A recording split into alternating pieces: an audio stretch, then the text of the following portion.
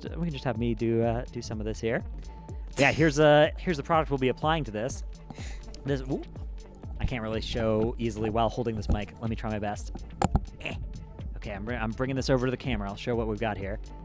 A little unboxing of this Secret Lab chair skin. Let's see what the skin's gonna be. All right, now my Secret Lab chair has rotated. I got it though. All right, there we go. Leg control. I was gonna do a funny bit where I left him on his own, but.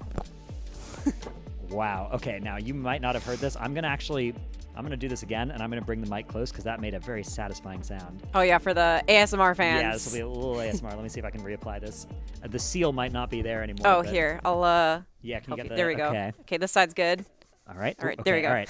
Here we go. Here we go.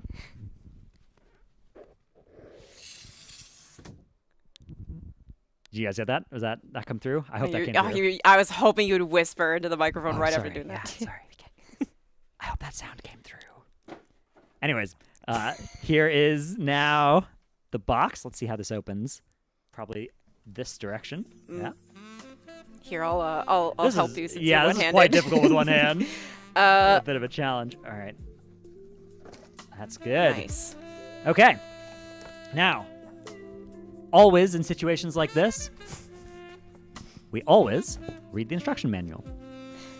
This is how, anytime you're constructing anything, people are too proud to do this. They're asking me to read it. This might be a little too high level for you, so I'll read this one. Cool. All right, so unlock fresh looks with Secret Lab skins exclusively for the Titan Evo 2022.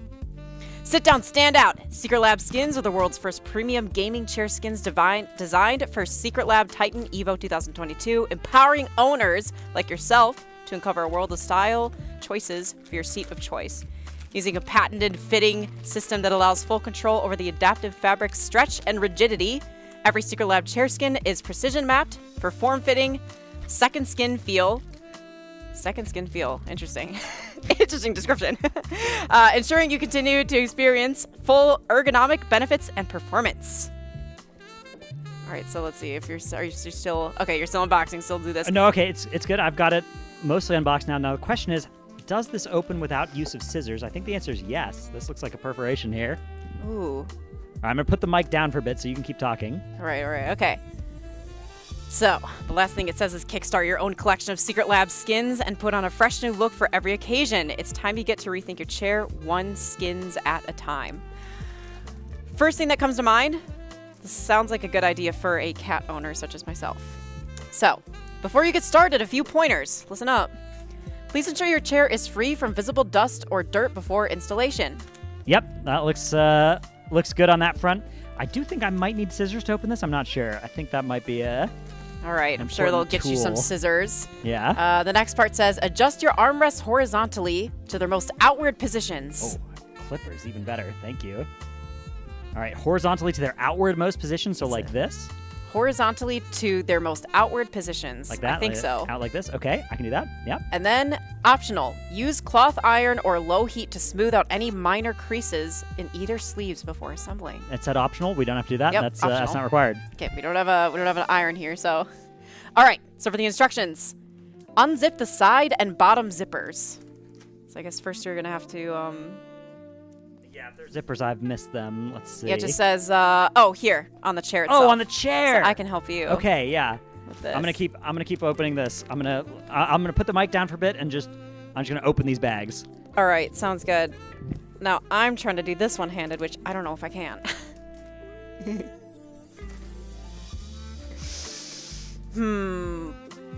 All right. Well, then once you get that part, slide the backrest sleeve over your chair and pull it down to the seat's backrest. Good progress over here. Making See, very good progress. I think I'm figuring if I read it faster, you'll hurry up opening a single bag. 2 bags. Thank you very much. It's 2 different bags that I have to. I've opened one of them. All right, one of them is open. The challenge is the second one. That's what I'm working on right now. Oh, okay. I see. Let's see. What's this one over here? All right. Second bag.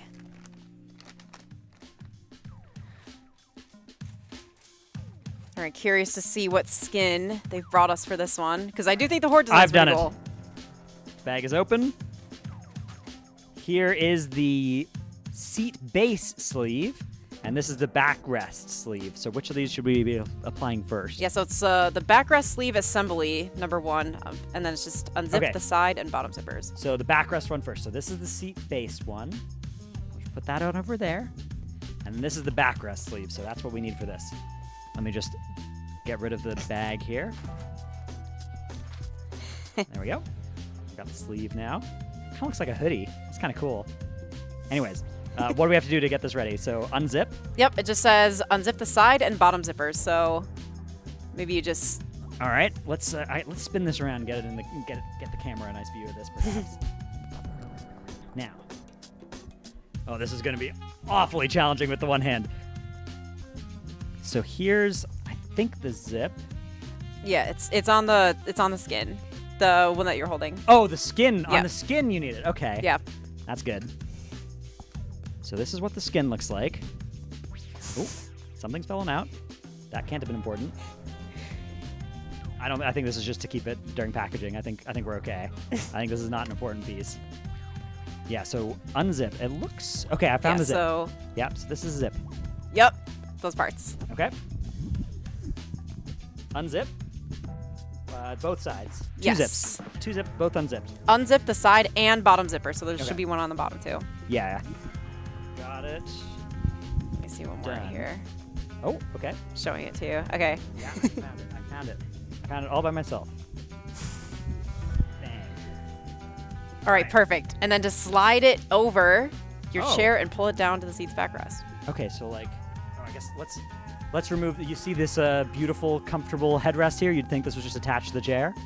In fact, it's magnetic, and just it comes right off, goes back on whenever you want. Bang. You got a nice, some of us need these up here. You probably put this on down here. Works whatever size person you are. Yeah, you're probably down here. Wherever you need this. Anyways, okay, so you said just slide it on now? Yep, it says just slide the backrest sleeve over your chair and pull it down. Okay, microphone going down again for a sec here. We're gonna try this. We're gonna try and see how elegantly this can be done. All right, you can totally leave the microphone on, by the way. Give him a little more ASMR. All right, wow.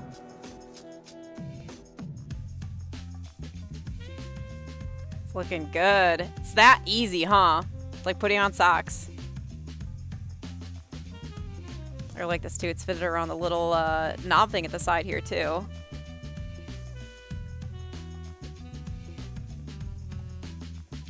All right, and then it says to ensure the holes on the backrest sleeve align with the lumbar knobs on the chair wings. So just these things.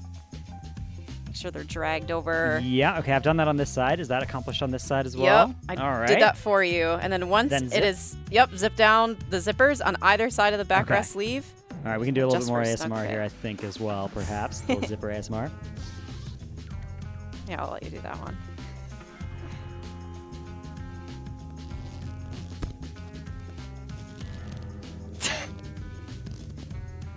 Here, guys, I kind of messed up here.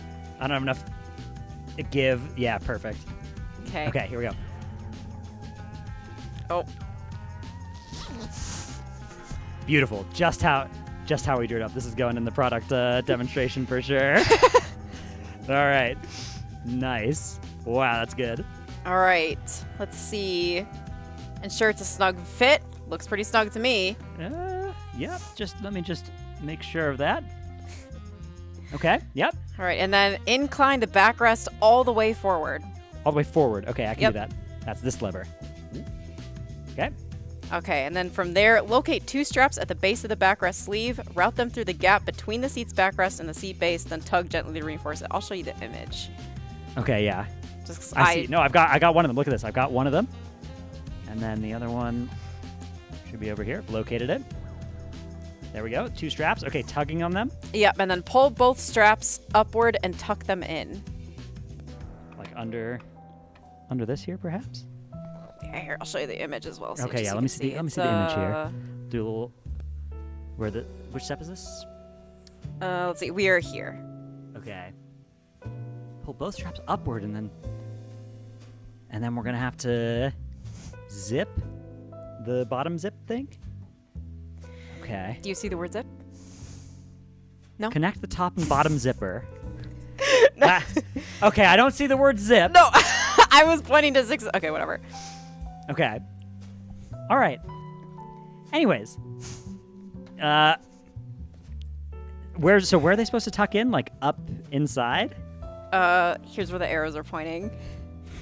That's very helpful. Thank you. All right, cool. I think this is mission accomplished here. I think. It looks pretty good to me. I don't know. I don't see anywhere to tuck them in, especially. I guess maybe here? I don't know.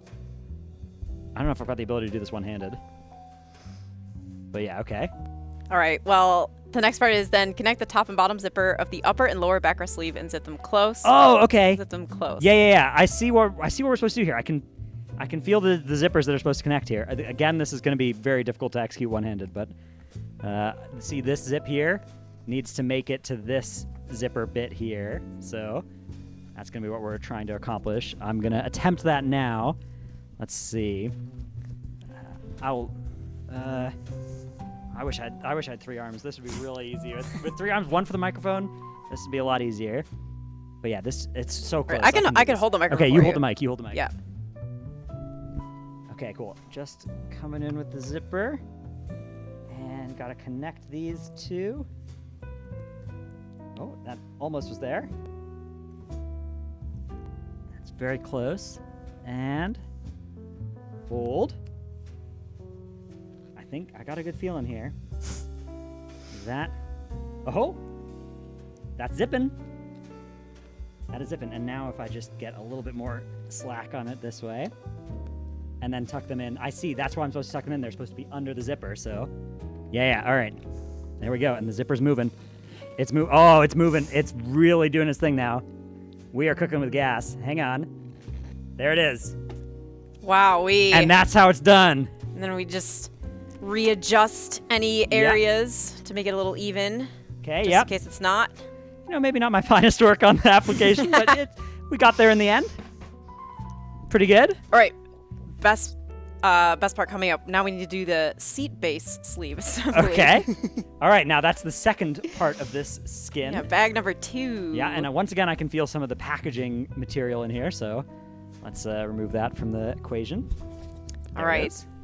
So the first part of this is pull the seat base sleeve over the seat base and ensure general alignment. So you just slide it on, just like the top part. So this bit, let's see. I think it's up down this way.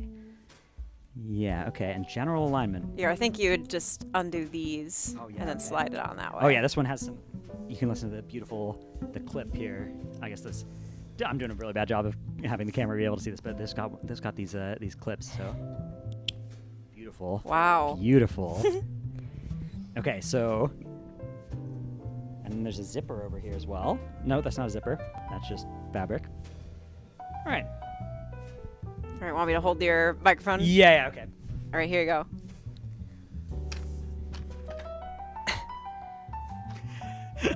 All right. All right, I'm just reading ahead. Once the base sleeve is on, slide in the sleeve inserts on the left and right sides of the seat base sleeve. Ensure they are securely slotted in. So there will be some images for that I'll show you as well, because you're clearly a visual learner. Not much of a learner at all here, but okay. I think this is. I think I would classify this as generally aligned. Yep, and then so. Nearly knocked over the monitor there behind me, but that's all good. And then for number 2, here's the images that are shown. So it wants you to. Yeah. Okay. There we go. Okay. So for the second one here. Mm-hmm. Yeah, just as once it's on, slide the sleeve inserts on the left and right sides of the seat base sleeve. That is a crazy tongue twister, honestly. Ensure they are securely slotted in. Okay, into. No, there's a part A and B. Okay, Yeah, it looks like. Okay, we see. Like this bit here. The sleeve insert has to make it into the part where the sleeve insert goes here, I think. All right. Doing that now. All right, yeah, part A, part B. So it's just align the side of the sleeve insert with the side of just the... have to align it? I don't have to actually insert it, or do I? Well, that's part A, Okay, and then... part B is inserted? Okay. Well, I was saying... Align the side of the sleeve insert with the side of the recline cover, then slide it in. Part A. Okay, you're making this much more complicated than it needs to be. I'm just reading the sentence. And then the next part says, tuck the top of the sleeve insert into the gap between the seat base and recline cover. All right, we're making it happen over here, slowly but surely. We're figuring out how this gets done. I think. Yeah, they're making it seamless. Yeah. Okay. Unfortunately, I've moved it in the wrong direction a little bit there, but I can get it back.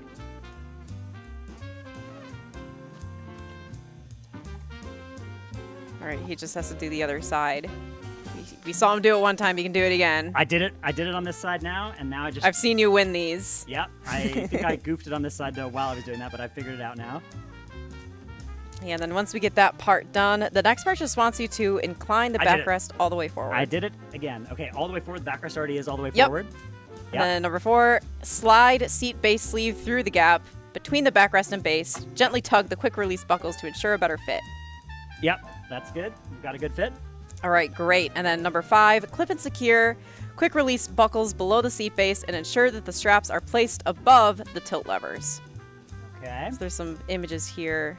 I don't need images. I'm no All longer. right, I'm okay. no longer. I figured it out now. I understand the mechanism. Just clip that in. There's one clip on the far side, and now this side. Got a little clipping to do. Oh, that one was over the. I did that on the wrong side of the quick release levers, though. So there's a specific image that marks a red X if you do that. That's so what I've done. I've done the red over. X thing. So let me put them on the correct side of that. Hang on. Okay. And now we have done it. Nice. And then one more step. It's almost One over. more step. Okay. Adjust seat base sleeve for best fit. Lightly tug the sleeve inwards or outwards to align the seams and accents of the sleeve with the edges of your chair. So it just wants you to make sure that everything is all nice and seamless. All right, I gotta say, the seat base one is already pretty well aligned. I messed up a little bit on the backrest one, but I figured it out by the time we were doing the. To be the fair, base. you did it one-handed. Yeah, I did do it one-handed. It is. You know what? I would say it's pretty good. I would say it's been done pretty well here. Let's give it a test. Hang on. We'll adjust that backrest back. Still full range of motion works. Can move the armrest back however we want. Oh. It's got that fresh seat feel, you know, with the skin. That's pretty good. That's luxurious. I'm reclining. I can recline a little bit more even, I feel.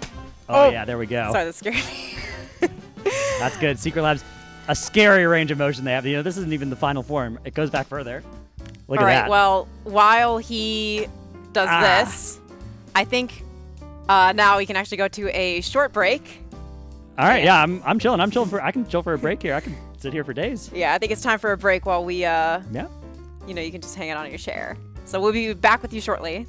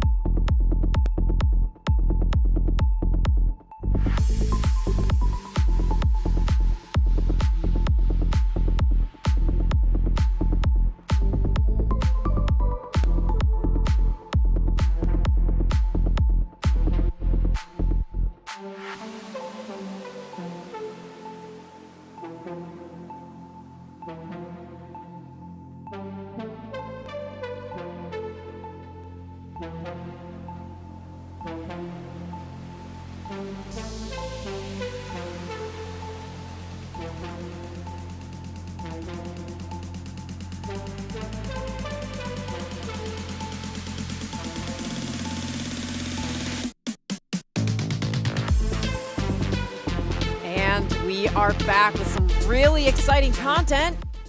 More splits. We're seeing a nice little split screen point of view of all of the different splits going on. Do you think that's why they named it split screen? Yes. Could be. Could be. Yeah, this is, it's not even, initially when I saw this, I thought we were doing it. No, Scripe is doing this. He's actually watching this POV right now of the 4 splits that are ongoing, so. Do you think like some people from some of the raid groups are like stop screen peeking? I think they're looking at that. I know they have a competition going on between the 4 different teams to help kind of, I mean, it's really good because it makes it more fun and it makes it more efficient. You play better when you're competing, so that's a cool thing that's going on. I doubt they're going to accuse each other of screen peeking, though. Yeah, honestly, like, with how many of these they have to do, like, even for the raiders, they'd much rather actually just be progging the bosses. Mm-hmm. Yeah, splits, nobody likes splits, right? That's, you'll see people complain about them from the Race to World First to the commenters on the you know, Wowhead comments and the Reddit comments and all that stuff, but everybody would prefer that they could just go straight into Mythic. It's just, you know... Oh, yeah. It's a very hard problem to solve. It's just like when it gets like so mundane, it feels like, you know, sometimes people play like PUBG or League. There will be these websites where it's like it randomly selects your champion, or like you can only play this map with this gun or whatever. So it's like adding these little, you know, little goals or competitions does make it yeah, racing faster. Against another team is a great way to add a little bit of fun to this, although, you know, it can make it extra agonizing when you're doing what's happening here and just jumping around in front of a boss, right? And you know, hoping to pull sometime soon. That being said, I'm really curious about like the science of everyone strafes back and forth. Like, how is that the thing we landed on to do while we're just like idling in front of a boss? Yeah, I think it gives you the feeling of doing something, right? Like that's moving around. People do it IRL as well, pacing, right? That's a classic thing that we do when we want to do something and we can't, right? Mm-hmm. So I think that's I don't know. I guess Melee people do it during fights as well, though. So maybe there's something special about it in WoW. I do that too, but I'm not really sure why. Like that habit instantly dies, obviously, on a caster. But yeah, exactly. If you're ever doing the AD stuff on a caster, that's very bad. You got to change the AD to ABC. Always be casting. That's the number one rule of ranged DPS. Mm-hmm. All right, but here we are. Yeah, mini DH down actually early on here. That's not a helper. That's an Echo Raider, I believe, unless he's multi-boxing this split, which sometimes that does happen.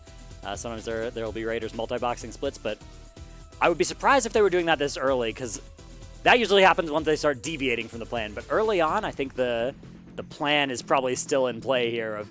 All of these splits have been carefully choreographed far in advance, right? They've known exactly. They probably even have had time estimates of like, okay, by 7:30 on Tuesday or Wednesday, we would like to have accomplished this, right? Mm-hmm. We'd like to be here. We'd like these splits to be done. And then by 8:45, we'll be here. And like all of this, I imagine, has been pretty meticulously planned out. At some point in the future, reality and those plans are going to start deviating as we start realizing like, oh, this boss is a lot harder than, you know, we thought it was going to be. But we're not at that point just yet. Also, I know this isn't what you meant exactly by, like, you know, they have all these fights choreographed, but that just reminded me, it just blew my mind when Jeeth was, like, in Vault. He was talking about the Raider experience and how he said, like, secretly, when they're practicing a boss and they don't want people to know where they are, what they're doing, it's like they would all meet up in a garrison and pretend that they were just, like, playing out a fight. And it's like, these things just kind of blew my mind. So it's like, every time I look at these raids now before they go in, you know that like even outside of the raid in certain areas, all these little secret things that they're doing so that no one finds out what they're doing is just so fun to listen to. And then seeing all of it play out even in these splits like this, which, you know, efficiency is really important here because like you said, if they start struggling on a boss, you know, maybe they drop some helpers, but it's like you want to hold off on doing that as much as you can just to get all the gear or get as much gear as you can to your players. Yeah, I think normal mode, they would be very sad if they had to drop helpers on this. The question's going to be heroic, though, because after normal, heroic is where they're going to have to head next, and that difficulty, these later bosses on heroic, start to be really challenging, and the question is, how many helpers can you bring through that content before it starts to be a liability? If you go too low on your guess, right, and you'll be inefficient. But if you go too high and you waste a bunch of time wiping to these bosses, that's also really bad, so. Yeah, because there's like the third thing that they keep in mind, which is like even if we can, should we? Because it all just comes down to time, and it's like even if the trade-off is like we can one-shot this but have some less helpers, or we just have more but it takes 5 pulls, was that time even worth it when like that could have been a few more pulls on a mythic boss? Right, like the question of would you trade 10 minutes for 5% of a tier token, which is one person adds 5% of a tier token, right? So like, is that trade-off good or bad? The question is not obvious what the right answer is. It depends on the tier. If you look back at some tiers, like if you were to look back, I guess Emerald Nightmare is like a really obvious example of this, but even in Aberrus, there have been some tiers where it's like, yeah, maybe you want the time there, but then there's some tiers where it's like, okay, obviously we just want to gear up, right? And that time, that extra piece of gear is going to save us pulls of progression, and that's way more valuable. So yeah, it's an very interesting question, and we'll see what side of that spectrum they sort of land on with this tier. Yeah, we've seen an actual very recent example of this with the Race to World First Classic Wrath Lich That's King. true. Some people went and did splits, and some cleared it in 90 minutes upon release, and That's a good example. Yeah, that was splits were not the play in classic ICC. Turns out it was just pressing W. Turns out, yeah, the W key was the right one. And of course, 15 years of practicing and knowing exactly what was going to happen and like having the strat for every single fight. But yeah, that's always one of the big differences between the retail Race to World First and the classic ones, right? Is the knowledge. Like, people meme on Classic for being simple mechanically or whatever, but I can tell you, if Aberrus came out again in a few months' time and like Echo and Liquid were re-racing it, it would go a lot faster. I'm not sure it would be like a 1-hour experience, but it would be really fast. Like, if they had months and months of time to prep the mythic damage checks and figure out exactly what they wanted to do going into it and know exactly what they needed for every boss, I think there's a very good chance they'd be like, okay, we need exactly this much gear to kill this raid. We have it practiced now 400 times successfully with this level of gear. We know we can do it. Yeah, that tier wouldn't have taken 6 days. It would have taken 1 or 2 tops. So, yeah, the power of preparation and knowledge when these guilds get access to it is really high. That's why we see PTR testing so highly valued. The PTR testing that actually is some of the most underrated, as well as the normal testing. These bosses get tested on Mythic. I test those. A lot of people test those. Yeah, it's a lot of fun to do. You gotta each boss for an hour, and it's like, oh, cool. This is the Mythic version of this fight. Normal is open for a whole weekend, and Echo spends most of that weekend inside that normal raid, testing out the pathing through the raid, the different ways that you could go. Like, is it faster to go left or right? Which has more trash? How are we gonna skip this trash? How are we gonna do this whole place? And then also just testing every boss, pretending the mythic mechanics are on, trying to figure out what your strat's gonna be there, experimenting with how different mechanics interact with different class abilities, and just testing damage as well, just testing DPS over and over again, seeing what specs are capable of on different fight profiles. It's not perfect, but it's the closest you can get to the mythic yeah, I mean, over the long period. Testing like that is where you can discover, like, I don't want to use the word exploit, but clever use of game mechanics. Sometimes, yeah. Like for example, on like, I don't even know where specifically this was discovered, but on KT, finding out like there's some trinket cheese with like the tanks and stuff. It's like you can find things like that out on lower difficulties. Like, they might not hit as hard, but you'll still get the effect that you're looking for when you can pull up some of the logs. And just some details, all the cool websites that we have that just kind of tell you everything. Yeah, absolutely. One of which is u.gg/wow, sponsor of our Race to World First here, and absolutely a great place to go and check that out.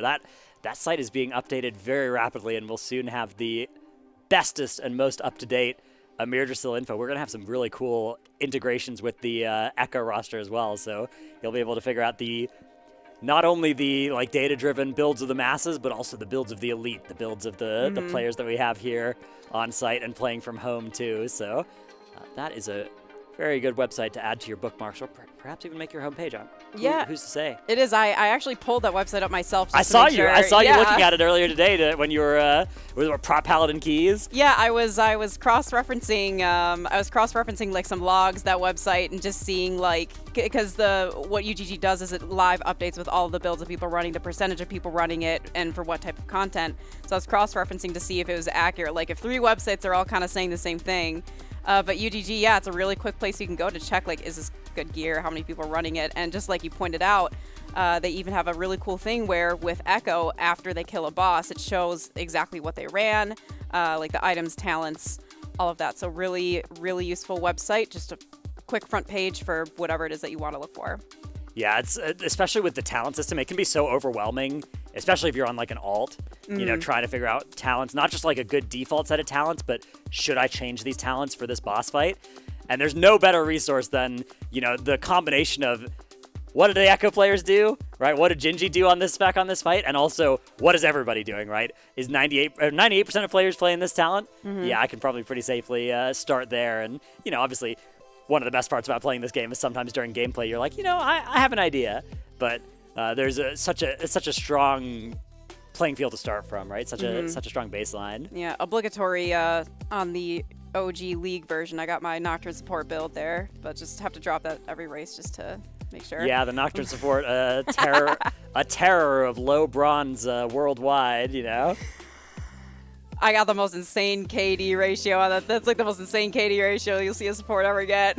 I'm sure your carry is very happy. They're just dude. 1v2ing their lane while you're farming. I put Pikes to shame, and I don't even get my 80 carry gold. So that's really good. Oh yeah. All right. Well, we have another POV here of Kush on his rogue. This time, he's beaten those pesky BM hunters on the damage meters, playing that assassination rogue on this fight and doing some nasty damage. Whew. Got one final hit there before the boss flew away as well. It looked like a shadow step up to the boss and hit it one more time in the air. Pretty cool. Yeah, it definitely is. We have seen like rogues just kind of like flying on the meters recently. Yeah, 2 specs as well. The rogues, multiple specs are good. Mages, multiple specs are good. Pretty exciting tier. Yeah, it feels like the pure DPS in particular kind of, well, I mean, they're always kind of like higher, but it feels like, especially this tier, they seem to be performing very, very, very well. Absolutely, yeah. It's a good time to be. Actually, a lot of classes have a lot of, you know, obviously not all specs are good at any given time for the like high mythic meta or whatever, but a lot of specs and classes compared to the average tier, I think people are excited about them, which is a really good place to be. And I personally, you know, most of them are looking pretty sweet. So yeah, the assassination rogue, chief among, this is actually one of the best PI recipients as well. You can see that power infusion is on Kush right now, which is pretty cool. That's didn't used to be the case. This is not, I think this is going to be the first tier that the Sin Rogue is getting the PI after the old rogue rework this time around. Making very good use of that. Look at that damage meter. That is a crazy gap that he's building over the field. Yeah, like the gap is getting even bigger just from the first phase as well, because I'm noticing it's just like slowly like creeping even more. Yeah, those poison bomb procs are being extremely kind to. Oh, dude, watching this gameplay makes me want to play Assassination Rogue again. This was one of the first specs I fell in love with at the end of Legion, Assassination Rogue.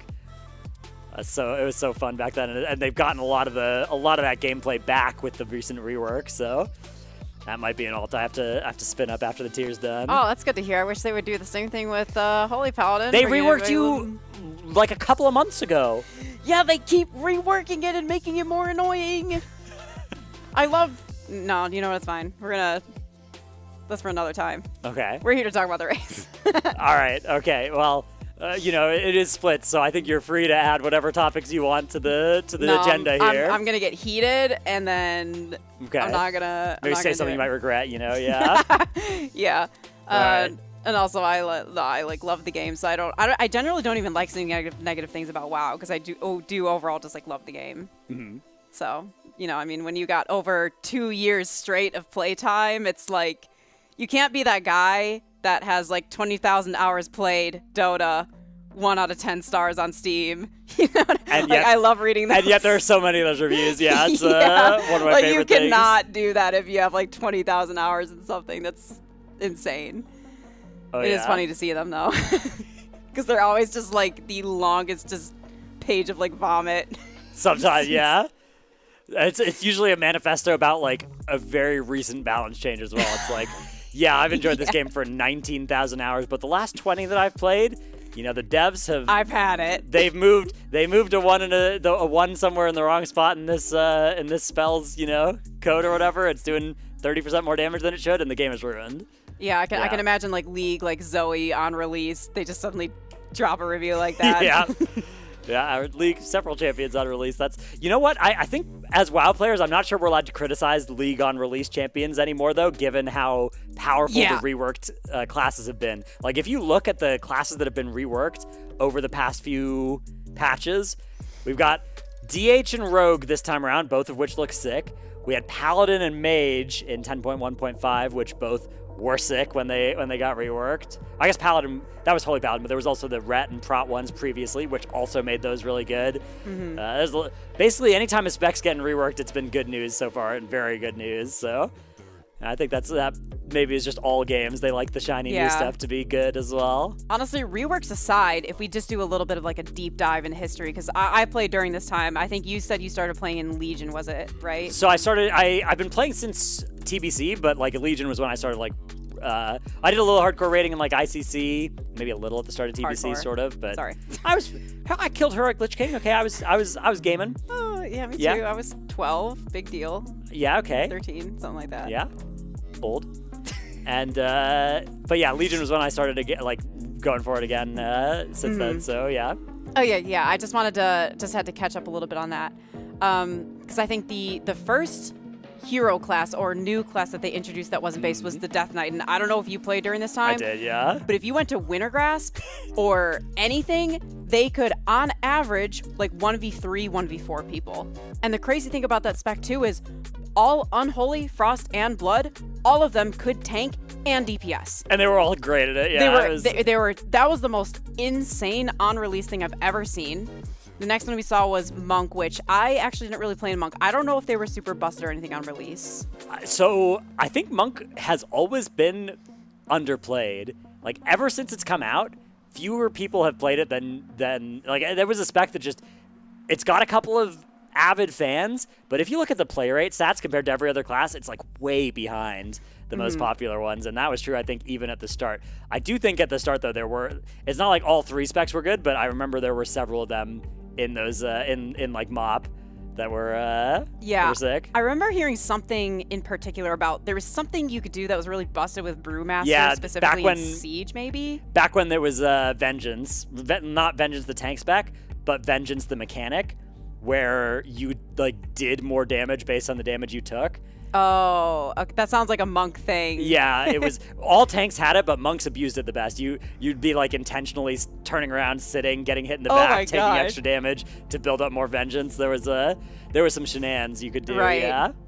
Okay, yeah, because the Monk is the one I'm the least familiar with, since MOP is probably where I took my longest like break, if you want to call it that. But then later on, we get the Demon Hunter on release, really strong. And I think after that, the only one that we got is just like Evoker from there, right? If I'm remembering. Yeah, correctly. and Evoker, Devastation's been great. Devastation was in on Sarkareth. Oh, Augmentation is new, but has been great since it's come out. Preservation was sick on Razagath. Yeah. Insane, yeah. So yep. Great class. It's been doing fantastic since it's come out. Yeah, but going back to what you said, I remember it's like we like criticize like, League, new champion, it's so busted. But if you look at WoW, although it's much less frequent, it's like, I think we kind of do actually have the same thing a little bit. Yeah, I think it's sort of similar where it's like the new thing is busted and then some things have been busted for the entire game's history, like Mage or whatever, right? It's just like always been good. Paladin. But speaking of, just out of curiosity, I don't actually know what the actual answer to this is, but historically, percentage-wise, based off of how long each class has existed, what do you think is historically the lowest played character? Because it'd be cheating if you said like Evoker, obviously. It's got to be Monk, yeah. You think I think it's Monk by a not insignificant margin, yeah. Okay. And then it's probably like Shaman or something next. I think Shaman. Yeah. Yeah, I was thinking because I don't want to just say like you have to do it in relation to when they were released. So yeah, like across its lifespan. Yeah, across its lifespan. Yeah. Yeah, because sometimes I think about that, like the least played like class and then like spec specifically. So I think after mentioning that, when you say monk, Oh, it's Mistweaver for feel like- sure. Yeah. yeah, I was gonna say maybe Windwalker, but I think I'd be willing to wager Mistweaver. Mhm. So it's very possible. Yeah, it's been interesting. Shaman for the longest time, but like Enhance was a pretty niche spec. Like aside from a bit of Fire Nova in High Mall or whatever, Enhance was just not really seen much in high-end PvE play for a really long time. But it's ever since they got Wind Fury Totem and Shadowlands, they've been all over the place. There's been Wind Furies in every group. There's been a lot of Enhance, so that spec's been popping back up and around on the high end. Yeah, I mean, like, even way back in the day, like, if you think about it, they had a lot taken away from them when they were originally the only hero class. Or not hero class, sorry. Class with heroism. Yeah, okay. Hero class, I see. Yeah. Hero, yeah, okay, all right. I still call it heroism. Like, everyone says lost, it's still heroism to me. Always will be. But, you know, it's like, they brought that. And then later on, I don't remember what order they gave it to other classes, but I know eventually Mage got it. And then, like, I think Beastmaster Hunter did, but it was like a weaker one or something. It's gone through a few different iterations. Now Evokers have it. What don't they have? Yeah. That's a good one. Evokers, I think Evokers having less is nice though. I like it in my M+ groups, an extra source of that. Yeah, it's for a while I really cared about class identity, but as time goes on, which we still have, of course, I think it's important. But now at this point, it's like I'm not sure how I feel about all of these like previously very unique identity abilities kind of being shared over time. Here we've got some footage from Show, one of the new recruits here at Echo. That's a North American raider as well. God playing bless. over on Echo, yeah. Playing in the middle of the night there now. Talent. They always got to import the talent. Yeah, of course, yeah. NA is exporting talent. Common in all esports is it's well known. NA an exporter of talent, not an importer. Yep. But yeah, Show. I think hopefully a good tier here. Playing a DPS, I believe, is the plan, but tanking this split, so that's pretty cool. That's a nice versatile part of his resume. Yeah, it definitely is. The good thing about tank is like literally anybody can do it. Anyone can learn how to do it, so. True. That's true. The problem is if you ever do it and it's not like horrible, you get locked into it for the rest of your life, so. Yeah. You gotta be really careful. Healing kind of like that too. Oh yeah, it's especially if you're, I think Disc Priest is the most common over that. If you ever accidentally reveal that you understand how to play Disc Priest reasonably well, it's over for you. You cannot ever play anything else, especially like you're a Shadow Man or whatever, you're having a good time. You accidentally off-spec Disc for a key or something, it's over. You're never coming back. Yeah, it's like after that I want to say Holy Paladin, but like I think most people that play HPAL usually don't mind it, but it's just kind of like we said earlier, I do think this is like historically the longest played, most brought class, or most safe class, I guess you could say. So it's like a little bit different, but I mean, Disc did have that for the longest time, but... Yeah, Disc was one of the locked-in spots on a raid team up until Sepulcher was the first time that Holy really supplanted it. But up until then, it was Discs going back the longest time. Yeah, it really was, just with the way they worked with like the Spirit Shell and Absorb Heals, which I'm glad that they moved away from a little bit now. It's like over time, it seemed like they're kind of going back towards like a little more raid rot. Because before, it's like, I remember Castle Nathri in particular was really, I don't want to say bad, but they were really bad about damage patterns coming out like every minute or minute and a half, which perfectly lined up with the Spirit Shell, which means if you're a different healer, it didn't look like anything was happening ever. Yeah, because they would just do it. Every Disc Priest would just have pre-covered all the damage, yeah. And then Sepulcher rolls around, right, and the bosses are just trucking you for 800% of your health and damage every 30 seconds, over 30 seconds, right? And it's just like, yep, all right, we got to heal. Symbol of Hope, get that in there. Get me those damage reductions, damage reductions more frequently. Something that was nerfed this year, actually, was that Symbol of Hope, too. So I think that's been something that we talk about this sometimes on Race to World First, is that the Symbol of Hope cooldown is sleeper, one of the most OP things in Race to World First and high-end guilds in particular, because it would reduce everybody's like personals, all their bark skins, all that kind of stuff. But this tier, it's been nerfed by quite a bit. It's a lot weaker than it used to be, so maybe that'll be the opening that Disc needs to sort of be, in combination with Disc also being buffed in the PTR cycle, I am thinking it's a Disc Priest here again. I think the Holy Priests are going to take a backseat on most of these fights, and we're going to see 1 or 2 Discs. Yeah, we're going to have to hold out for it because although people watching might be thinking like we're only seeing Holy Priests, just something that's always important to point out is Discs do not scale well the larger the raid size gets. So it's just like Holy does, Disc doesn't really. So usually when you see people going into normal and heroic, you'll see a lot of times the first week they are just playing Holy, but then when Mythic actually starts, that's when you'll see them start to break out the Disc if they think it's good. I don't have as much faith in Disc as you. I still think we'll see more Holy Priests because I do know they got some I was gonna say burfs. They got some buffs. the old buff nerf. Actually, no, they literally did get burfs. Yeah, like, okay. They were getting buffed and then like nerfed, and they're like, we don't like the damage in relation to their healing. Yeah, they kept like healers. nerfing the damage, buffing atonement transfer, right? Yeah, they were kind of getting burfed. Yeah, we're gonna coin that term now. All right, cool. So we'll do a little wager on that one, I think. All right, yeah. So are you on you're on Holy Priest being the dominant priest spec? Yeah, I think Holy Priest will be the dominant. All right, I'll be on Disc, and we can see how that turns out. Yeah, we'll see. It'll be really embarrassing if me as a healer main is wrong. It'll be really embarrassing if me as a good player is wrong.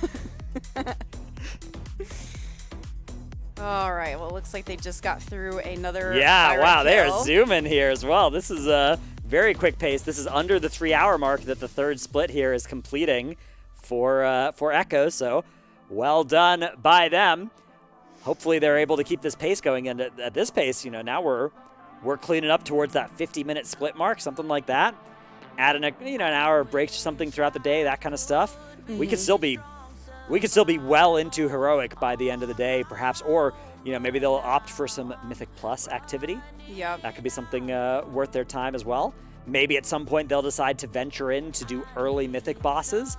It's not something that we have seen the last few tiers, but it used to be the meta that you would do Mythic until you hit a wall, and then you would start doing your splits. Mm-hmm. That was something you would see back when there was a Heroic week, and so you were more geared coming into Mythic. But I think we saw it a lot in Sepulchre, too, actually. Yeah, Sepulchre, it sort of happened because there were, like, several weeks where that tier went really long, so every week there was always Heroic splits to do at some point. But these days, usually we've been seeing more of the splits early and then getting to a point of just flipping the switch and going to Prague. But the 39 eye level thing that's changed this tier throws a huge wrench in everybody's plans. I think Liquid have gone to heroic splits after their normals, but we'll have to see what Echo decide to do. It's possible the two guilds will disagree on the best course of action. Those are my favorite races, is whenever the guilds disagree with each other about what the most optimal thing is, and then you get to see who's right. Oh, absolutely. Like, still my favorite one that I reference, and I think you've said it's one of your favorites, is just like, I feel like I always go back to Rygalon, but it's just like, oh yeah, waking up and then, they're trying to 5-heal Rygalon. We wake up the next day and and then someone just goes over there like, they're 4 healing. And you're that like, was the craziest part, because when they started pulling Rygalon, they were 6 healing and they were dying to the healing check. Yes. As like, you're watching this and you're like, oh my god, they have made the world's most unbelievably difficult healer check boss. Mm-hmm. And then by the time they killed that boss, they'd optimized it down to 4 healers, which, yeah, I could not imagine the process of doing that. It was really incredible to see. I remember my literal reaction just verbally being like, what? Yeah. Are you serious? And then it was great because, like you said, with the guilds disagreeing, right, you look over to Liquid, they're 5 healing, and they kill it with 5 healers. Yeah, they instead solved the impossible DPS challenge of just how do you get people to do enough damage without adding an extra DPS, and turns out if they push their buttons really hard, they can do it. And that, because Echo's just like, oh, we really need the damage, we just gotta make our healers like work for it. And then Liquid the other way around, they're like, we just need this extra healing. Yeah, push the buttons harder, right? Like, you do more damage, and yeah, both of those seemed impossible, and both of them worked. That was such an iconic like Race to World First moment. That tier was full of those, although of course that it got to be full of those because it was extra 2 weeks longer than most tiers. Mm-hmm. But yeah, I think because that's why I secretly wish for a longer tier. But I do know that it is very stressful for the raiders themselves. And speaking of, like, I know we go in and out about how boring splits are, and it does suck for the raiders as well, but I guess in some sort of silver lining, this is usually the worst day for them because now with the new reset, they get up earlier than normal. It's the longest day of the same splits over and over. Yeah. So The 5 a.m. start is actually such a blessing and a curse because obviously, like, it's better than an 8 a.m. start, right? You'd rather start earlier than later. If somebody came up to them and offered them a 4 a.m. start, they would take it. If somebody offered them a 3 a.m. start, like, they would take it. Any amount of time to start earlier, they would accept under any like that would always be, they would always take the earlier time. But it does create this nasty problem where when you compare it over to, say, Liquid, who are starting at 11 a.m. local time is when their servers were slated to come up. Of course, I think they came up a little bit earlier this time than their slated come up time. But that's a lot more like natural time to be awake for people. And so it creates this sort of really tough challenge for Echo where they are going to have to make a decision about what they want to do with their sleep schedule as we start getting towards the end of the reset, whether they want to start trying to yank their sleep back so that they'll be able to wake up for 5 a.m. again on the second Wednesday. And I think if you look at some of the decision-making in Aberrus, looking back at it retrospectively, they would go back and choose to get less sleep because if they'd known how short that tier was going to be, right? Yeah. Get less sleep, stay up a little bit later, wake up a little bit later if they need to, right? But play a little bit longer days. But they didn't feel like they were able to make that decision because it would have screwed them if they went to a second week and they would have had to be waking up. Like if they were at this thing, which sort of happened during Sepulchre, where it's like every day you're waking up a little bit later and then you're trying to pull it back to a 5 a.m. start. yeah. That's not good. So they're going to be in the same dilemma potentially this tier where they're going to have to make that decision of, do we think we're going to a second week or not? Because if the answer is no, then we start burning that midnight oil. But if the answer is yes, we got to make sure that we're able to hit that 5 a.m. on week 2. Yeah, and this conversation like genuinely does happen between the Raiders all the time. Like I remember even for Sarkareth, like just like you mentioned, they were talking about like the amount of time they spent in splits, and then I guess even going back to the Spore Cloak example, there's like a lot of, I don't even remember if it was Echo specifically, but there's a lot of talk even amongst Race World First Raiders, just like we should have just maybe leaned into them more, just because again the damage checks weren't would have been good. as big of a problem. Yeah, I mean I'm confident that most guilds and maybe even Race to World First guilds would have benefited from more Spore Cloaks. That item was overpowered. It's dead now, but it was OP last year. Oh yeah, it was. I really was secretly banking on them this tier just to like carry me and make me look good compared to the Raiders that aren't going to use it, that are going to die more often. Yeah, that's a good strat. Well, shame they nerfed it. Well, I'm mechanically actually pretty good, I'd like to say, but that wasn't the reason. It was just more, pointing to DPS and being like, you don't care about, DPS versus healer, just giving me some more ammunition against them. Of course. Yeah, sorry. I don't know how I got that wrong impression there.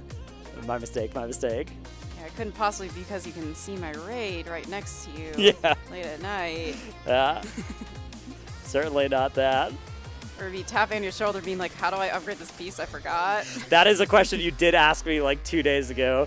Where do I go to upgrade this item? And I heard you earlier today being like, how do I upgrade my crafted item? No, I just drew a blank. I was like, wait, how do I like upgrade this? How make item level go up? Yeah, I just drew a blank. Yeah. As we're about to just be like, okay, we're about to go in and clear the raid. Yeah. I think I was just like getting a little fried from looking at all these fights and. Oh, of course. I was. The extensive studying of all the mechanics of the bosses. I was extensively studying. That's a lot. good. Yeah. That's you were watching me. Yep. Type up my 8-page document. It's pretty cool. That I'll never look at again. That's good. That's it's good tech. Yeah. But not for you though. And not for Farak either. That's a boss where not having tested it. It's actually been so nice though watching that boss get pulled on this normal mode has made me really excited about the tier, because I'll admit when I was reading through the dungeon journal, I didn't really have an idea in my head of what kind of fight Farak was going to be. Now that I've seen it on normal, I'm still not confident. There are a lot of fights that look good on lower difficulties and are bad at higher difficulties.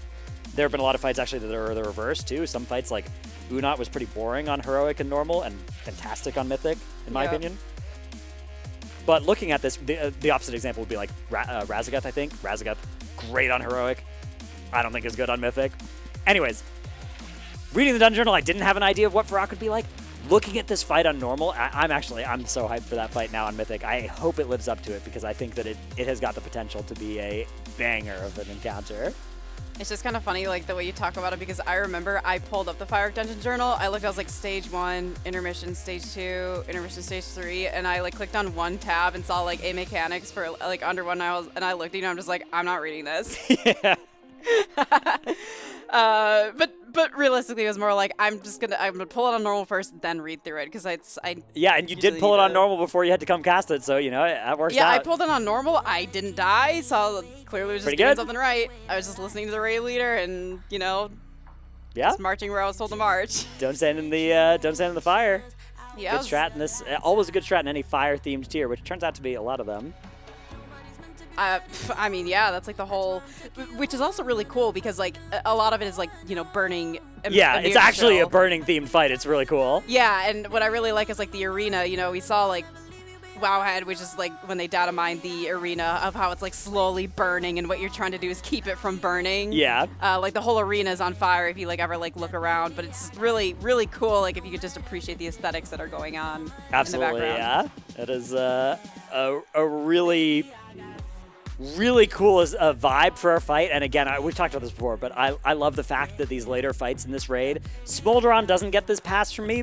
I don't think it passes this test, but T-Swift and Farrak, both of those fights, they look great, and you can see where the mechanics are on the screen, right? Like, you can see, oh, that's a red swirly, like, let me get in that. Oh, there it is, right? The visual clarity is high on these mechanics. Smolderon doesn't pass that bar for me, but the other ones, they do, and that's really great, because Sarkarth had a lot of problems with that. Sarkarth actually needed to get hotfixed. Several mechanics were hotfixed for visual clarity on that fight over the course of the last patch, and I don't think that's going to be necessary for these bosses, which that's pretty exciting. Yeah, it's scary when you have them on end bosses, because I know Sire Denathrius had the same problem. Oh, yeah. Where everything was red. Massacre, the pre-change Massacre was very difficult to see in some spots, and the swirlies as well, the swirlies that went from red to orange. Were the biggest problem. Yeah.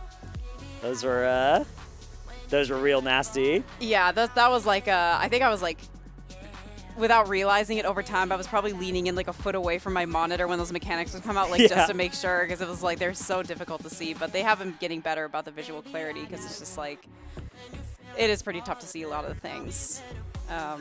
But yeah, but it's great that they were able to get that without sacrificing that like awesome look. Like, look at what's happening here, right? Yeah. It's so cool. He's calling in a supernova over his head that you got to break through that shield to stop him from exploding on you. And now we're back on top of this tree, right? And it's a nice-looking boss arena. And then, you know, Tindrill's going to do some fire to it. And the fire, it's very visible, but it also looks great. It's the best of both worlds, right? Everybody's happy. Yeah, and so, like, going back to what you said about, like, you were unsure what to think about Firac, I remember thinking that about Sarkareth, because it was, like, untested boss. We don't get to see what actually happens. Like, there's no information. I didn't really have any faith, just because I'm a big supporter of, like, PTR, get the best tuning you possibly can. Like, I personally care a lot about that. I didn't have any faith in Sarkareth. Ended up being, overall, in my opinion, quite a good boss. I think so as well, yeah. And then it's like, just because of that, it was like, I need to pull back, rethink. And then because of that, had a lot of faith in Firac. I think it'll be on Mythic pretty good. I had, like, you know, like we've seen, I've only seen normal, and normal versions compared to Mythic versions are often quite very different. But so far, just the baseline that we've seen, I'm keeping my high hopes for it. You know, devs have proven me wrong. The bosses untested can be really good. It's so exciting as well when they're untested. Although, you know, I agree with you that it's nice that it's nice when bosses come out tuned and stuff, but it is great that that they don't have to test all of them, right? The end boss is not getting tested. I've liked that change. I obviously, like all of us, wish that they could be both untested and well-tuned and bug-free. I agree with you that of those priorities, like bug-free and well-tuned are the more important ones, but I think the end bosses, they've been landing a good hit, like Sarkareth, Razgat, to a lesser extent. The tuning on that was a lot more suspicious, but Rygalon, Lords of Dread, Jailer as well. You know, the average of those, they've proven that they can do it, right? They can do these bosses without public PTR testing of them. Yeah, it does definitely make it a bit harder, and with the end bosses, they will kind of have the advantage of, like, they're seeing the players go through the raid, and they can kind of get a better idea of what... And we do often see, if you look at Wowhead, there'll often be these patch notes that come out that are like, you know, or not patch notes, but like data mining notes, where it's like, yeah, we data mined that these 7 abilities on the end boss have changed number values. Nobody knows what they mean, right? Like, nobody really has an idea of, like, how much it would have mattered or whatever, but they are definitely adjusting the tuning of the later bosses based on how accurate their prediction of the, like, raid DPS would be. Yeah. Yeah. It's a very cool thing to watch for sure. Yeah, it definitely is. And I know last year a bit of a wrench got thrown on those plans because that's where they kind of reintroduced a sort of, or not reintroduced, but I'll just say introduced the upgrade system. And just after talking with some of the players, that's kind of like the general speculation of why the tier felt so easy. So it's like, you could think of it this way, where some of them felt the tier itself was actually tuned fine, but it was almost like they forgot that you could just upgrade the gear. And Emerald Nightmare even was the last time we saw, like, that was the time before Aberrus, that was the next time that there was a really short tier.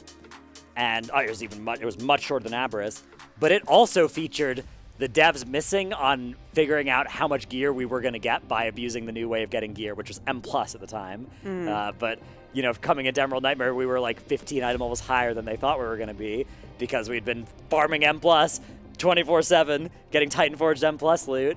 And, you know, rocking up with the artifact weapon that's 10 eye levels higher than they thought it was going to be, with all kinds of Titan Forged M+ loot. And so I think that is a great baseline guess, is that anytime they introduce a new big change to how loot works, we're probably going to abuse it in some way they didn't think of to be much more powerful than they thought we were going to be.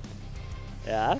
Yeah, even then, I still remember looking back, it's like going from Cenarius, which was a pretty high pull boss, to Xavius. Yeah. It's like, even if you think about everything you said, I'm still confused how they went from Cenarius to Xavius being like a 20 fight or whatever it was. the interaction between Xavius and Surrender to Madness on what happened to already be one of the best specs in the game, Shadow Priest, was, I think, the main culprit there.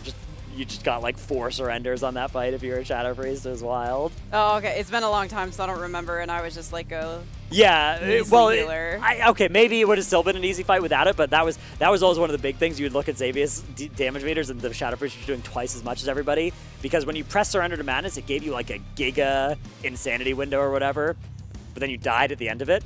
But on Xavius, you would like go down and turn into a spirit that when you died, you would just go back to your old body. So you just do that, surrender, die, go back to your regular body, surrender again, and you're just... Oh, it was wild. Ooh, we've got a replay here. Look at the range of motion on that Secret Lab. That is wild. Roger really... Not just Roger, Scripe also making use of it too. Goodness gracious.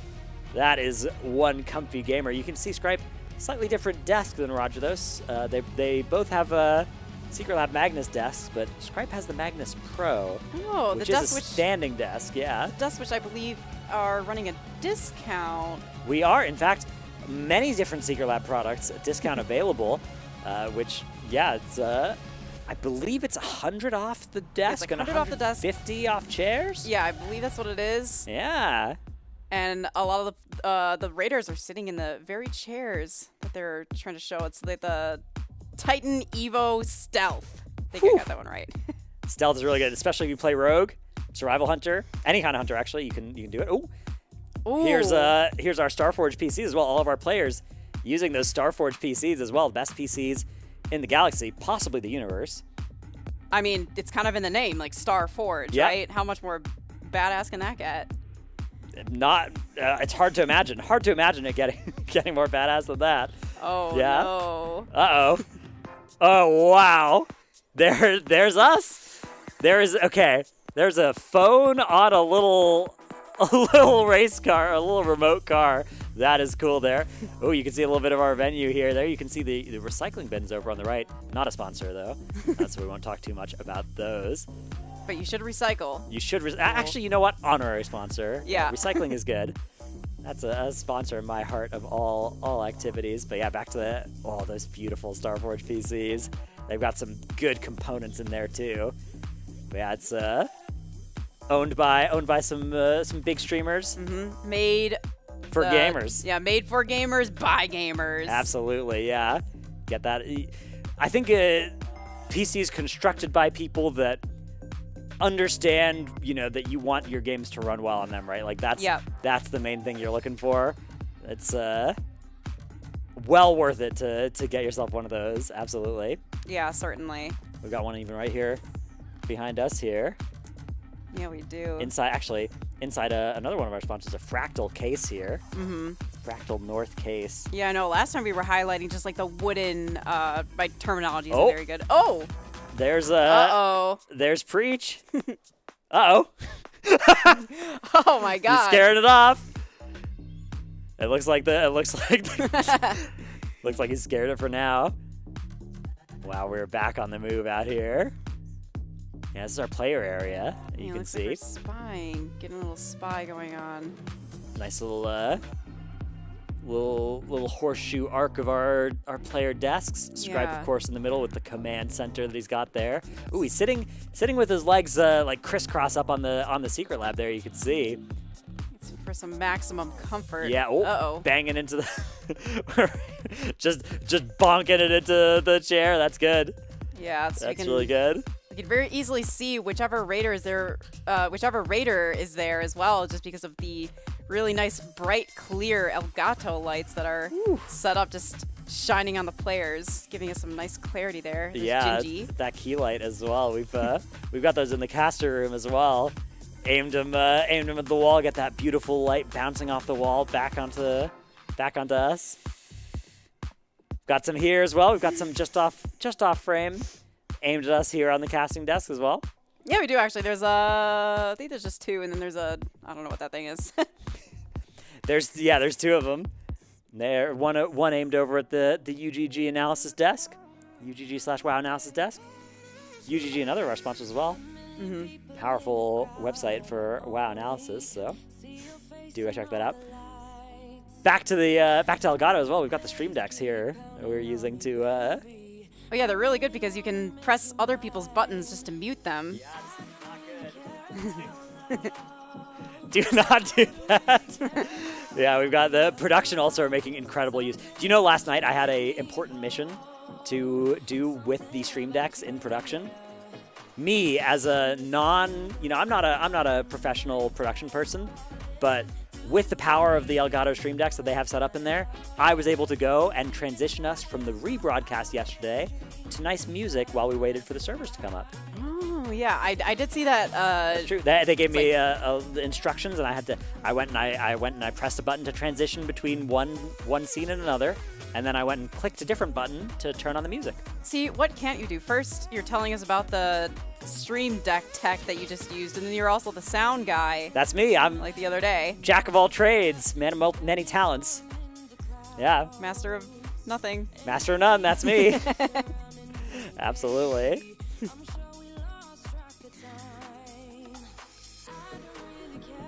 Gonna let that one hang. Enjoy this rare win. All right, but looking back at the screen, it looks like we're at another Pyrex split. Wow, but this is the arena that we were oh, never mind.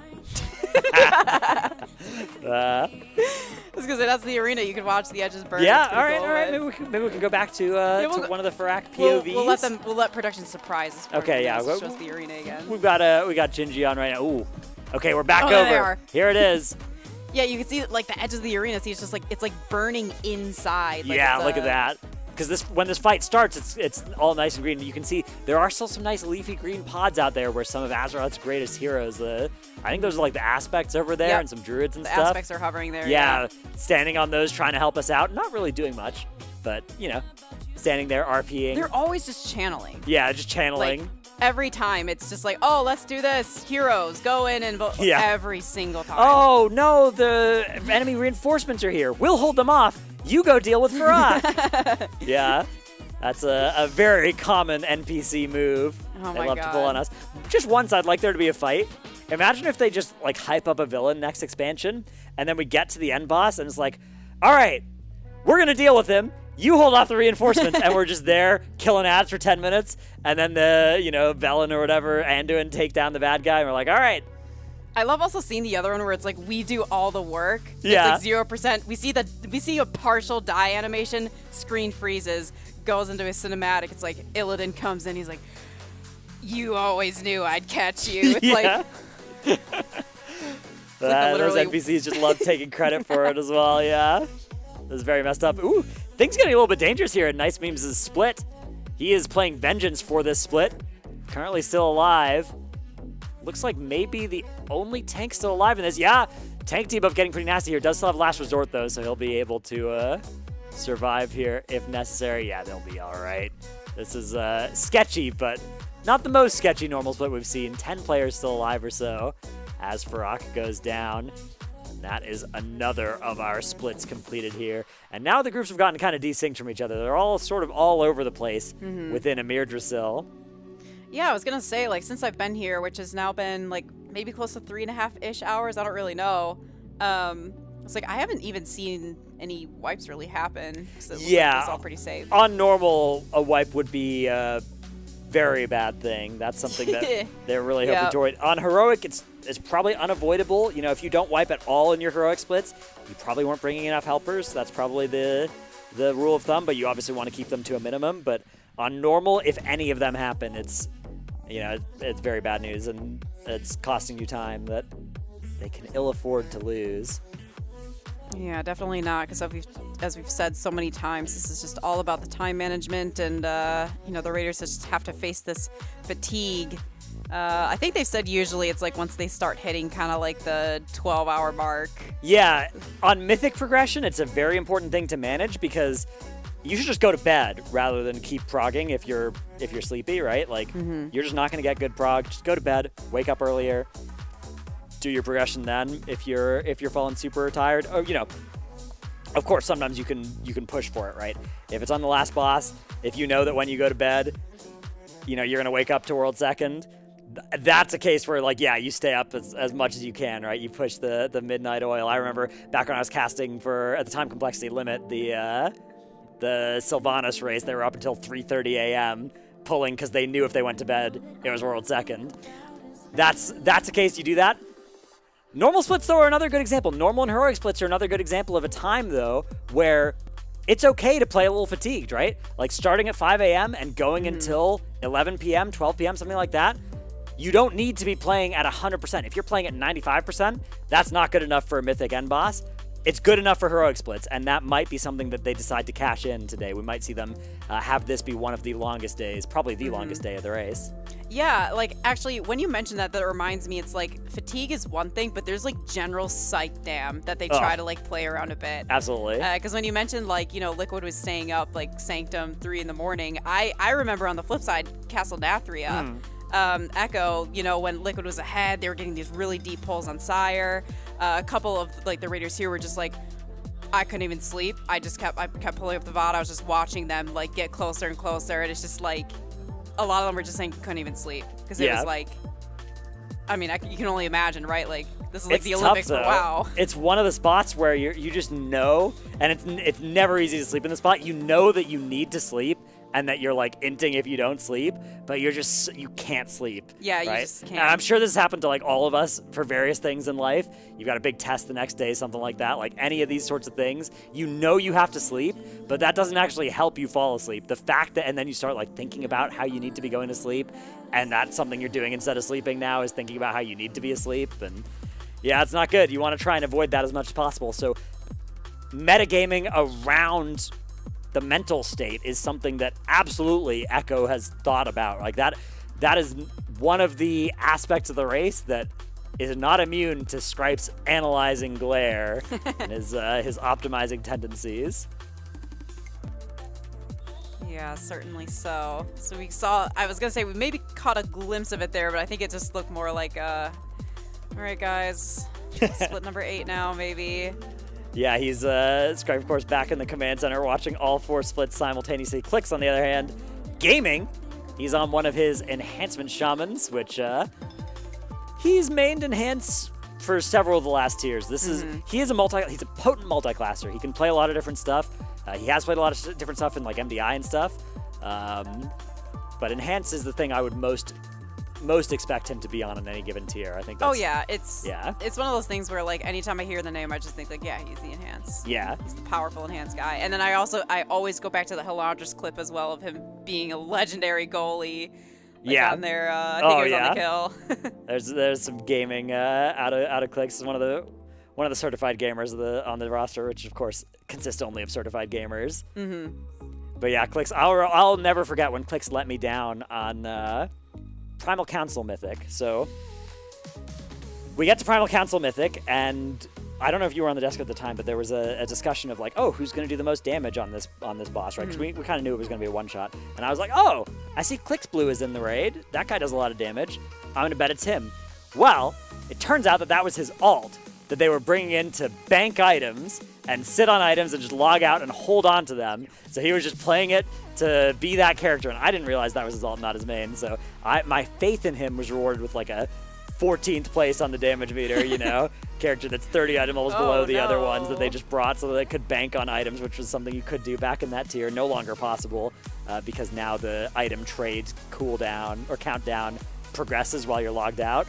It didn't back in Vault Incarnate, so for both the first two bosses of that tier, Echo had a 19 mains and one ult that just held onto some items so they could allocate them later for even more efficiency.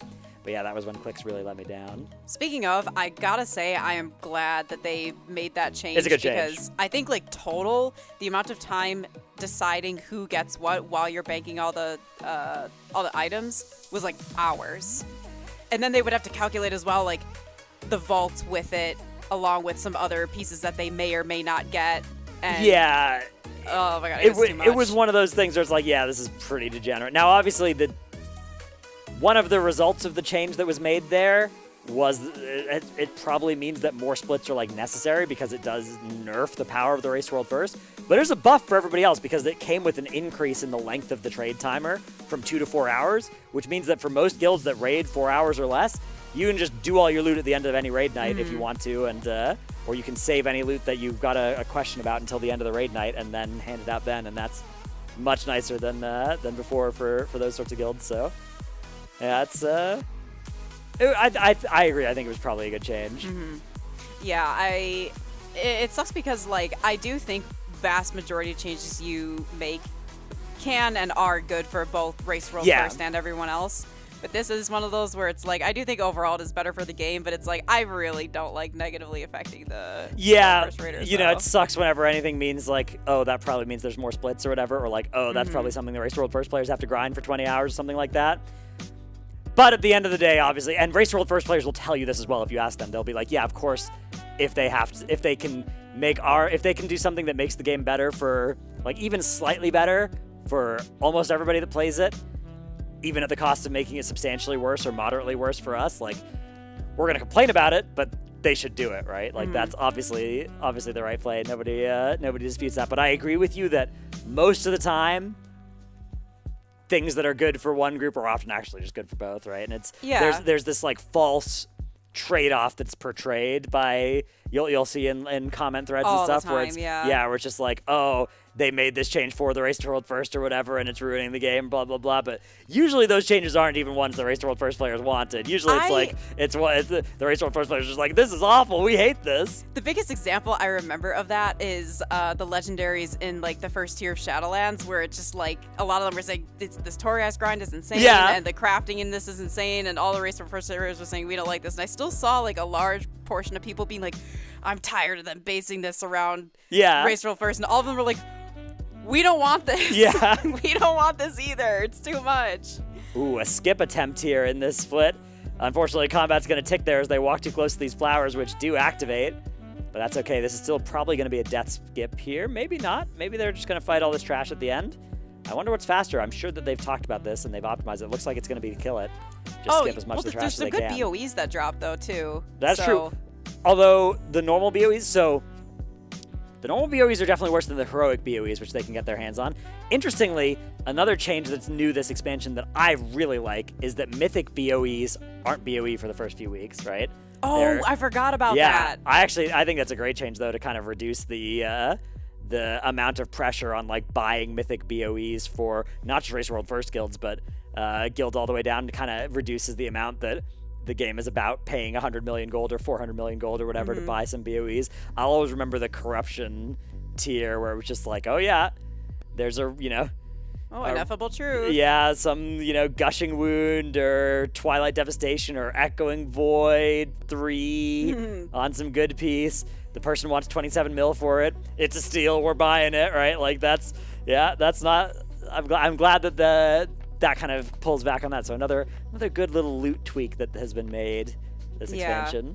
It's the only other flip side I can think of that is I know there is one time where I did get a BOE really early, and of course I instantly put that on the auction house for a few million. That's nice. The thing that makes me a little sad though is it's sold within a couple hours. So my first thought is I could have listed it for more, but I didn't know because it's the price drops dramatically. That's the problem. If you try and get a good price for your BOE and you think I can probably get 5 mil for this. Maybe I can get 7 mil. And you put it up for 7, and it doesn't sell. And then the next day you check, and people are selling it for 2.5, and you're like, ah! Oh yeah, the price. What have I done? The prices genuinely dramatically drop that heavily. Yeah, it does. So you gotta. Yeah. You gotta do the best guess you can. Because there's one time where I did make a few million, but it's looking at this, the amount of gold that they'd have to dump in to this. Actually, now that I think about it, they used to post. Or they would sometimes post how much gold they spent on the tiers, and I think because of these changes, it's less. It has to go down, which is honestly just nicer. Yeah, it's nice for again, this is another good change that just trickles down to non-Race to World First guilds as well. Oh, trickle down economics, I love this. Yeah, of course, of course you would. Yeah, that's good. But yeah, it's nice. I like BOEs. I think they add some good flavor to the game, but I'm glad that they're not. I'm glad that they're not BIS gear. Is to just go to the auction house and pick up 4 or 5 pieces. Again, the corruption example is just that was the tier where it was so possible to spend 40 million gold and make your character substantially better. Yeah, it would especially as time goes on that becomes more and more of a touchy thing too, since WoW tokens are a thing. Right, exactly. It's it feels like if anyone can latch on to calling something pay to win, they might. So with these BOE changes as well, it kind of eliminates more and more of that, which is really good. Yeah, of course, the Race to World First is still expensive in terms of gold. Oh, right? yeah, absolutely. There's a lot of stuff you have to buy a bunch of consumables. Echo players are going to be fully consumabled out for every single pull of progression and all of the splits and all that stuff, and gearing all these characters, and in some tiers buying PvP boosts is something that we've seen have to happen, right? If there's something you want from PvP, you get some PvPers to boost you through stuff, pay them 25 million gold to get you to 2400 or whatever. That sort of thing does happen, but it's a lot less ubiquitous than back when the BOEs were as big as they were. Although we do still see, even the heroic BOEs, if there's a socketed tertiary heroic BOE, that thing's going for a lot. Yeah, speaking of actually the PvP, PvP gear, I just remembered too, one of the big changes that's coming is it either already is here or is happening, where the PvP row in the vault. Yeah, that's War Within. That's next expansion. Yeah, okay, that is next expansion. I keep mixing up if it's did it just happen this year or is it the next expansion? But they're removing that row in the Great Vaults, and it's going to be replaced with open world content. Yeah, the delves. Yeah, the delves. So overall, that's another thing that I think is a good change, and again, it eliminates the chance that someone may want to buy PvP carries, which hasn't been as much of a thing lately because after CN they were okay, we need to fix this. Yeah, they are pairing it with a massive increase in conquest gains as well, which is great for PvPers, right? PvPers want that ability to just buy the items that they want. A lot of PvEers want that too as well. Especially that would be a very common proposal among the highest end players. It would be changing the PvE gearing to look more like the PvP gearing in that way. But it's nice because I do think it's good to kind of make the Great Vault entirely a PvE system so that you don't have this sort of pressure to sometimes fill out your PvP rows, which I've done that in some tiers. Back in, it was Castle Nathria, you could get 233 weapons from PvP if you could get 2400, and I did that because one of those weapons, those are really good, right? That's power that could help you in raid, and I'm glad that now if you're PvPing, it's because you like PvPing. You get the PvP gear, it's good for PvP, it's BIS for PvP, but it's not BIS for PvE, and that's I think, a much healthier place for that to be. Yeah, and just to put that in perspective, the max level stuff that you could get out of the PvP vault in Castle Nathria, that was the same eye level as the items that dropped from Stone Legion Generals and Sire Denathrius, which were the last 2 bosses in Castle Nathria. So basically, it's like people would go in, get the highest level PvP gear that they could, and they'd be more geared than like anyone else would be for weeks. Yeah. Just because they could just get these max pieces out of the thing. So yeah, all these good players are basically just buying these carries, and I know PvPers don't like that either because it just inflates the MMR and stuff. Now, I didn't buy a carry.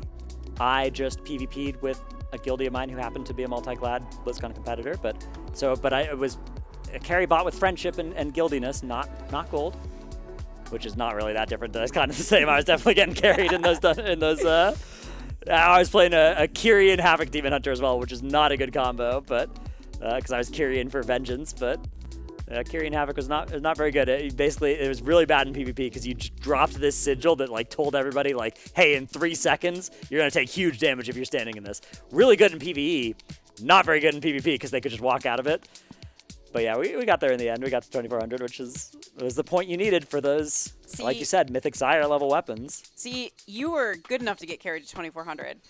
I think I'm too much of an anchor for that. So that wasn't even like a possibility for me. PvP is one of the things I just will not get. Yeah, that's a challenging game mode. I actually did have quite a bit of fun doing that, but I kind of have been feeling a little bit of an itch to PvP again now that there's just the conquest system, because I did get very burned on PvP after doing that. Like, I had a little bit of fun doing it, but after it was done, I was like, okay, I never want to do this again. But now that I don't have to, I'm sort of feeling a little bit of like, okay, maybe I want to.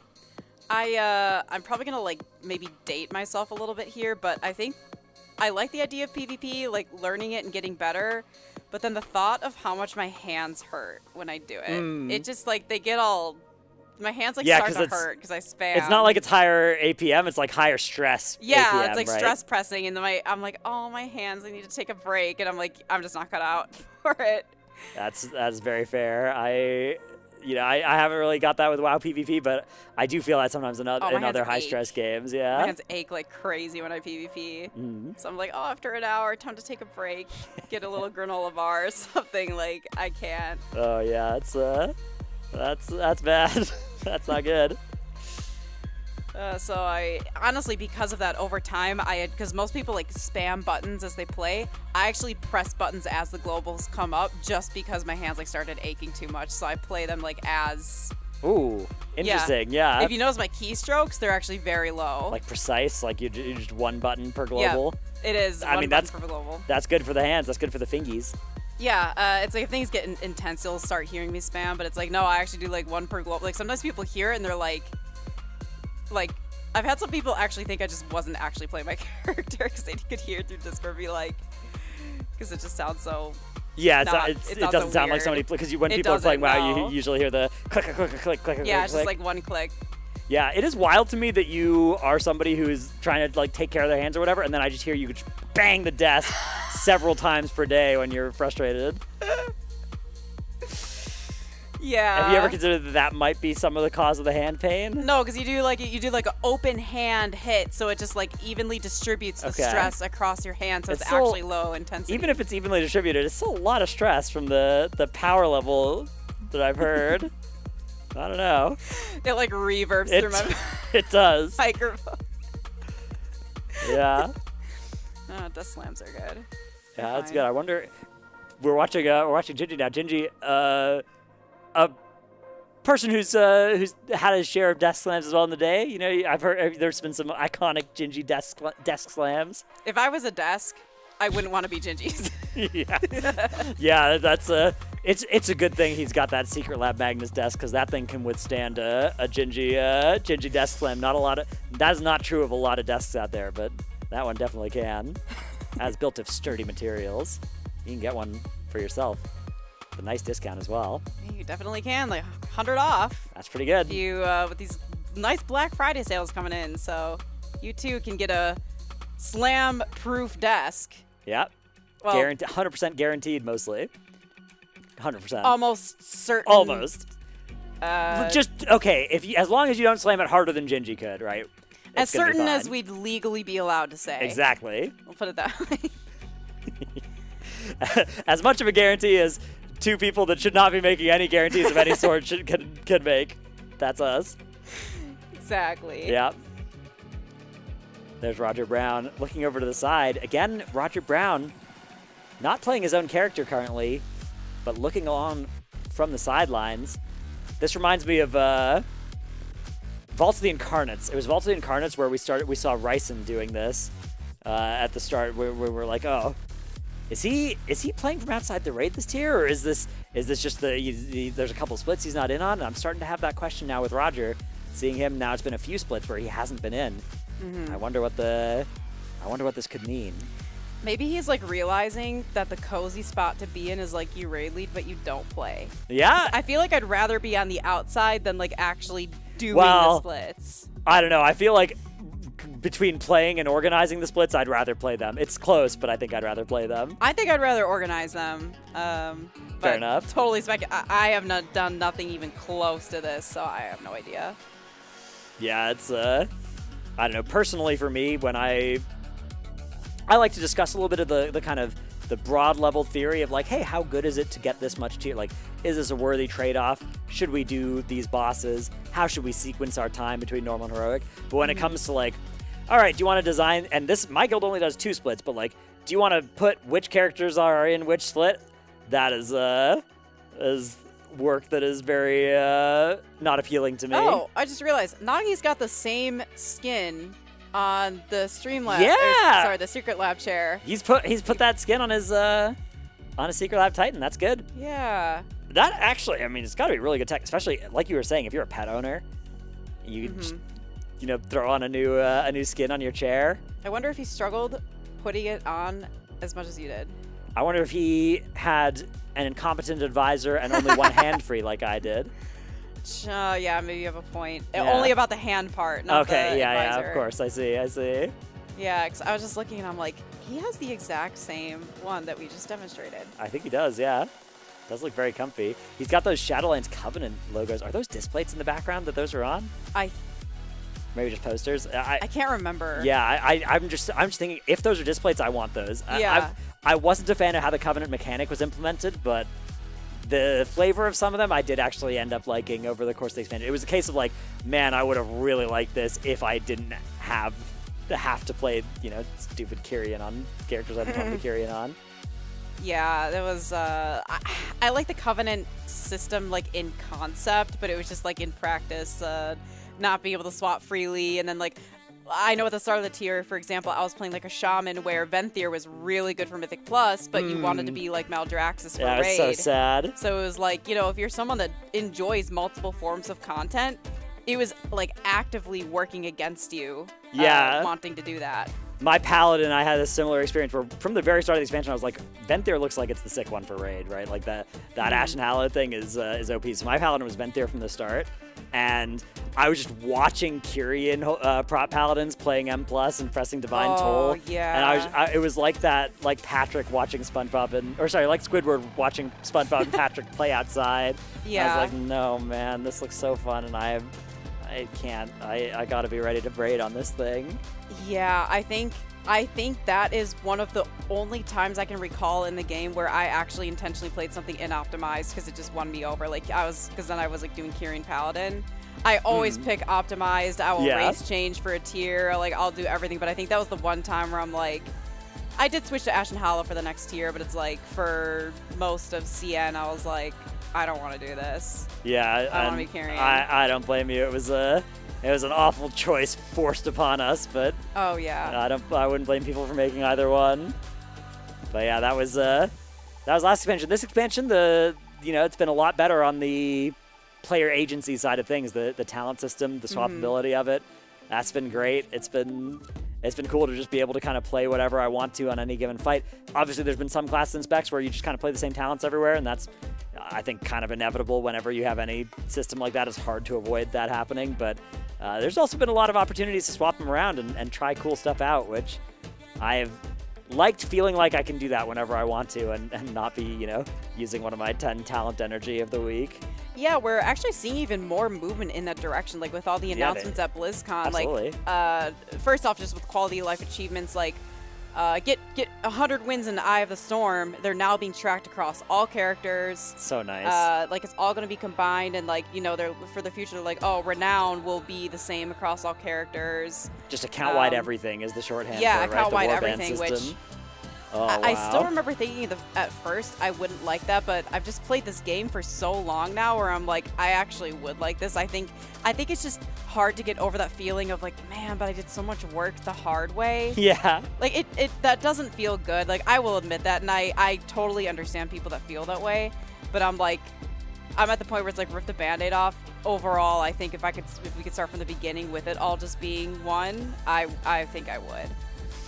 Yeah, I think that feature is going to be low-key the best thing about that expansion probably is account-wide everything, the warband system. That thing seems really cool. The other one, the hero talents, though, another system of just customization for your character that's fully swappable whenever you want. And that was something they just they announced at the start about it. It's that looks really cool. Looking through all those different hero talent tree names, like Rider of the Apocalypse, Keeper of the Grove, Dark Ranger, all these different ones, Templar. There's so many cool ones. I'm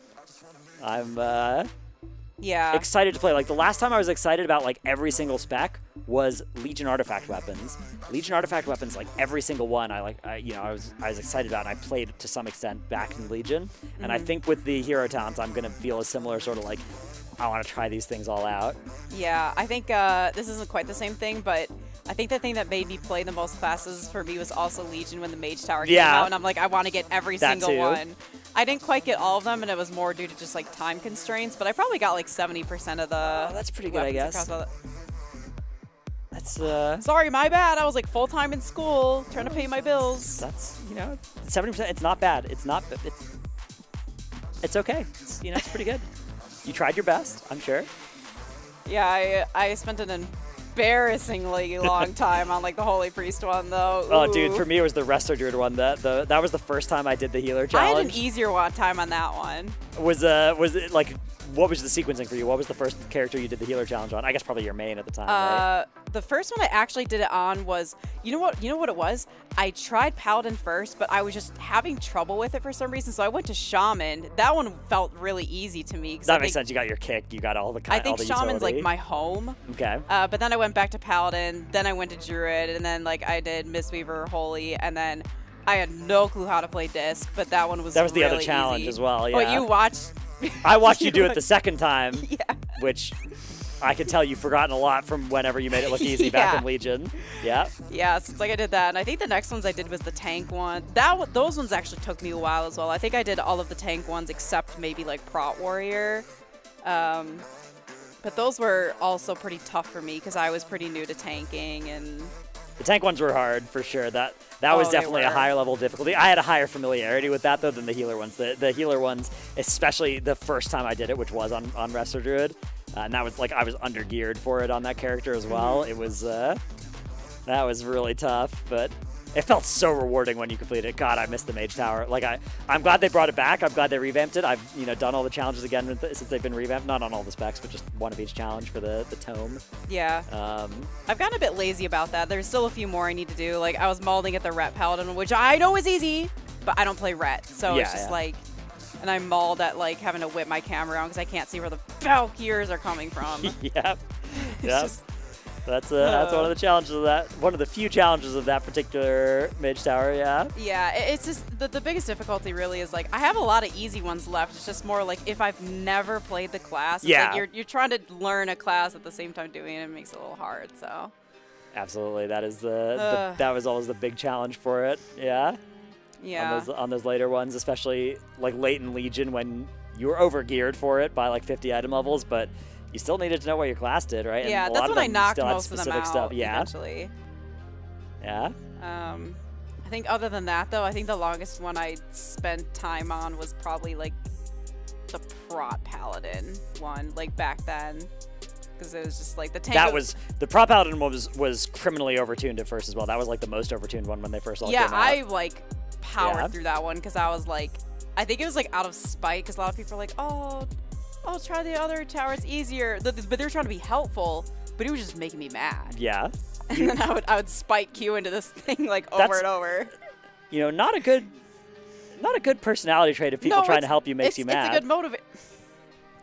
It's a good motivator. I'm just saying that's something you could work on. No. You're trying to psychologically manipulate me right now. I'm recognizing it. I can see it happening right now, so I'm not going to feed into this. Damn it.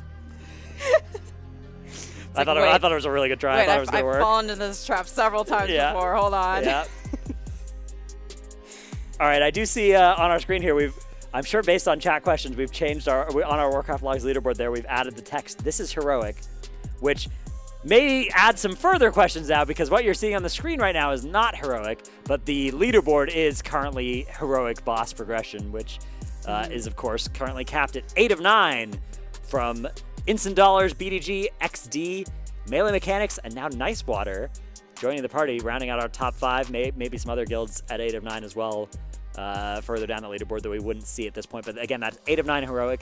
No mythic bosses have been killed at all. I know the early shift pulled Mythic Gnarl Root once or twice, but they didn't continue there. I suspect that mythic bosses are going to require quite a bit of gearing before they can really be seriously attempted, although, you know, maybe that'll change. Maybe tomorrow somebody will take one down. And then on normal, 9 out of 9 has been achieved by a lot of guilds. 9 out of 9 normal is a lot of guilds that have decided to go normal day one were able to get that done, including World First, going to none other than Project Albatross, Echo's North American branch that they played last night here.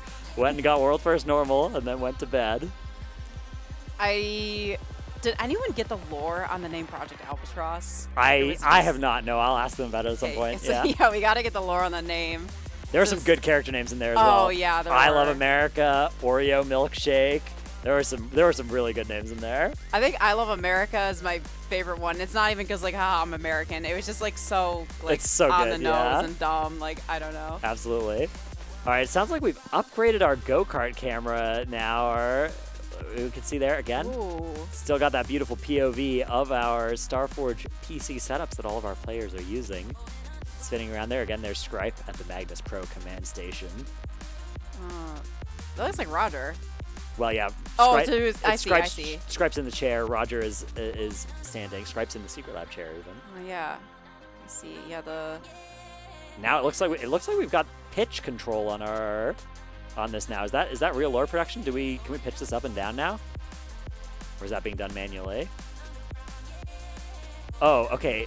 Production says that's because the phone is about to fall off. So, yeah, again, this is a phone strapped to a little remote control car that we've got going around our venue, providing you live footage from the floor here at the Echo Race World First. Here we're now rolling towards the caster room. The yellow lit room is the caster room. Ooh. And we're back into Mira's Pov on T-Swift. Looks like this is going into the final phase, yeah. Mira's was busy going and collecting some extra buffs for everybody, while the DPS were just pumping into the boss. And yeah, this last phase, I'm looking forward to this phase on Mythic difficulty, because it has the chance to be really hectic. It's got the Phase 1 mechanics and the Phase 2 mechanics, and you're just kind of going around the room in a little circle until you run out of room, and the boss dies or you die. Yeah, I'm actually really excited for this boss as well on Mythic, but depending on how long it is, there's a real possibility that it's like the difficulty of Phase 1 and 2 feels like it's at maybe like a 5 or something, and then the last phase is like a 10, and then it feels like you're spending so much time just like waiting until you get into the last phase, and then it starts to get a little like mundane. Interesting.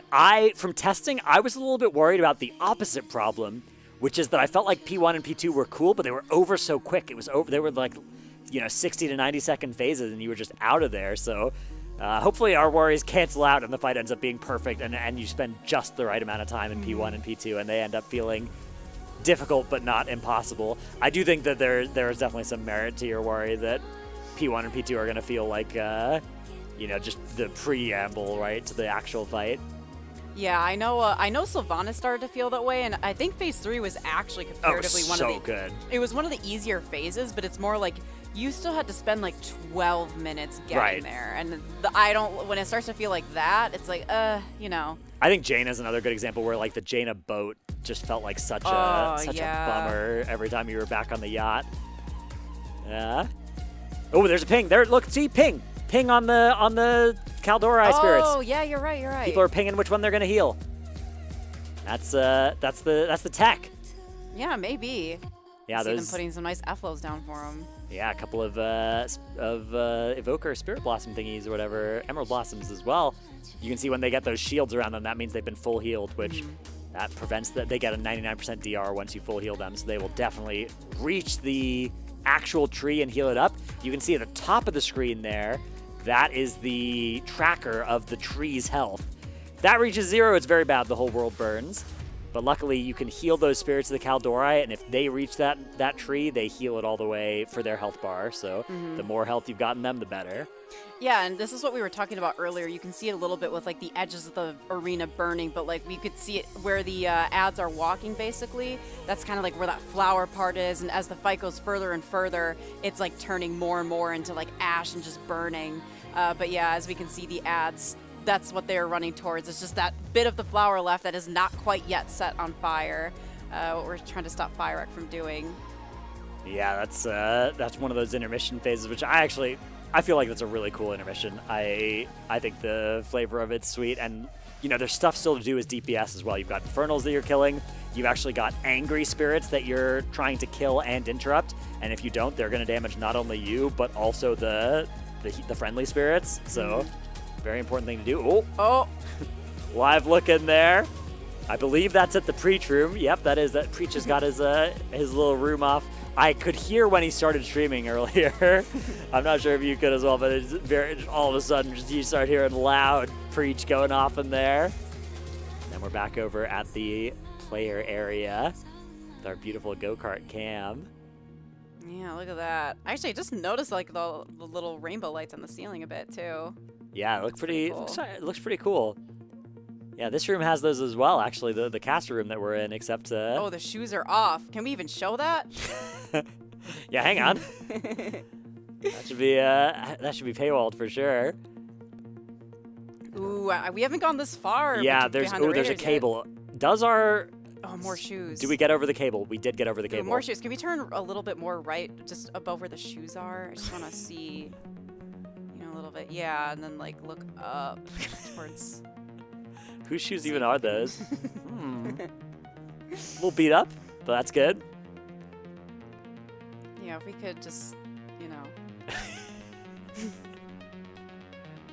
no reason. I'm just curious. I see. Oh, we made it back over the wires, but again, our pitch has been adjusted here. I think the phone might not survive one more trip over the wires, and it's going to be a lot harder to navigate now that our phone doesn't have view of the ground as well, I suspect. Looks like we've done it, though. We've made it back out into the main area. Well navigated. Yeah, wow. Oh, and a beautiful straight shot towards the caster room here. Yeah, and there's like yeah, there it is. Oh. In it comes search and rescue. Oh! Oh, okay. No. I'll BRB. I'll fix it. Oh, okay. All right, that just stopped right outside our door, and I can see it now. Let's see if you can fix it. I haven't actually seen this in person yet. Yeah, I just turned the phone up. All right, to the rescue. There is a little bump before this room, though, so I'm not sure if someone could, I'm not sure how easy it would be to get in here, but no one wants to. Oh, there it is. Turn back to the POV. All right, turning around. Perfect. All right, sort of fixed, I guess. You made it angled up a little bit, but it's not bad. It's better than before. Oh, he's going back to fix it again, even more. Yeah, I think you have to lay it down more perpendicular to the floor. All right, as he does this, we're going to get a nice little... Oh, and we're back again. All right. Yeah, that's good. I think. Oh. Well, I don't know what's going on there. Now, all those settings just came up. That's good. We've got it. We've got it back. We got like a HUD. Yeah, we got a HUD. Ooh, 64% battery on the phone. Wait, there's like weak auras on the. Yeah, we've got phone weak auras now for our, yeah. for our go-kart. I see sprinting back out to turn that off. All right. Oh, you hide the weak auras. Hide the weak yeah, auras. hide the weak auras. Hide the tech. That's those are proprietary. Oh, beautiful. I can tell you an extra piece of tape was applied to this device now so that it would be more structurally sound. I think we should test it by going full speed over the wires and seeing if the phone stays good. Yeah, here we go. Oh, the shoes again. Yeah, the striped shoes. Okay, little maneuvering through. Oh, we bashed into that secret lab. The secret lab chair's wheels. See, look how sturdy those secret lab chairs are. Yeah, they can withstand one of the finest go-kart cams in the world. Incredible. Yeah, you know, it showed how sturdy it was. That ran into the chair and it stayed up. So it's good engineering. Yeah, that's true. Good engineering on both the chair and the go-kart camera. They're both getting the stamp of approval from us. Yeah, definitely some goblin engineering from you in particular. Oh yeah, goblin. I always would go goblin engineering. I don't know anybody who went gnome engineering that wasn't a loser. What did you ever play? Did you ever do engineering back in class? Yeah, I did actually go gnome engineering because they don't just case in point. They don't just run everything on coal. Goblin engineering was way better. You had all kinds of cool machines, and the gnome ones were just they were so boring. Oh yeah, let me just chop 10,000 trees to make one piece of coal to run this car for 5 minutes. Congratulations, that's the logic our society is built on. Nah, I always went gnomish. But I think that was an alliance thing because I'm alliance at heart. Yeah, I guess I'm horde, so it was always. The goblin was much more appealing for that reason, perhaps. Although goblins weren't a member of the horde at the time, they were just. Oh, true, they were neutral. They were neutral, although they were neutral with a horde tint for sure. Yeah, it all came down to money. Yep. Greedy goblins. Time is money. All right, well, here we are looking at another Byrek pole. Yep, this one is getting same one. Sorry, actually. Awfully low here. This is the Mirez split. Looking really, really good here. Mirez on that Blood Decay in this split. I'm hoping that's his main, because if Mirez is playing Blood Decay this year, that's really good for me, because I'm playing Blood Decay this tier. If none of the people in the Race World First are playing Blood Decay, I can panic switch, but I'm hoping I don't have to do that. So if you're not in a world where you're playing Blood, what's the backup class like for you? Brewmaster or something, I don't know, Warrior, whatever Mirez is playing. Again, it would depend. It would have to both be, it wouldn't just be because they weren't playing it. It would be because, they've made it clear that something else is better, right? Mm-hmm. And then I would switch to that. Which I've got all the tanks, ready-ish to do that, but I've been, I did a bunch of keys on my DK earlier here today. So hopefully that doesn't all go to waste.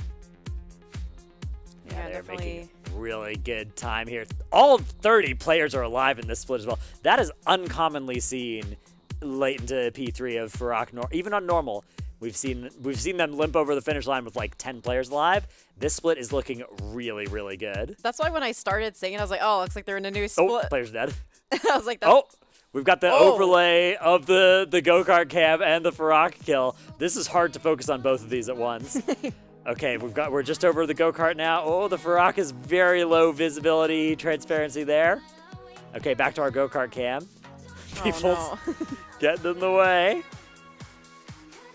Beautiful. Yeah, all right, we're back over to Farrakh here. 2%. We have had a few players go down. That was the part where you use the seeds to shield everybody. Not everybody quite able to survive it, though. Yeah, but the boss is finally going down now with still very few dead. I mean, that's why when I first started going, I was like, oh, looks like they're in another one, but I had to stop myself. I'm like, wait, that's the same pole. Super, super clean. And with Farrakh going down, that is also going to be the end of our shift, I believe. We are going to go to a brief break here, and when we return, we will be different people. Stick around. We'll be cuter.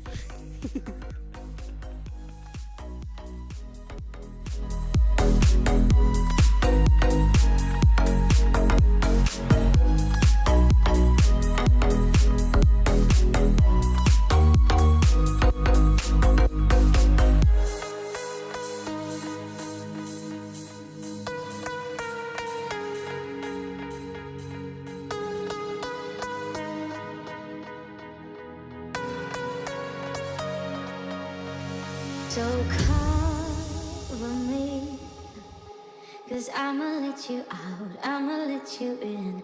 You're my enemy. If you would let me go, I will let you in.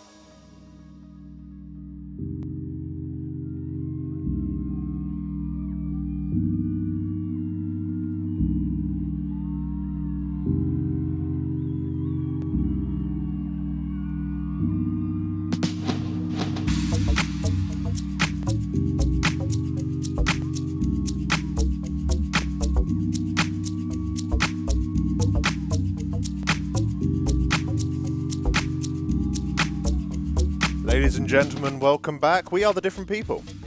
Apparently cuter. And cuter. Win-win. I'm Alex from Fatboss TV, and joining me is Jordan, aka OK Mage, as we are jumping into more splits, as always.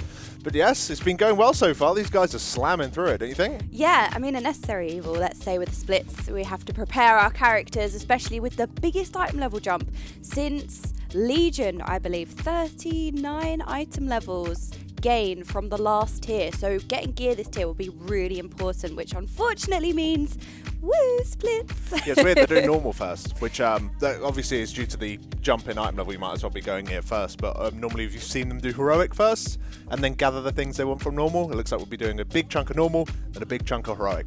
So at this sort of rate, I think we'll be done with normal relatively soon. I say relatively soon, as in probably at least by the end of the day we'll have no more normals. I imagine we'll be seeing some heroic today as well, is my vibe, but we will see. We will see indeed. Yeah, I mean, we are seeing some other guilds stepping into normal heroic, as you can see on the leaderboard. And they're sitting at 8 out of 9. Now, when I turned up this morning, I was thinking, it's a little bit ominous. Is the last boss quite difficult on heroic? How big is the item level jump? But we were discussing it this morning, weren't we? Because the last boss drops an Omni token, it would make sense for these guilds to leave the last boss until they know which tier is dropped, which characters are getting the tier pieces, which characters they want to use in the first place, and then polish off their splits by killing the final boss and giving that precious Omni token to those who need it. Because tier is arguably both easier, more difficult to get this tier, because you get a tier piece from the meta achievement, which is getting a mythic plus score, defeating the last boss on heroic, I believe, and getting a rating in PvP. And you also get a tier piece from the catalyst, which is open week 1 this tier, which is the earliest we have ever gotten the catalyst, which is a really nice change. I'm sure everybody can agree. It's really nice to be able to get your tier piece week 1 with the catalyst. So yeah, for these guys then, it's guaranteed 2 set on everyone, just baseline, because you obviously when you kill the last boss you get 1 for free, and the catalyst gives you 1 for free. There you go, boss dead. Very nice. I really like this last boss. The cinematic is... Are you sure you want to cancel the cinematic? Hang on a minute. The cinematic... Well, I think that everyone should probably cancel the cinematic by the looks of it. But so yeah, you're guaranteed 2 bits of tier from the catalyst and from the killing this boss on heroic for these guys, obviously guaranteed. So then it's just simply the Omni token, obviously, from the last boss can go to anyone that they particularly want, as well as the loose bits of drops that drop throughout the rage. So yeah, I think it makes sense that no one's really killing it on heroic just yet. It also could be quite difficult on heroic. Yeah, you just don't know. Haven't seen it I mean, yet. last year we breezed through normal and heroic. I remember we were sitting here doing splits, and me and you were talking behind the scenes. We were like, everything's dying very fast, even though it's normal and heroic, right? The easier difficulties. It was suspiciously dying quite quick, and it's a little bit more interesting. I think Smolderon has provided a little bit of a wall. I think I was watching a little bit of some NA guilds clearing it. Smolderon, even on heroic, looked relatively challenging. That's good news. Similar to Sludge Fist, if you remember in Castle, which was the first raid of Shadowlands. Yeah. There were a few bosses in that raid that were quite difficult. Sludge Fist on normal actually was quite difficult for most guilds, which is probably hard to believe, but it really was. On heroic, we were going to not craft our legendaries first week because we were expecting legendary changes. So I was just going to wait. There's no point crafting a legendary because they'll change the legendaries and then you would have crafted the wrong one because we had no faith. I don't think in the end they did do many changes, but it got to Sludge Fist and it was just too difficult. Like, as in the numbers check we could have done it, but it would have taken bloody ages. So it was just like, screw it. Oh, some of these seeds are probably going to go off. Yeah. Oh, that leap.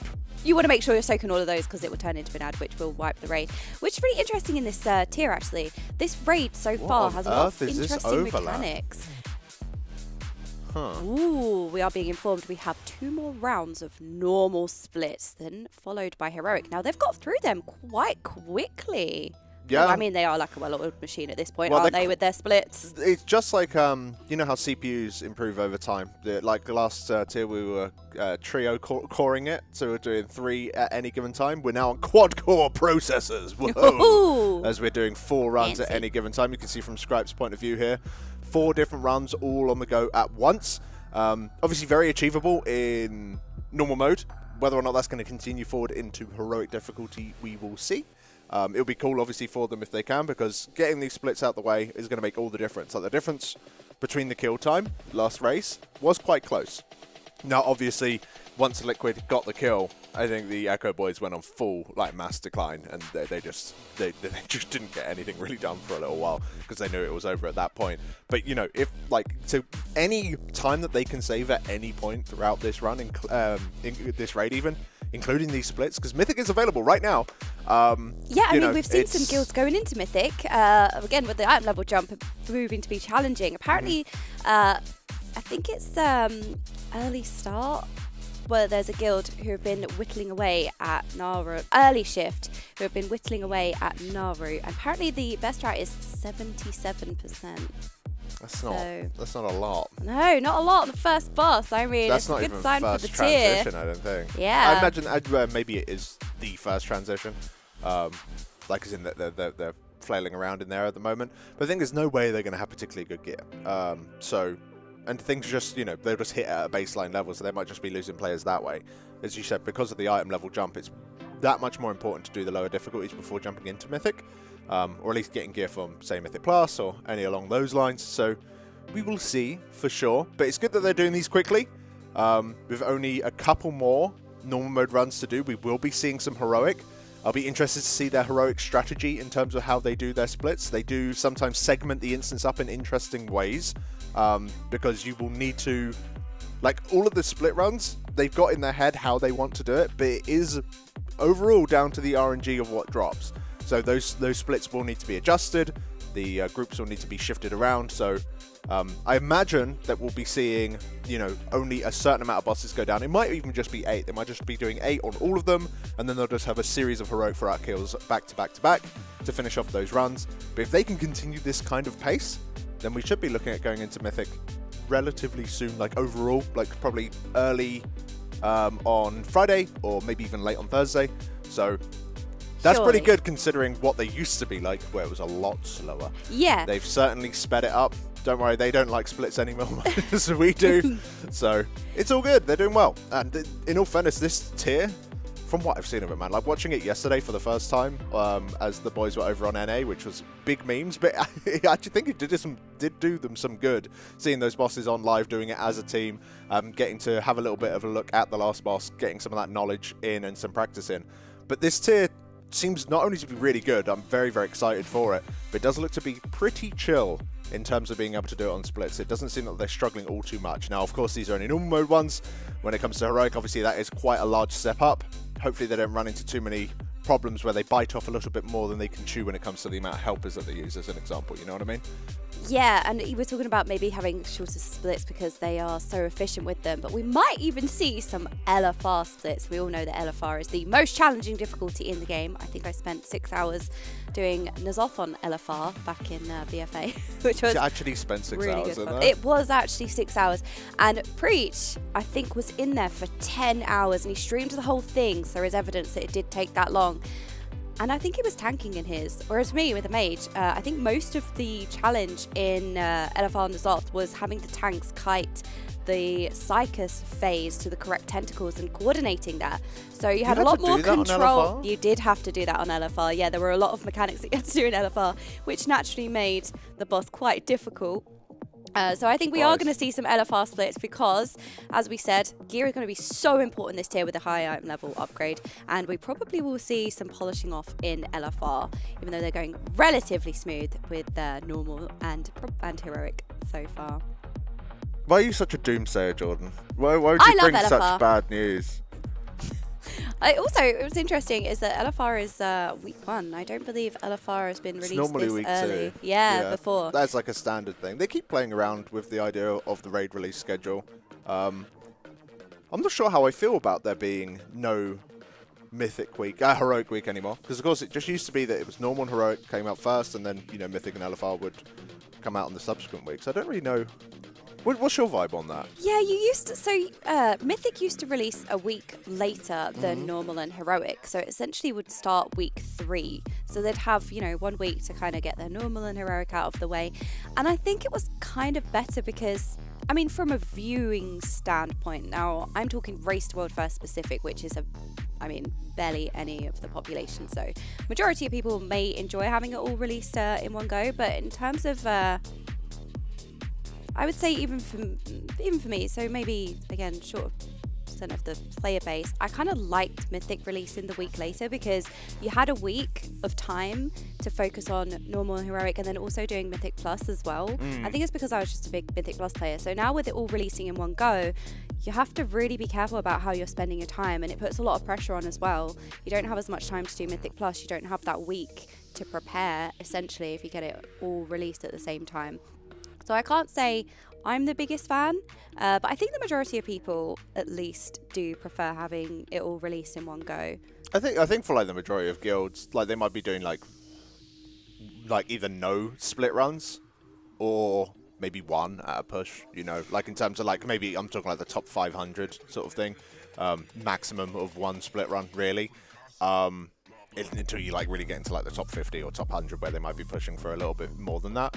But if you play like 3 or 4 days and you only have one split run, and it's all in-house, you know, and you've got like well-geared characters from the previous tier, you could be done, and you might be taking a break on one of the heroic days in heroic week. So at least now you can just get your runs done, and then once you're done, you just pop into Mythic and get a few kills, get some of that gear, and it might help smooth over the overall sort of progression of the tier, where those sort of walls that you would otherwise hit are kind of like, so as an example, there was quite a large wall with, what's the name of the boss in Azara? Oh gosh. Ashvane? Yes, Ashvane, where quite a lot of guilds just reached that and they couldn't do it. That was a significant wall. I remember getting there. That was a very tight DPS check, that fight. So by having it so that basically week 1 has a few of the early bosses available to your Mythic as a way of thinking of it, like heroic week now has some early Mythic bosses for the majority of players. It kind of allows them to go and get those freebies from, as an example in this tier, you'll get your freebies from Nulru, Igira, as well as maybe either Volcaros or the Dream Council. I imagine Dream Council is probably going to be a little bit easier numbers-wise. Yeah, it also Volcaros, drops a pretty significant trinket as well. The trinket is sought after by many classes. It gives you a lot of stats. So there's a trinket that's dropping from there. Talking of which, I think they are going into the. Is this the? Yeah, this is Dream Council now. Yeah, speaking of, we've got the lovely Pip who is making everybody turn into ducks, which is quite fun. What on earth is that? You've got to spawn the boss, Alex. Oh, you just got to click on everything. Okay. You got to find the right one. Whack whack. Perfect. Get ducked. Right, that's enough ducking around. We got splits to end. For sure. We're going to be a nightmare. When we get to this boss, you guys are in trouble. I'm sad that this boss is earlier. Like, but then again, I can't remember the last time we had like a late council boss. They normally do council bosses pretty early in the instance. Like one, I guess, late council boss, so to speak, was one in Argus, where you had like the 4 sisters that you had to all cleave down. That was just before, what was the name of that boss where you stacked a bunch of rogues? And oh gosh. Oh, it was Zul, I think, in No. This was in Antorus. Oh, in Antorus. It was the boss before the penultimate boss. I can't remember the name. Agramar? Agramar, yeah, the boss before Agramar, where there was those 4 sisters, and all you did was just stack a ton of Shadow Priests or Warlocks to absolutely annihilate that fight. But that was quite a late encounter as well. And it was like a pure council boss as well. It was weird. You know, Smolderon reminds me of Agramar a little bit, and it's probably just because of the fire. Yeah. There's a lot of fire. Deep analysis on the Echo broadcast today. Those bosses are quite similar. Why is that? You know, fire. It's just fire. Yeah, it's just fire. Yeah. Talking about fire, I feel like Smolderon is kind of a fight where there's a lot of orange on orange, and even are we going Naimu or Nim, or the correct pronunciation Nimue? I feel like Naimu is kind of now. But anyway, Naimu is a lot of green. Smolderon is a lot of fire. What boss is Nimue? Oh, sorry. I think I'm thinking of something else. It's Naimu. I won't have anyone on Twitter give me grief about that. Nobody's going to be upset about that. It's fine. It's Naimu. Yeah. Park cow. I've seen some funny tweets actually with Naimu. Yeah. A lot of cows. It just gives everyone an excuse to cow jam. Cow jam? Yeah. It's one of my favourite emotes in the chat. Okay, there we go. Apparently cow jamming is a thing. I'm out of touch, I think. I didn't know that cow jamming was a thing. No, I was being a menace yesterday. But just the thing is, it. we're not going to be able to cow jam properly until we unleash Touchdown. Which you guys are I working am towards. very surprised that Touchdown hasn't been unjailed yet. We have our fantastic charity goals, raising money for Rise. Above the Disorder. Yep. So at the moment we have reached $2,000 so far in under 24 hours. You guys are absolutely fantastic. Of course, reaching that 5K mark, we will be able to jam out properly. And we have had some amazing donations in so far. A couple of more recent ones. We've got a $10 donation in from Ashley. He says, not much. That is more than enough. Thank you very much. But first chance I've managed to donate to an awesome cause. You're going to smash it, Echo. Thank you very much, Ashley. Yep, thank you very much. I'm not sure about the second part. I'll need to check. Thank you very much to also Mezio for $20, who says Frosty Jordan. Heart. Yes, Frostmage. So thank you very much. If you do want to get your donations in, then please do. It's all going towards an absolutely amazing cause. Rise Above the Disorder, of course, helping folks get access to mental health services where otherwise they wouldn't be able to. And we've provided we've provided help to so many people is what I'm trying to say. Yeah, we've raised 177,000 so far. Yep.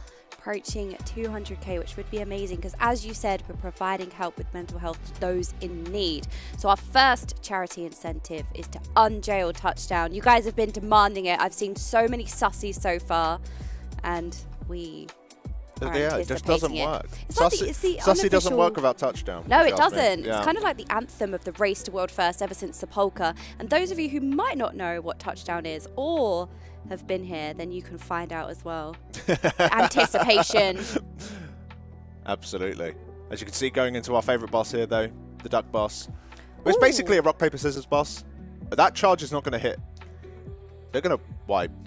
Yeah, so this is really interesting.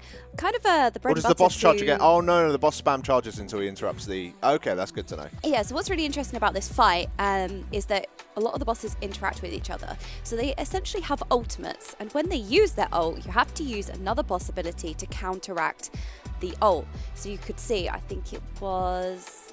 Erwin. The Dryad. Erwin channels a raid-wide damage, and you have to use the bear charge to interrupt it, otherwise you're going to wipe. So I think it's really interesting to have the boss mechanics overlap and that you interrupt other boss mechanics with each other. I don't know if we've necessarily had a raid fight with that level of interaction before.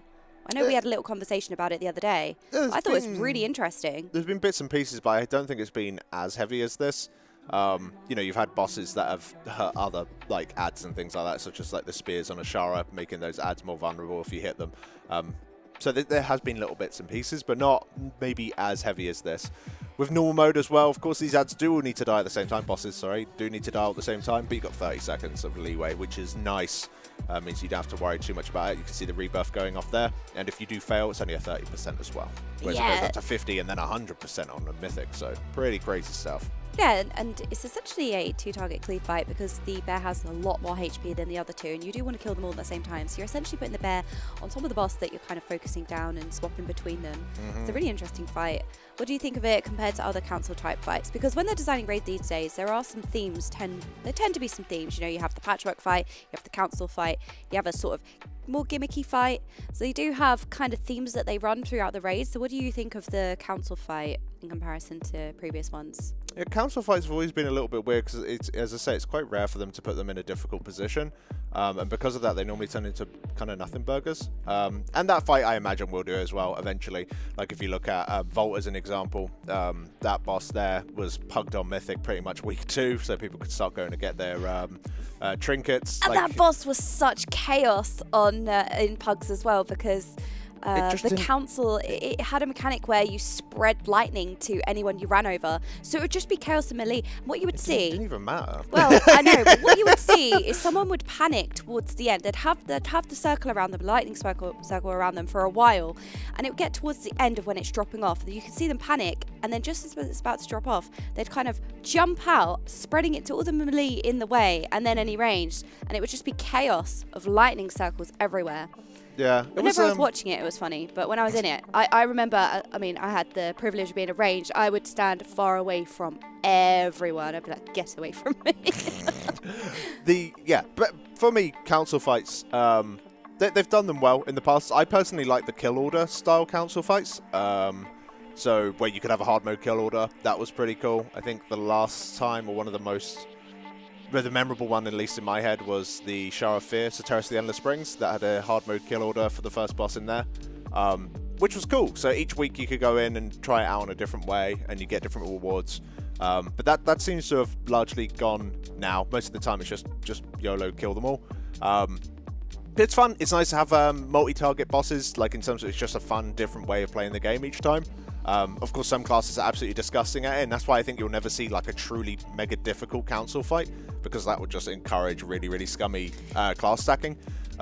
Because you'll just get like really good, like Shadow Priests of old as an example, or to like Warlocks, or just crazy multi-dotters and things like that. That's one thing I think that they've done quite well with these council fights here. Although multi-dotting is very, very good, the cleave potential, like as such as the one in the Vault of Incarnates, you know, you could cleave them all down permanently. In this one, you could always cleave the bear off of either Pip or the Dryad. So, you know, I think they're being clever about it. But council fights, to me, they're always kind of in the mid, so you never really see, you never get like a big chunky one that's like, oh, that was amazing. It's like, oh no, they're cool. You know, it's it's nothing like crazy special, you know. I feel like we're cursing it for the next raid. The council fight is going to be like the penultimate boss. They're That'll going to be be like, cool. well, okay then. If they make a truly, really difficult council fight, then that'll be a really, really interesting thing to see. As you can see, working on see Nimue Naimu. here. Who's Naimu? Who's Nimue? It's Nimue. I've been saying that from the start.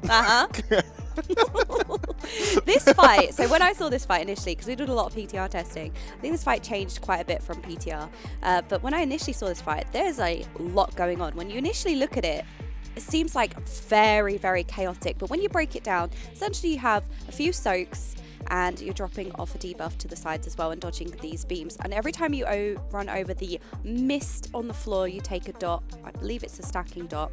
So you don't want to be crossing over too often, and then in the intermission you're going to be running and killing the ads. So when you break it down, it's one of those fights that kind of looks very chaotic, but at the core of it, it's relatively simple. I say that we'll get to Mythic and it'll be really challenging. I mean, I was putting my money on Nimue and Smolderon being pretty challenging on Mythic, taking a little bit more time than the rest of the bosses. I also put my money on good old Volcaros. You think Volcaros will actually be difficult? So it could have been two ways. It could have been a Taros, where it's a bit of a gear check, needs a little bit of gear, but it's essentially patchwork, it's not too difficult. Or a Fetid Devourer situation from Ulda in BFA first raid, where it actually being really fast. Sorry. Yeah, no trouble on normal, easy. Yeah, I'll be surprised if Volcaros is difficult just because of where it's placed in the instance. In theory, it could be 5th, right? Because it's the first boss of the Fire Wing, so if you clear the Life Wing, so you would have the Council fight as 3rd, this fight here as 4th, and then Volcaros as 5th. So in theory, it could be difficult, but it's in the same place as Taros, and Taros, once again, they're good fights, but in terms of like really, really tight DPS checks, it's not really in a place in the instance where that makes sense for these guilds. They're more like DPS checks for week 1. Like for people who aren't doing a crazy amount of splits, which is still cool, you know, but eventually I don't imagine it, like at least for the top end, I don't think it's going to be much of a wall at all. But I think for people if in the top like 500 or so who are going into this first week without doing any splits, or maybe only one split, only limited amount of Mythic Plus, then Volcaros is probably going to, if it's tuned correctly, I think that's the sort of level it should be at. It's going to be a Taros for you. So it's, you know, you need to play well, you need to keep everyone alive. I think that's a good sort of state to be in. If everyone does their rotation decently and you all survive to the end, then it'll be kind of sad if the boss doesn't die, if I'm honest. You're asking a lot, Alex. I don't think that's a lot to ask. The boss is pretty chill. It's a good boss. Nice pace to it, but it is pretty chill. Telling me we need to press our buttons correctly. Yep. This group's not going so well. They've got 9 now of these puddles on the ground. You can see from the weak aura. Good. So they're slowly getting rid of them. So you can see the little puddles that they were soaking there. By standing in them, you just reduce the time in which they're going to be active. So each one is doing raid damage. So it's actually quite, although they look quite pleasant and peaceful, it's not so bad. Interesting thing here, the weapon dropped. So we have had the implementation of very rare item drops in the raids, I think in Dragonflight since Vault.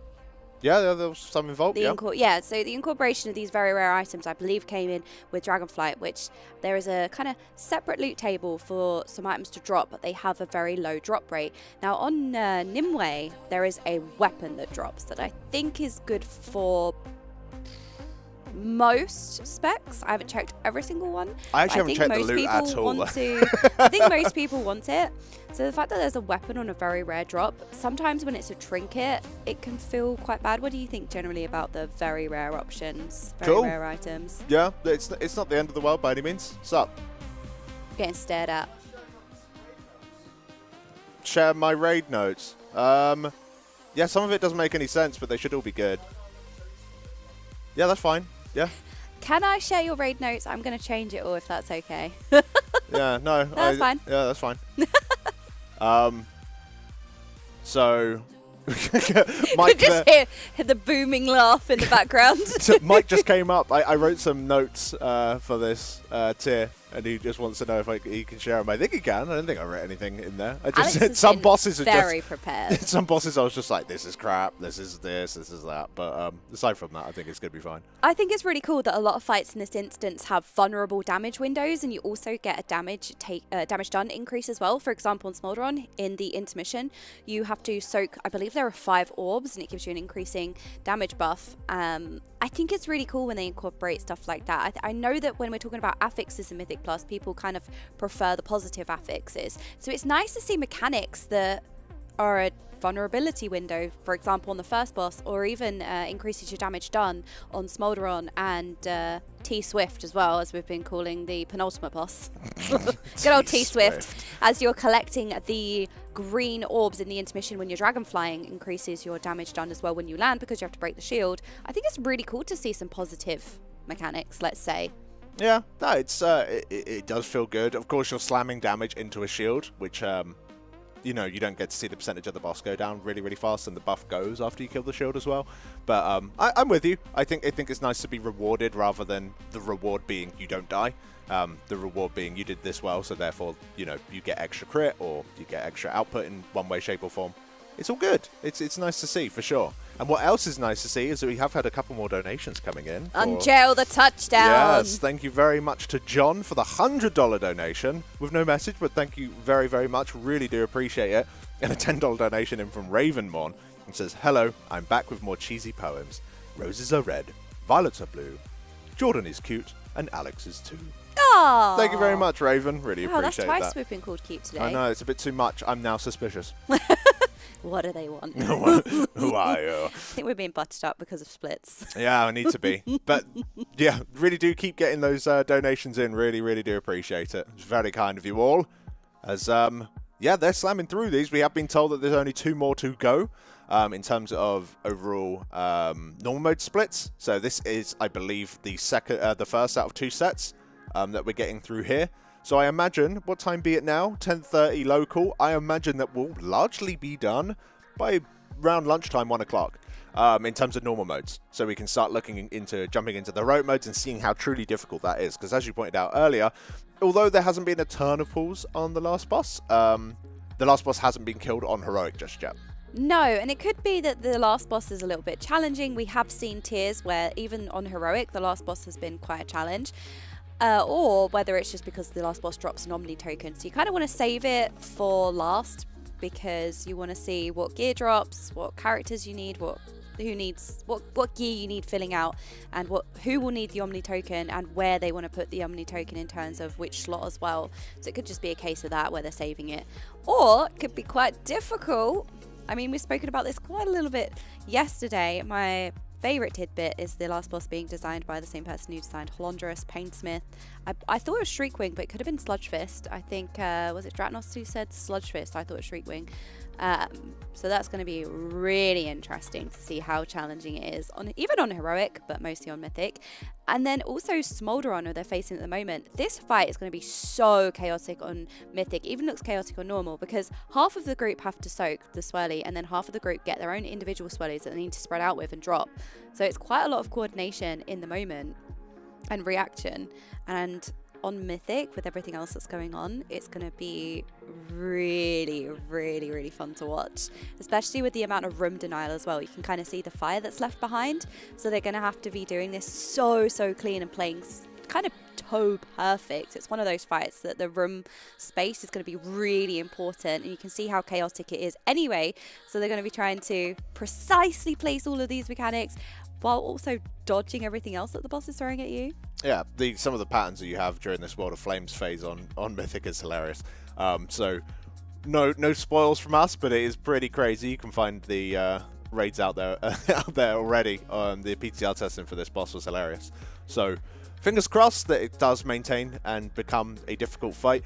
The main problem is that late bosses that are patchwork. Patchwork's completely wrong. These bosses aren't patchwork, but they're basically single target style nuke fights. They've been very hit and miss. Really, really hit and miss. So we've had Sludge Fist, beautiful, well done, excellent. But then we've also had Guardian in Sepulga. Didn't do anything. It was a complete waste of time. The one that was in Sanctum, Sanctum, yeah. Literally did nothing. It was super chill. Just died for no reason. So after Painsmith, it was basically a free boss. We had it last tier as well with Magmarax. That boss just died as long as you weren't trolling. It was a lot of nothing burgers for these guilds here. For one reason or another, whether it be like a new gear system that's come in, or the players have just been doing some really degenerate stuff that Blizzard weren't ready for in terms of their balance. They don't do it on purpose to make it super easy. But it has been that way, that sometimes some of these bosses that could be beautiful, really, really cool fights just turn out to be nothing burgers.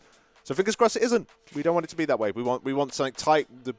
Everyone wants a challenge in these top-end guilds. They want to feel like they deserved it. They want to get their teeth sunk in. They've been spending months and months preparing, thousands of hours collectively, to really prepare for this raid. And if it goes down too quick, it doesn't feel as satisfying for these guys. So what are your predictions in terms of race length this tier? I also think there's going to be about a 5 or 6 day race. Ooh, okay, so a short race.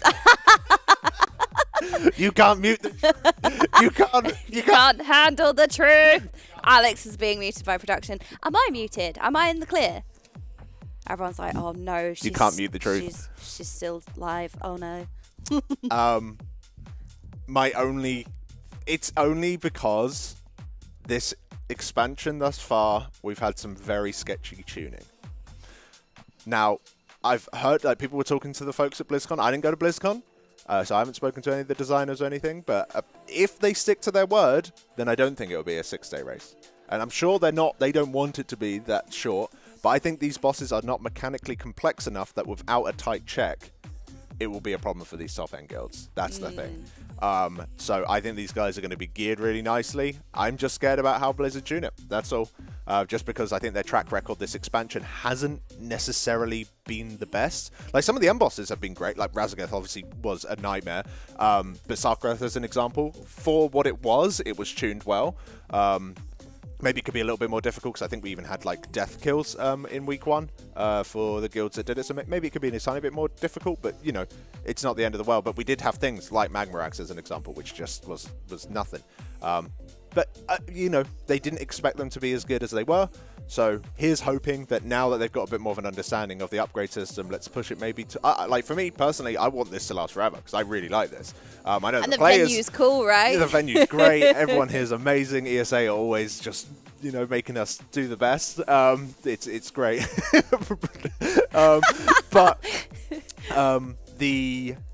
I think 10 days would be awesome.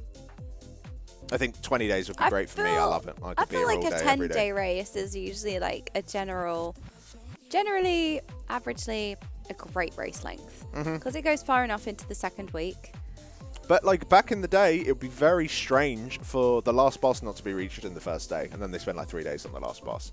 That was like a general, quite standard cycle, which has changed in more recent years, with things like Painsmith being about, things like Halandras being about, where there's these mid-tier walls that... There's always been mid-tier walls like Gorefiend and everything like that, that they've always kind of been there, but they've been there for the guilds that are kind of struggle.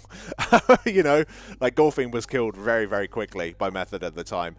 You also had it in the the Jaina tier, Battle for Tazara Law, where the robot boy, the Mechatalk fight, that was quite a wall for a lot of guilds, but the top end guilds just kind of ruffled through it, because they were good. Basically, they were just better. They were playing better than everyone else, and they were more prepared. So, although in the past it was quite standard to see the last boss in first day, and it really was a one-boss race, they've been generally moving away from that a little bit. Like, some of the penultimate bosses have had a lot of teeth recently, such as Echo of Notharian, which was a real tough one, but they got through it with that map tech that apparently you can't do anymore. I mean, Notharian was an interesting boss because I think it was the first time that Blizzard have implemented private auras, which essentially means that a lot of the abilities are hidden, so you can't easily solve them, if you want to phrase it that way, with weak auras and the like. And this raid, they've included over 20, I believe, private auras. So Neltharion was an interesting boss in general. I think there was only 3 on Neltharion. Not 3 sure. private auras. Yeah. Mostly the volatile hearts. So, you know, there were players who were afflicted with a bomb and they had to take it out and they had to react very quickly in the moment and position themselves. As we were saying, though, private auras, depending on what it is, it can be circumvented by just saying, you know, you press a button.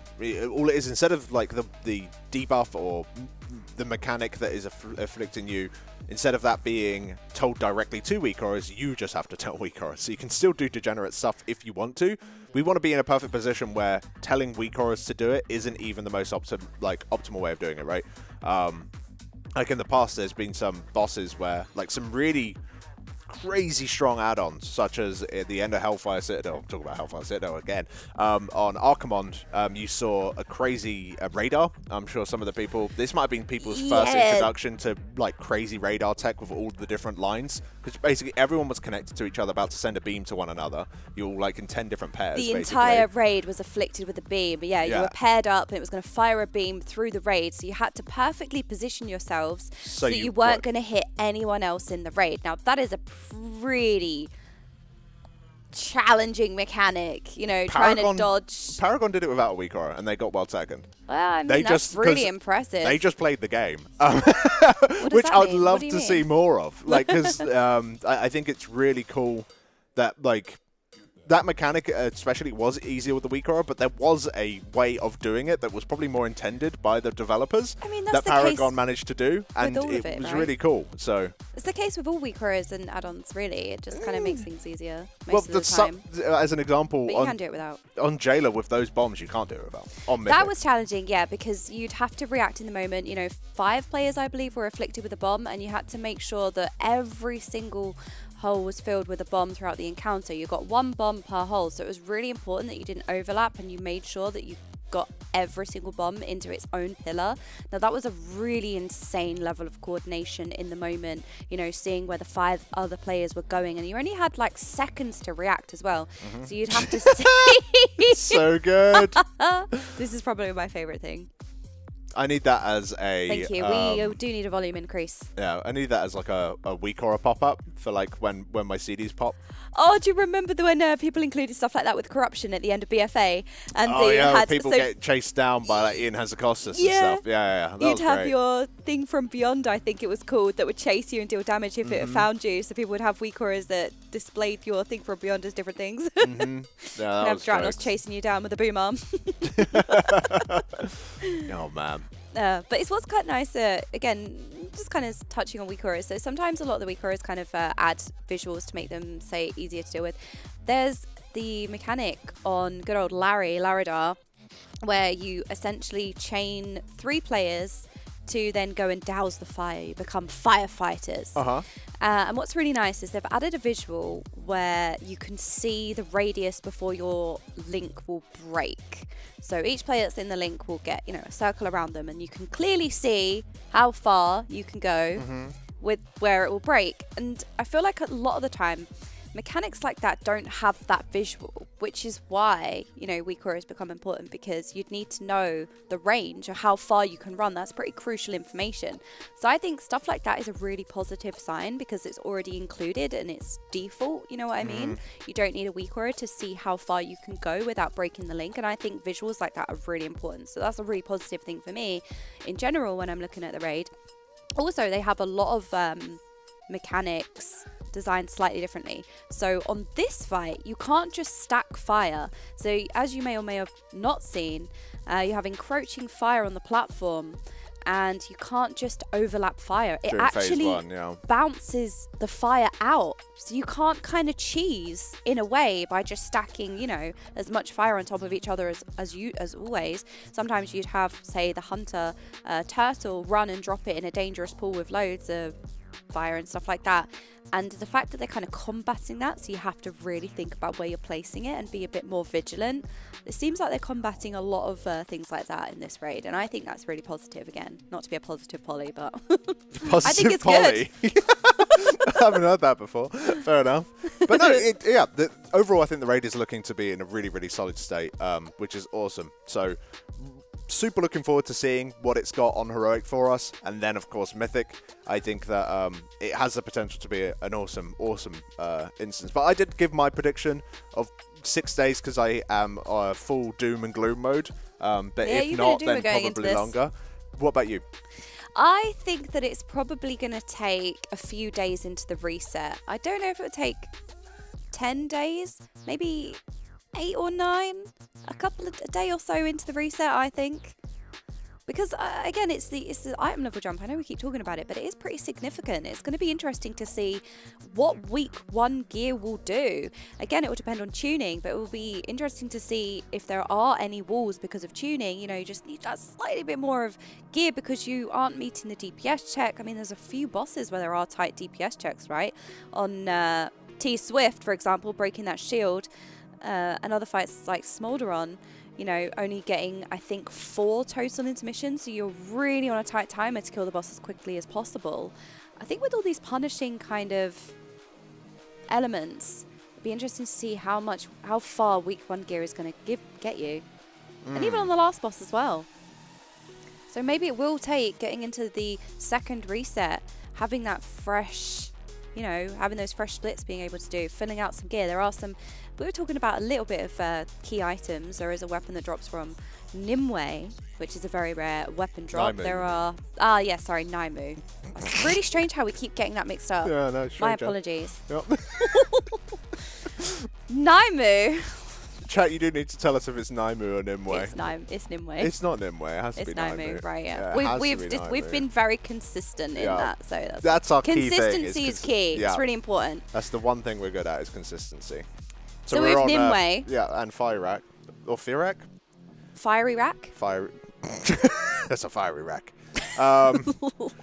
This boss, love it, by the way. I think it's the animations alone make it good. Like, it's so clear what's going on. It's so climactic as well. I'm desperate to see if they've put a mythic only, like, small chunky phase onto this. I think this fight suits it so well. The speed of it is what I expected it to be as well in terms of, like, overall duration. It does seem to be kind of matching that in terms of duration. It's just, you know, I think it might have been, I'm not sure who said this yesterday, it might have been Mike, or it might have been someone in production in my ear, I can't remember. But they said this is almost like what Razageth should have been, this fight. It's a good dragon fight, man. It feels so good. Yeah, I mean, the Razageth boss model was phenomenal, I thought. Very, very empowering dragon, and I feel like Fyrak as well. It's just so cool. The boss model is awesome. Kind of proto-Drake style with the fire. As we can see. Down the boss goes. Down. Yeah. No, awesome I think stuff. need everything. So we have got some other groups obviously making their way through other parts of the raid. We can see that Rogers and Velo's group currently working on the Dragon Boss. Not Dragon Boss, sorry, the Council of Dreams. Very, very cute boss in here. In terms of, like, is there anything that's kind of surprised you now that you've seen it on normal mode, or like on the live version as to how everything's played out, or has it been pretty much as you expected? So far as expected, probably. There haven't really been any surprises, but I don't know if that's just because we haven't reached the difficulties where the surprises can happen. We may see a little bit on Heroic, maybe, depending on how challenging the last boss is. As we said before, some of the last bosses on Heroic have proven to be quite difficult, especially compared to others. But I think Mythic will be the real tell. I mean, when we got to Holondrus and Sepulchre, I don't think anyone could have ever predicted that, for example. So it'll be interesting to see when we do go into Mythic. And unfortunately, with MMOs, gear being important, you know, you have a whole character to take care of. Preparation for the race is really important, which is why these splits are happening. They have to make sure that they are preparing their characters before they can even step foot into Mythic. Preparation is going to be everything. No, for for the sure. race. These bosses getting absolutely melted, by the way. These bosses don't last very long. Even with out of interest, production, do we know how many helpers are in each run at the moment? Thank you. because these bosses are going down real swiftly, which is good to see. As we're going into another frag pool, and this is, you'll see here the fire that you were just talking about there, Jordan. You'll be seeing how they place it at the edges of the room. Yeah. So if you do jump into the edge here, it will just jump straight out. But everyone placing it right on the very edge has managed to do it very well there. But if anyone went into the goo to drop their fire, all it would do is just spawn a swirly outside, like these swirlies Yeah, here. it just I love the way spewed it out, which I thought was really cool. When we saw that for the first time yesterday, it was like, hang on a minute, it bounced the fire out. I don't think we've ever seen that before. You know, previously You used to be able to cheese a lot of stuff, yeah. Yeah, previously you would just stack these kind of puddles on top of each other to try and save as much space as possible. And I think this is the first time we have seen the boss go, hang on a minute, no. You can't just stack these puddles. You have to place them. We have had some stuff where if you placed goo inside previous goo, it would make the original goo larger, so it wasn't worth. But this is the first time I've seen it bounce it out, which is funny. Like It was really cool. We've had stuff in the past where you'd see hunters like jump off the edge, place their goo, and then disengage back on. You had a bit of that on like Gorefiend and stuff. Like that. Was fun. Where you could cheese. I think I've even seen some clips of like people on Lich King dropping the files off the edge of the platform and stuff like that, which is fun. But they seem to be wanting to avoid that, and I think that's very wise to want to avoid that, because this is a last boss, and the first phase is going to be very tight. The last phase in itself, this first phase, sorry, being important, is going to matter as to the raid comp you might bring. I'm not entirely sure how crazy hunters are right now. The hunter in this group is doing very well. Yeah, same as Demon Hunters. Demon Hunters have been blasting in splits so far. The raid buff that they bring, of course, increases the damage the boss takes above 80%, I believe, by 5%. Is like equivalent to... We have 13 helpers per group. Cool. Nice. Well, the bosses are still going down pretty quick. Those helpers obviously slamming. Yeah. Hunter being... that buff on Hunter, on some fights where the overall damage to the boss is important, something like Smolder Run as an example, I think that buff is going to be pretty important. But on a fight like this, say phase 1 is vibey and chill, then, you know, you've got all the time, like, we could either kill it now, or we could kill it in 20 seconds, doesn't actually make a difference. Hunters aren't actually that strong, because that raid buff is basically doing nothing, because the hard part starts when the boss transitions at a health percentage, not a time, a health percentage, so you can't get free damage going into the next phase. Yeah, so they buff damage done when the boss is above 80%, which can help or hinder. So, for example, in a fight like the Jailer, the damage that you did at all points of the fight was important. So having that increased damage above 80% was really crucial, because, as I said, the damage that you did at every point in that fight really mattered. However, it could also be a little bit of a hindrance, because on fights like Neltharion, you know, the penultimate boss of the previous raid, you would stop DPS anyway. Oh, okay. Yeah, So- you're pushing too quick. Yeah, because you want to phase the boss at a certain time more often than not. And because the boss would phase at 70%, there are either overlaps that you want to avoid, or you want to transition at certain times. So having that bonus damage at the start of the fight was a little bit of a hindrance, because you would stop damage anyway. So wait for a certain point to then push the boss at the exact moment that you want. So in cases like that, the Hunter buff can be a little bit of a negative, because, you know, you can still keep them in, of course, but you'd have to stop DPS for longer. Kush at the moment. Oh, we've got some horizontal gaming happening right now. Full recline mode. This is what Splits does to you. You just get more and more horizontal. He's top damage as well, and he just looks like he's not even awake. Fully chilling out in his secret lab chair. Do not blame him. I mean, I've reclined mine in the caster room. They are so comfy. Yeah, I do the same thing at home sometimes. So just on your re-clear of any given boss, you're just full horizontal. Proper chilling out. Of course, we've got Dratnos going in there right now, see if we can get some audio. It looks like, nah, Kush doesn't even need to say anything. He's full in the zone, chilling out. Hey, he's just doing the damn easy. See, look, there's a correlation here between horizontal levels, right, and DPS. True. The more horizontal you are, the more DPS you're doing. It's a new tech. I'm looking forward to the way these ads spawn on the higher difficulties, because I can imagine that, because basically, just to give an idea of what's going on for the folks at home who haven't seen this, all of these little negative ads, these aggressive ads, they will damage the healthy, you know, helpful ads as they come through. And of course, you don't want them to die, because they're going to heal the tree. So you need to keep the friendly ads safe by clearing a path for them. I can imagine on Mythic there's going to be different clumps of healthy ads, so maybe 2 different clumps, one coming in from the left, one coming in from the right, and you need to like clear 2 paths for them. So those sort of displacement style CC abilities such as knockbacks or mass grips or a ring of peace perhaps is going to be really, really cool to see how they handle that if it's going to be difficult. Yeah, just to touch on that actually, it's really interesting. So there's a lot of bosses in this raid that's actually split the group up. You know, you have Volcaros, where on Mythic you will have to split the raid in half because you will have 2 group soaks on opposite ends of the platform. And even if they say do the ads in that way, you'll have the group splitting as well. And even on Nimue, you will have the 2 ads in the intermission, you have to split the group. So there's a lot of group splitting, which I think is really interesting. But even more interesting, there are a lot of healer mechanics in this raid. There are a ton of healing absorbs, there are a ton of ads to be healed. Because in this phase, you're DPSing down, you know, the hostile ads, but the healers also need to be healing those spirits as well. And you have to make sure you're protecting them because, as you said, the hostile ads will reduce their health as well, so you have to make sure you're healing them. And I think that's really cool that they're adding a lot of healer mechanics in general to this raid. As you can see, the seeds are now coming out. Now this is the most exciting mechanic, I think, in this raid so far. This is the one I'm most excited for. Yeah, because they are kind of like Halondrus bombs.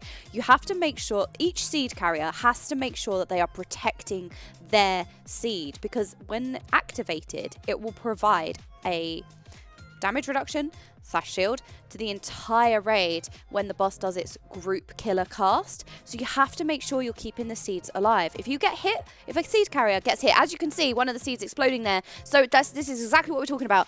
If any of the seed carriers get hit by any mechanic, they will explode. Now, this is normal, so it's not necessarily dealing lethal damage to the raid. However, on Mythic, you know that that is going to be a one-shot. So they are very similar to the Halondrus bombs. So I'm... As a viewer, I am excited to see that phase. Anyone who did Halondrus and you're out there, you're basically spitting in the face. I was a bomb carrier on Halondrus, I'm just saying. I did the work. Still standing in the fire, getting the achievement there. Dying to Firak there. Unfortunate. Good achievement to get. That is. Look, we're doing it for the achievement. We're achievement hunters. It's important. That's something that they really want to avoid, though. Yeah, this boss does take a little while, and having deaths to it is a bit of a spicy thing. So they have to work out exactly what went wrong there. But yeah, personally, the bomb mechanic is I think a controversial one. It's a bit divisive. That was a good show again of the mechanic. As a viewer, that I'm excited about, because that was seeds exploding. So they must have got hit by, the breath's going out at that point. You've got puddles going out. You've got flames as well. So getting hit by anything will cause the seed carrier to explode, dealing lethal damage. I believe that's what went wrong there. I saw a lot of seeds turning red, which meant they got hit. So that's going to be... And it only happens in phase 3, I believe. Yeah, so this is a phase 3 mechanic. So you essentially have to go through the majority of the fight, and then you get to arguably the most challenging mechanic. Whereas on Halondrus, at least you had to deal with the bombs from the very start of the fight, right? So a lot of people could get their practice in, you could see it. However, on this fight, you're only seeing these seeds in phase 3. So that's going to be quite timely to get to that point to then practice those seeds carrying. You have to go through pretty much majority of the fight before you can even practice arguably the hardest part of the fight. Is that even a live feed of Kush? He moved. Okay. Okay, we're fine. Not still count. Somehow he's got more horizontal. I thought you might have died. Oh! He's just laying there. In-game, maybe. No. Well, IRL as well. He certainly died in-game, as they did wipe just then. But, yeah, I think there's, on Mythic difficulty, the seeds can be, like, shadow infused or something as well. There's some weird stuff going on there. I need to recheck exactly what's going on Mythic. But, yeah, this fight has good potential. It has good end boss potential. Especially when it comes to a secret mythic phase. I think, in all fairness, I think out of any boss this entire expansion, Sarkareth, due to its length, was the boss that I could, like, historically see having a mythic-only phase, because that fight was the shortest end boss that we've ever had. Just flat out shortest end boss that we've ever had. No, that was a reset. Here we go, the replay. Oh, mate. Not happy about that. Not happy about that at all. Do not blame him, because they've got a lot of runs to do. Ooh. So, interesting here.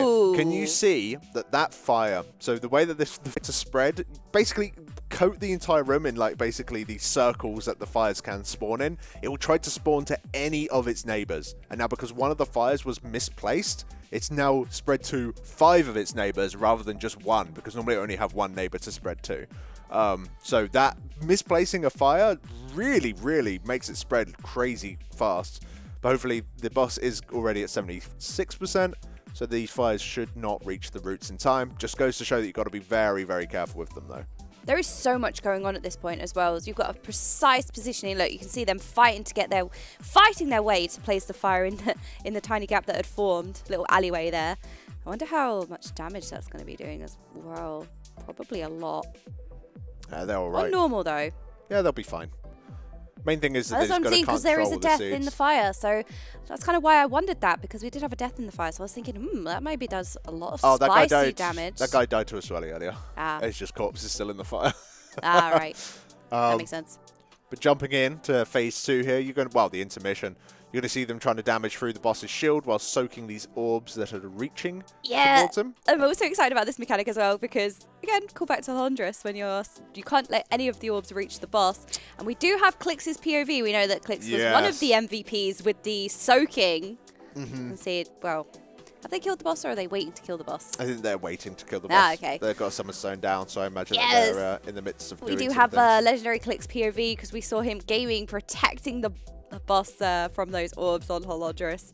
Got some spicy plays, so I'm excited to see that as well. There's a lot of anticipation for this end boss, for me personally, because a lot of the mechanics are really interesting. Well, it's the end boss of the expansion as well. Normally they are pretty impressive, large-scale encounters. Whether or some not they've healing always ads coming been in now. good is something that has historically been a little bit of a talking point. Whether it comes down to the last boss of Nyalotha being, what the hell is it? N'Zoth? Yeah, which was definitely a fight that, you know, a lot of people thought was not bad, but too long in place. It lasts. Each phase could have been half the length, and the fight would have been better for it. That's interesting, actually. So what do you think with the last boss? So with the Sarkareth in the last fight, in the last raid tier, and with longer bosses such as Sylvanas, N'Zoth being longer, what do you think is a healthy end boss length? Because they were starting to look at maybe drawing back the timer. I think Sarkareth was around a 7-minute fight, right? So that to me is that's really disappointing to me. Personally, I don't like. I think short fights are fine. There's nothing wrong with short fights. But I think for me, an end boss, I like them to be chunky. I like them to be difficult, and length is part of the difficulty of a fight. Having that mental stamina, you know, to stay on the ball and play 110% for that length of time is really impressive. But it also comes down to pace, yeah. Like I would have hated if they had the exact same amount of mechanics of Sarkareth, but just dragged them out for another 2 minutes. Like that doesn't necessarily make the fight better, you know. So it's some of the longer fights that they have made have had huge pacing problems. If you look back to things like Margok in Heimel, was an incredible fight, but really each of the phases could have been trimmed. It ended up being like 18 odd minutes to kill that fight. To me, it's not the length of the encounter, it's the pace of the encounter that was the problem for that one. You ended up doing the same thing for too long throughout. But I think, you know, we've had some great fights such as Blackhand, which is 10 minutes. We always talk about Blackhand, but that was the perfect fight just because of the pace of it. It always had such good pace, and it had everyone doing things all the time, keeping you on your toes. It was a great encounter, and that was one of the shorter ones. So, I don't know. There's something in me that doesn't like short fights, but I can't really... the shorter fights end up being really quite good half the time. Yeah, I mean, like you said, some of the best end bosses were the shorter ones. Even Syed and Athreus, I think, was around 10 minutes as well. That went off bad. Didn't have Yeah, to so sometimes the shorter end bosses have been some of the best, as I said. And the longer bosses, you know, Sylvanas and N'Zoth are the two that stand out to me the most. Those kind of more like closer to 15 minutes, maybe 12 to 14 They're still a minutes. bad fight. Well, I can't speak for Sylvanas. It was a 'cause little bit tedious. I didn't do Sylvanas, but... But I think the reason why they were a little bit tedious, I mean, Sylvanas had a lot of downtime. You know, the intermission, you kind of run in on the chains. There was a lot of downtime in general on Sylvanas, so you could really feel that time. And I think that that's why it felt kind of worse. Even with N'Zoth, I feel like it was quite a long, drawn-out fight that kind of felt tedious. I think 7 minutes is probably too short, but I think around the 10-minute timer is probably a good end boss length. They were the shorter ones. However, now we've seen a 7-minute fight, I'm kind of like, I think it was just too short. Because it is the end boss. You kind of want it to feel a bit satisfying. And 7 minutes kind of felt like a penultimate boss as opposed to the final one, you know, the last hurdle. Oh, it'd be cool to get some like really rock hard difficult bosses. Because we haven't had like a boss that we've had, you know, hundreds of pulls on for these top end guilds for quite a while. Obviously, that's not always the most enjoyable thing for standard guilds. As you can see, people setting off those seeds because they just stood in swirlies there. And of course, that's causing a good deal of grief for that group. But it looks like they have managed to CD through it, so they'll be fine for now. But they have lost those seeds, so hopefully they still have a couple of seeds available for subsequent zones to make sure they survive that boss's 100% Oh, you energy can see phase. another seed carrier getting hit by the breath there, so that means the seed is going to explode. So not only do you kind of not want the seeds to explode because they deal significant damage to the raid, but you also need the seed when the boss does its group killer cast. The seed will then protect you, which then you need to activate it. So they are going to need... Have they got any left? So I think this is now the cast where they would need a They didn't have seed there. They just used them. CDs. That's why half the raid just died. It could just be that they're testing out some things as well. This is not. They wouldn't. Nah, this is not definitely not Am a I on test because copium? there's they've It's got okay, helpers guys. It's in. just a test. They know what they're doing. It's not a test. They're kind of just doing a little bit of light trolling on this wonderful Wednesday the boss morning. is on 6%, Yeah, just over 6%. I think that's a good time to check your talents as well. You know, No, but you know, that could be why a seed died. I don't have the right talent. Sorry, guys. My seed exploded. It's just the talent diff, you know. Sorry. I think the boss still will die in time. It looks like it doesn't do enough So damage. now you're going to have the group killer cast again, see if they've got any more defensives to last. This one, unfortunately not, but the boss Nah, might they didn't have be the CDs. low enough. So I imagine, extend. like, obviously they're not doing it on purpose, but making sure that the Echo people are holding the seeds. I'm sure that I think that's what they already are doing. So I think they're just making a little bit of a whoopsie there. So it looks like we're gonna have to go for round number 3. I of mean, Rock I here. was talking about these certain mechanics being exciting and anticipating as a viewer and seeing this on normal. Oh dear. 1% though. I Might think be able they do to it. They've do still it. got 1, 2, 3, 4, Boss on 5, 7 6 people alive. The boss is on So sub. they haven't got anything for this, but people might 1%, just be I able to think. live it. Oh. Yeah, so you still got some of the DKs living it. The boss is on 3 mil health. They should still be able to get through it. It's kind of funny that some classes can just survive forever. Be interesting if there's a hard enrage coming in at some point. How many times this boss can be in this last phase? As we got 4 people coming in. Go, You can see Revis. Revis full slamming right now. Is he on his tank? I think. How much health has he got? Yeah, I think he's on his tank right now. So the tanks can survive 500k? for quite a while. It looks like Bleh. boss goes down. Don't even Easy. need it, boys. You don't even need the seeds. To survive, we needed to reclaim our aspectral powers. Whoa. Yeah. But they were never ours to take. It was about coming together I'm in as a silence. family.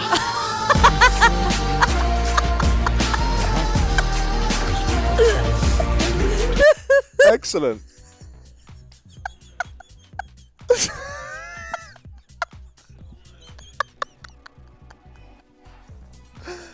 I thought we were just watching the cutscene again.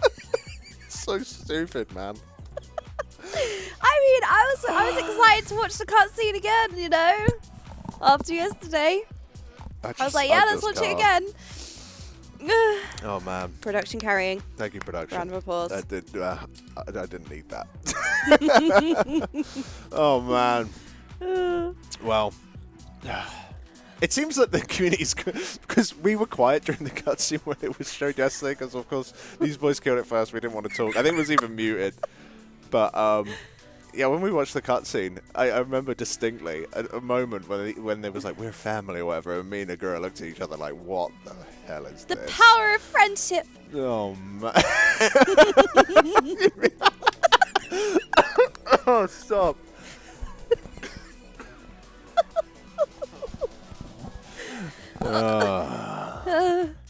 Nice replay there. No, effective use of replay. Yeah, well, I remember the thing is, watching it. I was anticipating it. I have no idea what's going on in the story in WoW, and that cutscene has not encouraged me to find out. Although I will be watching Novel's videos all about Well, it. what about the World Soul Saga? Well, if That's it's anything announced like at that, then BlizzCon. I'm really excited. Woo! Go Let's forward. go. You know, I love films that are like so bad they're good. So we'll see. I'm sure if you know what's going on, it's more impactful and you love it. But for me, I have no idea what's going on, and that didn't help. We won, yay. It's about the family. It's about the friends we made along the way. Yep. I also like to stand around and talk about my feelings. Who doesn't? Excellent. See Revers going through his character list right there, picking out a new one. Oh, Merriz with his blankie. Merriz has been loving his blankie this whole time. I know I've been watching it and everyone's like, somebody has saved Merriz. It's like, it's not easy, it's cold. It's just the blankets are so cozy. I know. Considering it's absolutely freezing outside and we're in like quite a large sort of space, I'm surprised that this whole area isn't freezing. It's a so good temp. toasty. It is a good temp. Yeah, I mean, it's freezing outside. Yeah, it's proper chilly. So, if I'm correct, I believe, and production, maybe you can correct me on this if I'm horrifically wrong, I think that we're stepping into, or people have already started, their last round of normal mode splits. I think this is the final one. Oh, okay. So we've got maybe one more after this to go. So one more. One or two more. For We'll see. sure. Yeah. Oh, one or two. It's Maybe started. 4 or 5 Did you hear more. this? Here we go. yeah. I knew it. One more for sure. Although we know how Scripe is, you know, Yeah. all the splits start finishing, and Scripe's like, Scripe's but just what left. about one He's had more enough. Boomkin? But what about one more this? And everyone's like, Yeah. No, I think. But we know Echo, they like to be over-prepared. They never want to be in the situation where they don't have something. So they will always over-prepare. They will always make sure they have that 10th Boomkin, or the 10th Mage, sorry, Mage is the main character, to throw in if needed. They always over-prepare, as you can see, the Arcane Mage is blasting. Well, Flex is on it, so it's going to blast, regardless of what he's playing. Who is this big damn? But yeah, it is something they are frequently looking to do, is maximize the amount of characters that they have available. Because as you said, the worst thing is going back and having to do it all over again. Like, oh, we're halfway through splits. We felt that quite a lot in Sepulchre, right? Where it was like, oh, we're moving on to Anduin, and we're doing splits first. So that was like a reoccurring sort of plague, and it certainly ruins the flow. Like, this is like kind of, you know, chore time for the boys. You know, you just have to keep slamming through, just do all the splits, do everything that you can, and then we can say, right, that's it. We're not jumping back into normal mode or heroic mode. This is just full focus on Mythic. That's the only thing we're doing now. We're going to be pushing it as hard as we can. Well, speaking of Sepulchre, so we had some interesting raid compositions in Sepulchre, notably on Lords of Dread, where it was a very melee-only focused comp. I think they had a couple of Warlocks out at range, and that was about it. Do you think there are going to be any raid fights in this raid that are going to have some interesting raid compositions, or do you think we're going to see a pretty clean standard raid comp? And when I say standard raid comp, I mean, you know, making sure you have the raid buffs in place, any kind of standard raid comps in this tier. Well, with the raid buffs, which I'm not here to be a doomer, raid buffs do limit your composition quite significantly. It basically almost sets up like 3/4 of your raid almost. So you only have a few positions really that have flexible, that have any sort of flexibility. But you do, like, in theory, if you have like a mega degen comp like we did on Lords of Dread, where we didn't have really enough ranged players for it to matter, like casters, we got rid of the mage. And the last time we had a mage sat was like in Uldir, I think, because they were just so trash on certain fights. So, well, it might not be in Uldir, it might have been. Either way, it was some point in that expansion where there was a mageless high-end kill. So, yeah, it's only when things go to their real extremes. And currently, I can't see that, personally. But then again, I was blind to it on Lords of Dread as to how strong those cleave classes would be in melee. And the fact that, you know, having few but very tanky ranged players was actually a really nice way of playing the fight. Yeah, because those dots just hit so hard and it just ended up being too chaotic, which you can't really predict. You kind of have to see that through doing, right? So a lot of comps may creep up on us or surprise. For sure. For sure. Yeah, no, I'm looking forward to it. Hopefully Hopefully that's going to be the case. So we were talking about raid buffs and kind of set positions. I think with all the raid buffs considered, I think it leaves around 6 spaces that can fill. So Because what do you have then? So you need the Hunter if you require the extra damage above 80% of the boss health, which I think for most bosses that would be pretty important. Especially bosses where damage is important at every stage of the fight, which will be fights that you're not holding DPS to wait for a certain transition or wait for a certain overlap or wait for a certain mechanic in order to phase it or to continue. So that would generally be helpful. Demon Hunters obviously bringing that magic buff, which is very crucial. Monks bring in the physical buff. And then you have mages bringing in, priests bringing fortitude, and paladins actually bringing 2, I believe. 2 auras, yeah. 2 auras. Yeah. You have the Wind Fury from the Enhance Shaman. It's just, it eats so many of the Druids spots, man. bringing versatility. Yeah. So there's a lot of Do you like raid buffs? Okay, so I think my favorite iteration of raid buffs was, I like raid buffs, but I liked it, I think it was BFA, where you had raid buffs, but you also had scrolls. So if you were missing any raid buffs, you could just pop a scroll. It was a little bit less than you'd get from the class itself. So I think it was like 3% less or 2% less or something. Something like that. It wasn't too significant. Because I know they nerfed scrolls and it was almost not really worth it. But I liked it when, I do think it adds flavor, right? Which is good, but I kind of liked it when you could do something about it. Like even if you didn't have a bloodlust class, you could press drums, and you had ways of kind of dealing with it if you didn't have one. I think it put less pressure to include those specs or those classes, especially in Mythic Plus where you only have 5 slots, right? I felt like it allowed for more variety on compositions. So I do like raid buffs for flavor, but I think it would be good if you had a way around it, such as the scrolls. In my opinion. What about you? I hate raid buffs and I think they should be removed. Okay, well that's that then. All right. I can see why people might like it because it makes their spot a little bit more, like within their raid team, maybe a little bit more certain. Like, oh yeah, no, we're always going to bring a mage or whatever.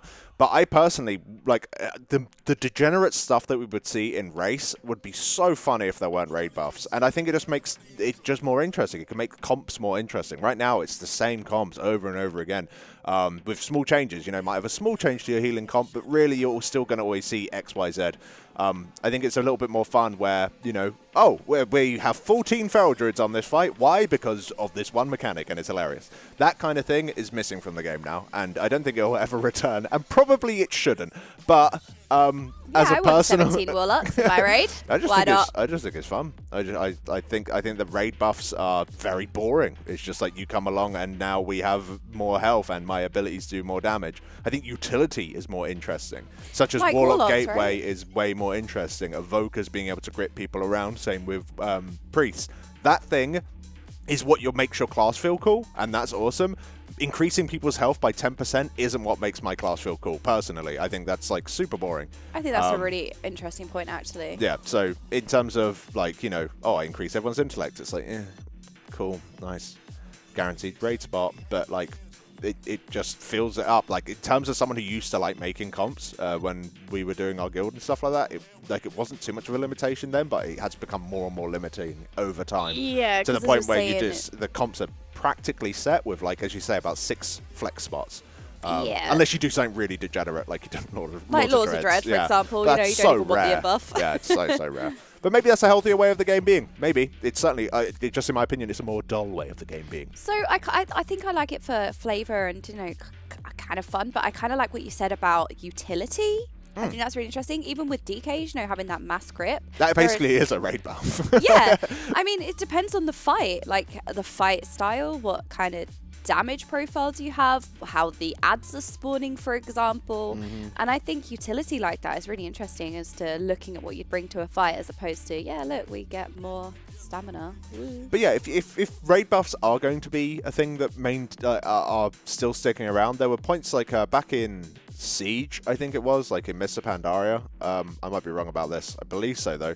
But your pets could bring different buffs as hunters. So if you were missing a raid buff, you could just swap out a pet for it. So a hunter, in a way, could bring every raid buff. Could use anything, Bloodlust as well, couldn't yeah, Bloodlust as well, which they can still do that? now, yeah. So, but that's like ferocity pets, whereas back in the day I could bring like extra physical damage taken, or, you know, I could bring stamina for the group if I wanted to as well, which was like a nice thing for you to be able to fill out a composition, especially because obviously there was 10-man raiding available then as well, so you could... you sometimes were forced to try and cover those sort of things because you might not have had like a priest in your group in a 10-man team. So it was cool. That was fine. You know, I think that was a pretty healthy way of doing it because it still allowed some sort of flexibility. You can see one of the seeds going off there, unfortunately not picked up in time, but hopefully that's the last seed that we will be seeing pulsating at this point. These people, interestingly, if you get targeted by a tornado, it looks like you have to drop the seed on the ground, put it back, and then come and pick up your seed there, which was cute. I like that. So that's a cool mechanic. The seeds don't necessarily have an expiry like the bombs on Holondrus. However, they do make you take increased damage the longer that you hold them. And I do believe on Mythic there is a debuff from picking it up again. So there is going to be a little bit of balancing going on Mythic, a little bit similar to Holondrus. You can't hold the seed too long. For sure. So there's going to be a little bit of balancing, and as you said, you know, there could be a case of like dropping the seed, dodging something, or taking a mechanic away to the side of the room. These sort of circles, for example, I don't know if they can. I think so. Those circles that the players are running out with now, I believe they can target seed players. So yeah, it's we just cases saw that. like that. Yeah, so it's cases like that where you then drop the seed and someone else would have to pick it back up. So that's going to be really interesting to watch. So we've got to make sure they are keeping them all alive. I believe you only need, well, no, you need more than one because the boss will cast, I believe, minimum 2 seeds, perhaps, because I think we saw the boss casting 2. Or maybe you're going to need all of the seeds. I think there's a little That'll be confusion because they are interesting to placing see. down multiple seeds for these knockbacks. I don't know if the seeds stack in terms of how much of a DR Yeah, I think or you mitigating would need effect. to use one, but the boss does several of the casts, so you do need to keep more than one seed alive. Interesting to see how many spare seeds you have. Yeah, but you can if you see can say there, that. like for both of them, we've used 2, and now one of them got exploded, so it looks like we only have 1 seed left. But I think it's, well, obviously the boss is about to die, but yeah, So interesting. perhaps 2 seeds per cast then. Maybe, So you I need don't know. to protect all of them. No seeds spare. I didn't think the mitigation effect stacked, but who knows? Oh, we'll find out. As we're looking at Nimue here, Miss Naimu. It's Naimu. Oh, okay, it's Naimu. It's Naimu. Right. For sure. Is it actually This a character time for in the sure. lore, out of interest? Is this like a person that we know? I would love to answer that question, but I have no idea. Oh, we need chat. It's Oh, It's- cool. You can see the data down there. This is something that we've introduced, by the way, guys. yes. So you can see the combat time, our best pull, the amount of pulls, how many battle res we've got available, how many deaths that we've had. You'll also be able to see when Bloodlust is available. It's something that's going to be a little bit hit or miss during heroics and our splits, because the data that we're getting is like from different people and they're all in different runs. So you might be seeing a little bit of that, but during Mythic especially, you're going to be seeing that available. It's going to be very, very useful for us to do. Yeah, So- I mean, you can easily see if Bloodlust is available, how many battle reses they've got, how many pulls, and the percentage of the best pull, combat timer, lots of interesting data, especially for viewing when you want to access that super quickly as well. Otherwise, I know sometimes we're scanning the UI, trying to find where the battle res is, and I know in the past the players have been told to keep it kind of in the same place, so just so it's easier for us to find. Oh, dude, finding people's battle reses have been such a pain. So I'm glad It's like that a we've mini got... game in itself. It really is. But by the looks of it, on the right-hand side, our Warcraft Logs leaderboard. This is for Heroic, just to be very clear. Are you sure? Because no one's done any Mythic bosses just yet. But Blue Shoe getting the world first Heroic kill by the looks of it. Yeah. So congrats to Blue Shoe. That's encouraging to see for anyone who wants splits to be done quickly, by the way. If Heroic, like we've had it before where the last boss on Heroic hasn't been killed, maybe even until the split guilds get to them, so like Echo or Liquid get to them. So it's good to see that that boss has died early. That kind of is maybe an indication as to its difficulty, that hopefully it isn't one that you'll need to spend, you know, maybe 2 or 3 hours progressing the first time. Hopefully it's something that can kind of fall over pretty quick, which of course for these guys, they don't want to spend time progressing a heroic boss. They just want the gear from that boss so that they can actually get their teeth into something more difficult when they can have all 20 of their players together rather than kind of spread out across lots of different places with lots of different helpers. So fingers crossed that it's not too difficult. We will see. Yeah, I mean, we want to get through these splits as fast as possible, but it is important to gear the characters. You know, the gear mattering more this tier than any tier before, since Legion, I think, the highest IM level upgrade. So as tedious as the splits and the race to world first preparation can be, it is so important. We can't call it tedious yet. It hasn't even been half a day. It hasn't even been half a day, Jordan. We've been casting for an hour now, Alex. Ugh. It's too much. We're on the floor already. Oh my goodness. Do you remember in Sepulka, anytime any of us would make a cast a curse or did anything actually that upset the chat, we would be demoted to the floor, castle on the floor. I think it was shoes on the sofa was the biggest. That's bad though. We've got these lovely sort of lovely sort of throw. Yeah. Fluffy throw. So we also have Goosebert here. We do. Our I'm not sure. Oh, you can just see. There he is. Oh, you can see his. You can see his eyeless soul next to me there. That is a terrifying thing. at all. It really is. There's something really eldritch about this bird. I don't know if you noticed, but for people unaware, our goose here has no eyes. But it did have eyes. It did have eyes. Why are the eyes gone? One particular raider, not going to mention names, but you know, got a little bit excited and attacked Goosebert. Right, as you do, of course. Eyes fell off.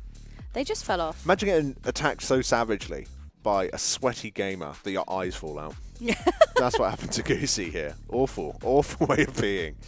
But we hope that we can get him some eyes again soon. Googly eyes, I think, would be good. Yeah, for sure. The thing is, his eyes before, they were kind of soulless. It made him look scary. This time, I'm with him now. He's a good. Maybe that's why they were taken off. He was a little spooky. Spooky. Going into Smolderon here, I love that. The fact that there's very little trash. It's just a bridge, like a little gauntlet bridge. Dodge the swirlies, for sure. Get That's as much way trash as more possible. fun. I know, because in previous raid tiers, we've seen so much trash in between bosses, and it just takes so much time. I know maybe thematically, you can feel like, you know, you're charging a city. For example, in the last raid of BFA in Nyalotha, you kind of wanted to feel like you were going into this whole city, but I just feel like too much trash is more tedious than it is a positive. I don't know if we necessarily care about it being thematic when we have to kill thousands of trash mobs. So I prefer, I mean, a little bit of trash is good, I think. But having a gauntlet going from one boss to another is really cool. I feel like that's way more interactive and way more cool. I hope they continue that forward to the next raid that they're bringing out, the Nerubian one, by the looks of it. You saw at BlizzCon the layout of that, where they're kind of introducing quite a lot of verticality in terms of the way that the instance is laid out. I think it was really cool. I'm glad that they showed that, because I think, you know, it especially with something so early, it can be, I think, maybe a little bit. What's the word? People can be a little bit funny about, oh yeah, that doesn't look that good, it doesn't look that polished, but of course not. It was really early stuff, but they kind of gave us an idea. But one thing that they did do, which I thought was quite cool, is that there seems to be a choice of 3 penultimate bosses. So the split is there. I don't think we've seen that before, right? We've seen things close to it, but not exactly, I would say. So if you think about it in a way, it's like after Painsmith, you had 3 bosses, right? You had the Guardian guy. Revenant and you Soul had Rinder. Yeah. So yeah, I think I didn't know. After Painsmith, was it? You had the Guardian fight. Painsmith, yeah, you had the Guardian guy. You had the guy with the twirly runes on the ground. You had Kel'Thuzad. Yeah, Fate Scribe and Kel'Thuzad. So think of them now, instead of them being one by one, they're a separate, so you get to choose one out of the 3. So whether or not that'll be 3 penultimate boss difficulties, or it'll be more like one's a little bit easier, one's a little bit harder, and one's like kind of somewhere in the middle. We will see, but I think it's a cute sort of idea. Like giving you a choice that late in an instance is normally quite rare. You're normally quite set at that point. They normally give you wings early. I'm glad that they're kind of mixing it up, because they've done this whole, you know, you go into the raid, you kill 1 or 2 bosses, you then split up, look for clues, kill 2 end wing bosses or 3 end wings, and then you come back and then you finish it off, right? It's a good design, don't get me wrong, but it's been something that we've had maybe for a little while, so swapping that up and giving us a new flavor, I think is certainly going to be something that is going to be enjoyed. Yeah, having the raid not so linear and having choice, I think, is nice.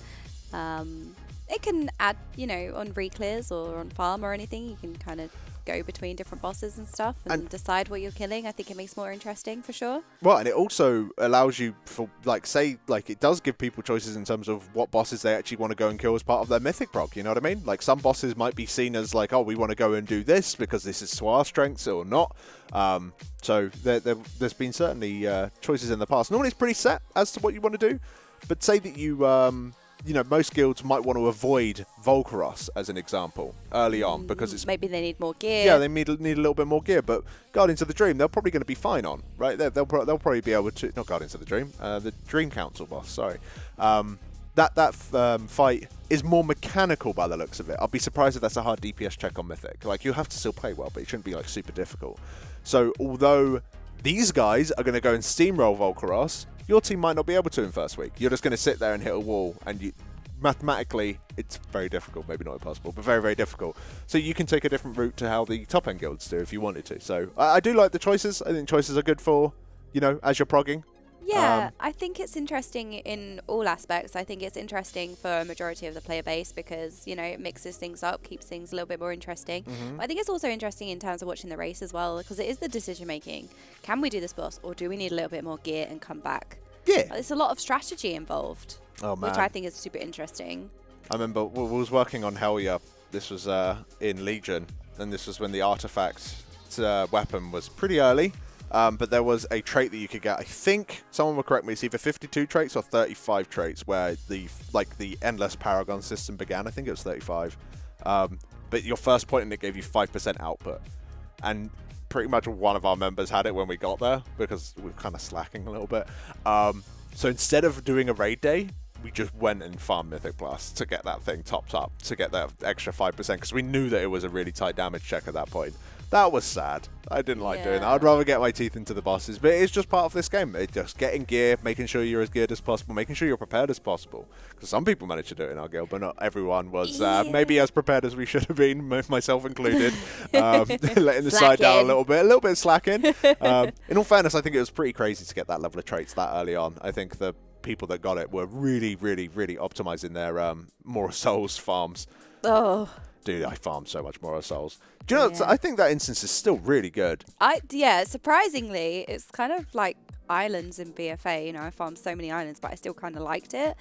It was the same with More of Souls. I kind of liked it as a dungeon. I think it's because it was a 3-boss instance. And I prefer the shorter boss dungeons, especially in Mythic Plus. I think I prefer the shorter dungeons. They always kind of feel a bit better, like Gambit. I also like doing disgusting pulls. It feels like it's something that they're kind of Blizzard are kind of like fighting against, like putting target caps on your abilities and generally making it so the trash is a lot more front loaded. We spoke about this a little bit on the journey here, but that's one thing I kind of missed from the Legion era of Mythic Plus, of just going into Mora Souls and just run into the first boss with like 3 fire mages and everything just dies, and it's so satisfying.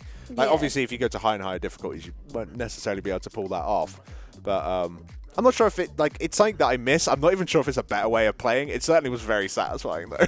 Yeah, I think it's always good to see numbers go brr, right? Oh, so the bigger pulls are always really fun. I think that's why I enjoyed Gambit quite a lot. And they did put mobs in to kind of prevent you from pulling too much. They'd put mobs in that would do the fish stick, which would heal all of the mobs, but you could stun that cast. So you'd have to be really wary of how many you pulled in, depending on what utility you had in the group and how many you could deal with, or whether the key was low enough that you could just brute force it.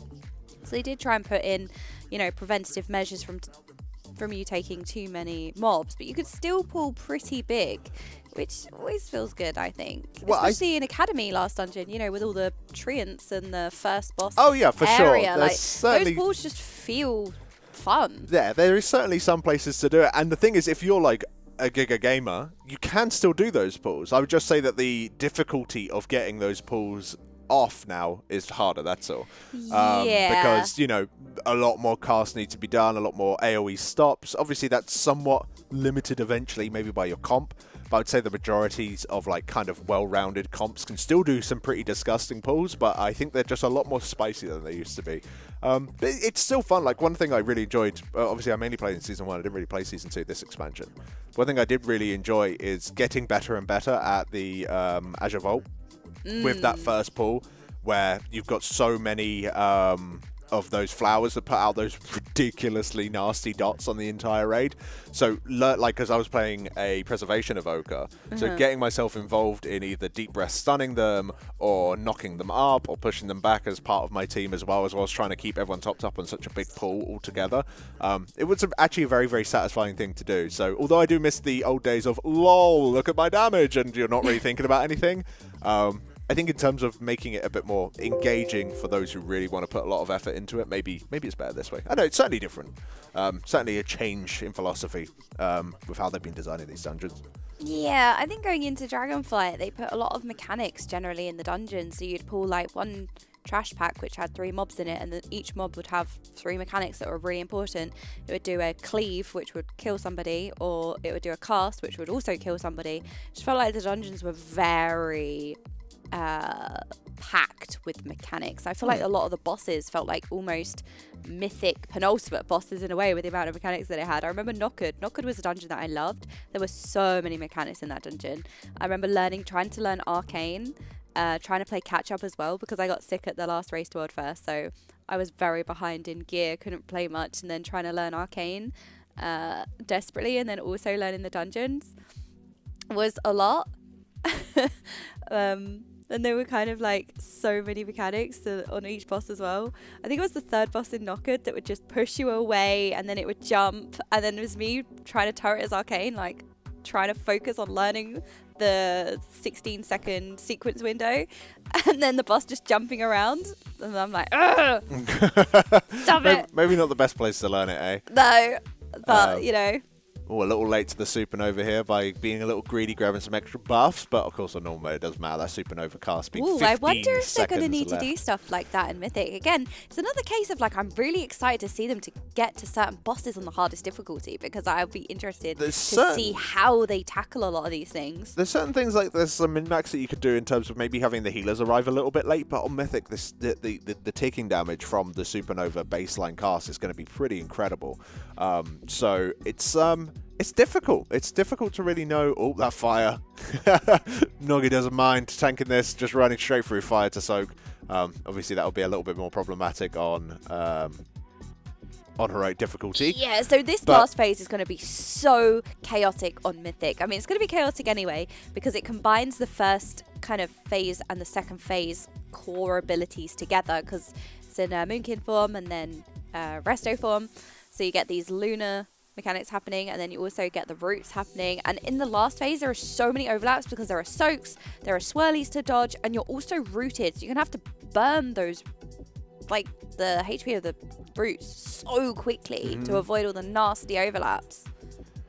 Yeah, I'm thinking this boss is going to be like, it has definitely the potential to be difficult, even if it isn't tuned particularly difficult. Just because I think they could do some real crazy overlap stuff. So a boss like this in the past would scare me, because Blizzard have been known to make some real crazy mechanical overlaps that they then had to hotfix to make work properly. So, but I think they've become a lot better at that within recent expansions. Like, making a functional boss is something that they do quite well. It's normally tuning that is more of an issue nowadays. In the grand scheme of things, that's not, like, you know, too bad. It used to be the case that the top-end guilds would get to end bosses, and they would either just functionally not work, or they'll be immensely overtuned. Something similar to, like, Razageth was kind of a sneak peek into the past a little bit, as to how things used to work. I think on Sargeras was probably the worst one, where they spent, like, 3 days before they could even get into Phase 2 properly, because the first phase was just so jank. You can see them going into the portal there. Yeah, the flying tear. in. Yep. Rushing on in as they're going to be fighting for rank. I think it's really cool, actually, that they're incorporating Dragonflying again to get to the last boss arena. It's cute. I just feel like thematically, as you're going through the raid, it's really, really cool. Like, I'm actually excited to play this tier because of, like, the gauntlet going between the bosses, and because the bosses look so fun. And then also, like, the gimmicky boss being dragon riding, also looking like an excellent boss as well. And then, like, just dragon riding to get to the last boss and going through that rift. It's just cool. I legit think that this tier, like, if I was playing the game, I'd be very, very excited for it. Because I've been a little bit doom and gloom about certain parts about this tier, but I want to be extremely clear. I just think that there might be some what race to world first things that might not be like up to the standard, up to like into the place that I want it to be in terms of some of the tuning, because I want this to be really chunky and difficult for the guys to get their like teeth into. But I think like for like anyone that's doing this raid on pretty much any of the difficulties, it looks so good, man.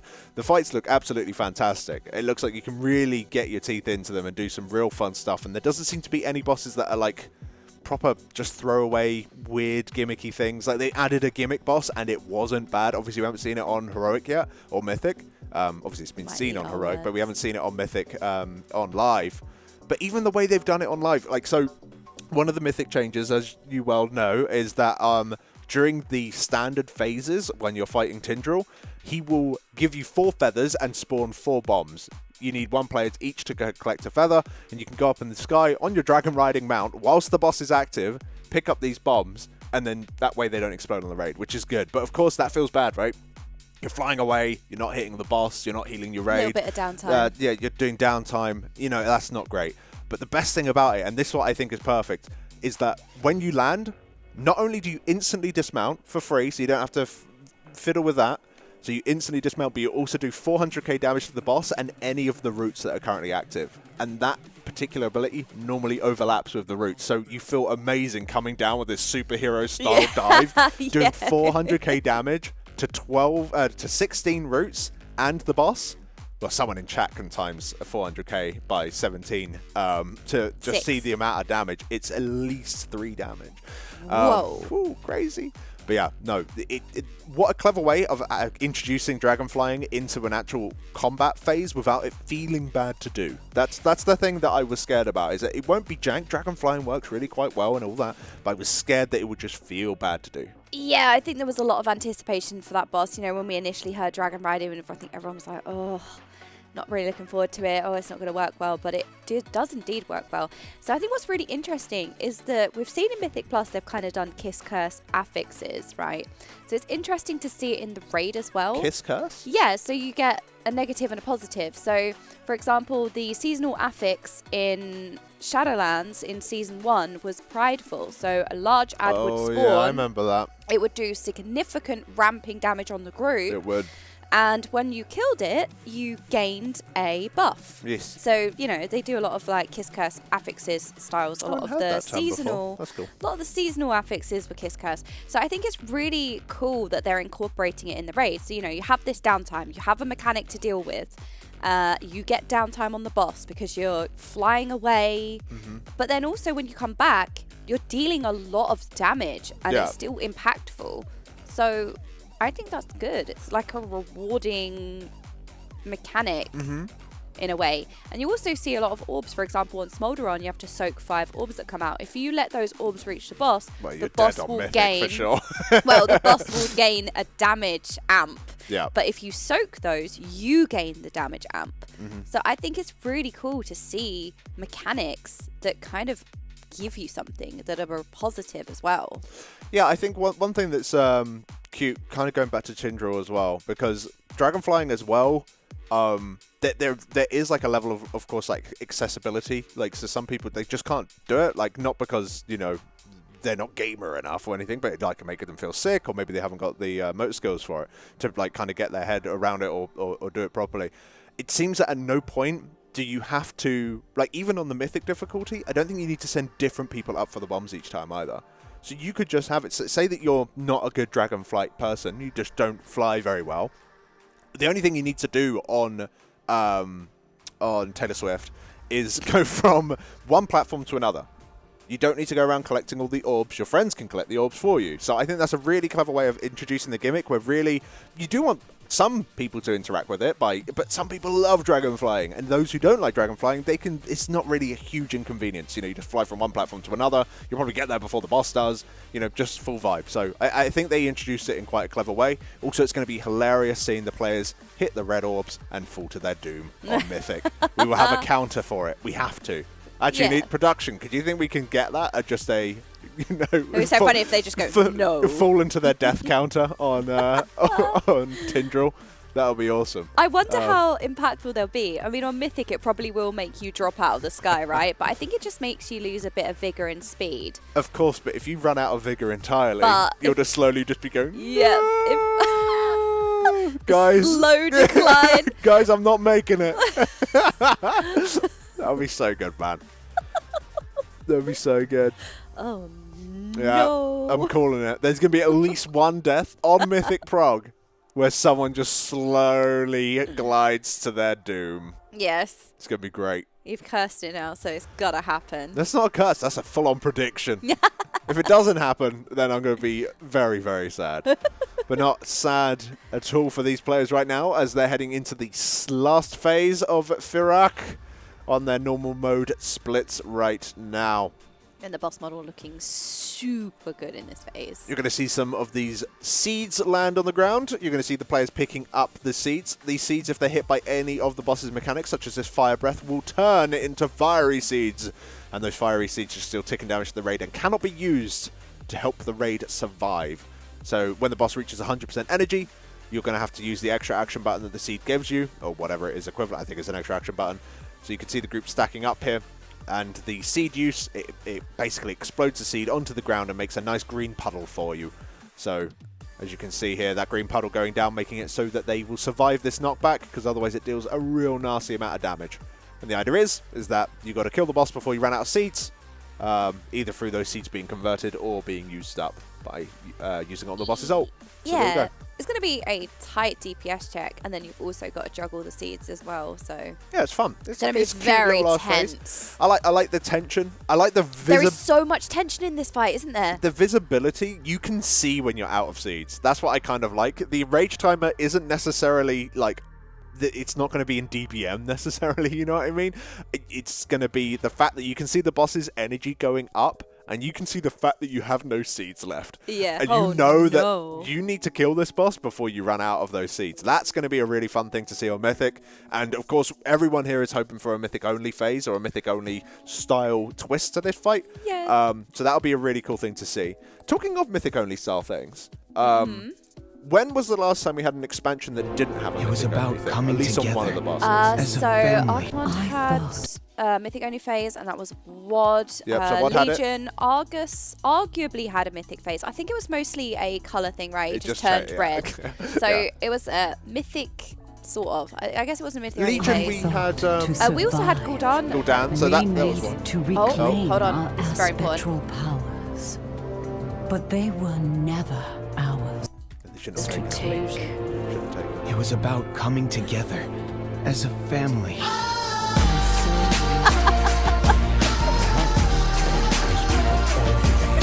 Every time.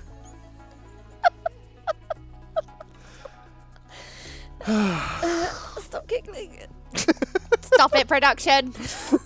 It's so dumb, man. Everyone's like, no, don't stop it. Oh, man. That's a rough one. I know, that is so funny. I feel like I feel like everyone kind of was sharing the brain cell, because like as soon as that happened, everyone was like thinking the same thing. It was so great. It's not good, yeah. I don't know. So Mythic only phases. So in Legion we had Gul'dan then. Gul'dan, so that yep. was that dumb. But So- that was not the final raid of the expansion. That was actually in Nighthold, right? So we had an additional 2 raids after that, because we had Tuma Sargeras, and then we had Argus. So we technically had a Mythic only phase in Nighthold, and then the Mythic only phase in August That wasn't a mythic was phase. just a I colour don't know why change, people right? said It that went- was a mythic phase. Well, The boss was it just wasn't red a phase, instead. but the boss was red, so very important. Thematically, a thematic If Mythic. this boss comes down, yeah, and it's And a it's mythic blue. only phase, and it's just slightly different shade of red, I'm going home. No, it's yeah. going to be blue. They go blue. Yeah, there'll be a blue dragon. It's going They to be a should do Frostfire something, dragon. yeah. Like if they, I'd rather there's no mythic only phase if they're just going to give the boss a I'm blue now. color palette swap. It turns into a goose. You saying he's the mythic only phase? Yes. I don't know. I wouldn't say such things. Do you know what? Do you know what I think's really weird about this? Is that I've seen like him just kind of move around by himself at night, which is a Why little are you off-putting. saying this? The venue. Like when you're the here venue by is yourself, already. you can just hear the little pitter patter. Like, and you look around, you can see these move somewhere else in there, Can I go home? and then it It's just not just the when toy it's really car quiet. that production have Just that they've been really- driving around when it's- into players' feet. When it's really quiet, you're gonna see. Is that like a Minecraft villager? Dude, it's happening. He's cursed. The reason he doesn't need his eyes is because he sees all. He's all seeing. And we are all seeing as we're going into more bosses here on our normal mode so splits. We haven't got too many left, which is good to know. No, we've not got many splits left. The normal splits are ending. Apparently only one more, but, surely One more quad core, Surely one more. Because the players right now, they are doing 4 runs simultaneously. We had a lot of triple core last time, is what they call it, where you have 3 of them going all at the same time. This time around, we are gone to 4.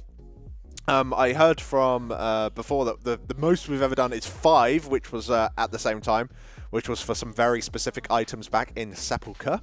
But thank God those days are over, where Sepulchre was literally every other day was just, let's go randomly back into splits. We're cutting that out by doing them all at once, getting as much as we possibly can, so that we hopefully, from roughly, I would imagine, midday tomorrow, At this perhaps pace, tomorrow evening, we can start getting in those mythic pools. But if you guys are available and can help out in these splits, do type !splits in chat. Perhaps get some information there as to how to potentially become a helper and have the opportunity of getting some goodies for your loot opportunity gifting towards the guys. You two can stretch your talents mid-fight. You can show these raiders how to really play, and you can be on TV. For sure, for Win-win. Yeah. And also, you guys have been absolutely amazing thus far in terms of the donations that you've been sending in for Rise Above the Disorder, a charity that we've been working very closely with for the longest of times now. Overall, across all of our events, we've raised over $170,000, and we do want to keep pushing that number. We've got some fun donation incentives coming up, such as mainly Unjailing Touchdown, one of our favorite songs. So if you're able to get that in, then please do. We've also got an Alex Ross experience, which is terrifying, and I still I'm scared of the gauntlet. A Race to World First Grand Prix.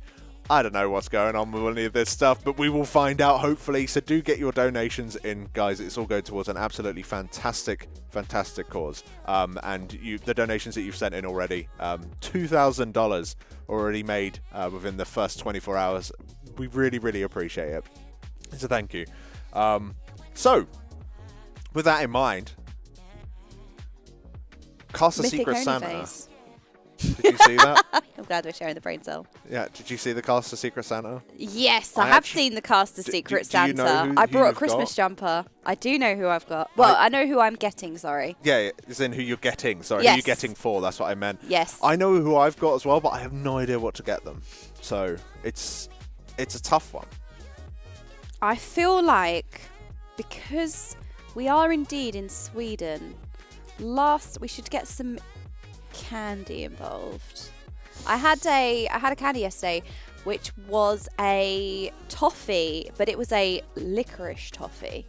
Okay, let's be real though. Before you just start like annihilating an entire country's candy, that was candy from a car rental place that had their own packaging on the outside of the candy, right? Okay, so So instead we of need to clarify. This was some probably I'm just low-tier saying- candy, yeah? I mean, I'm just saying, there's plenty of opportunities to get some really good Secret Santa presents. You know, last time we were here, we had salted licorice. Okay, that was trash. So, I'm just saying, there's lots of opportunities to get some good Secret Santa presents. Yeah. I thought I'd like the candy but hate the pizza. It's the other way around. I mean, could even order someone a pizza. I do like the pizzas here. Everyone's just like, well, like I think we had like the banana and curry sauce one, which if you ask me is like, you know, whoever came up with that does need to maybe, you know, think about what they've done. But it is delicious. It was delicious. So I kind of went with the tactic of eating the whole slice in one go, so I couldn't really taste anything. Yeah. Fair. So that was probably the good way to deal with the pizza. That's fair enough. That is fair enough. Interesting to see if we can get a new pizza happening, perhaps. As we do indeed have some more donations coming in for Rise Above the Disorder, providing help with mental health to those in need. Make sure you're looking after yourselves, a very important cause. So we have a donation for $20 from Miss Flux. Thank you so much. Even if every one person in the chat donated $1, it would go a very, very long way for a very important cause. You guys have been rioting for Touchdown for a couple of days now. Actually, no, because we had the stream going, streaming all of the build of this place. So you guys have been rioting for Touchdown for weeks. Well, Let's unjail it. let's have a yeah. I'd like to get unjailed. Maybe we'll get a couple of sussies Get from the some casters sussies. again. Are we going to get an Alex Sussy? No, you won't. Donate. Donate, and it won't happen. Okay, well, tell you what, we are going to have a little bit of a walkabout, have a little bit of a break. So we're going to throw it over to comms and have a little listen in with Wave. Do not go anywhere. We will be right back after this small After break. these messages. Yes.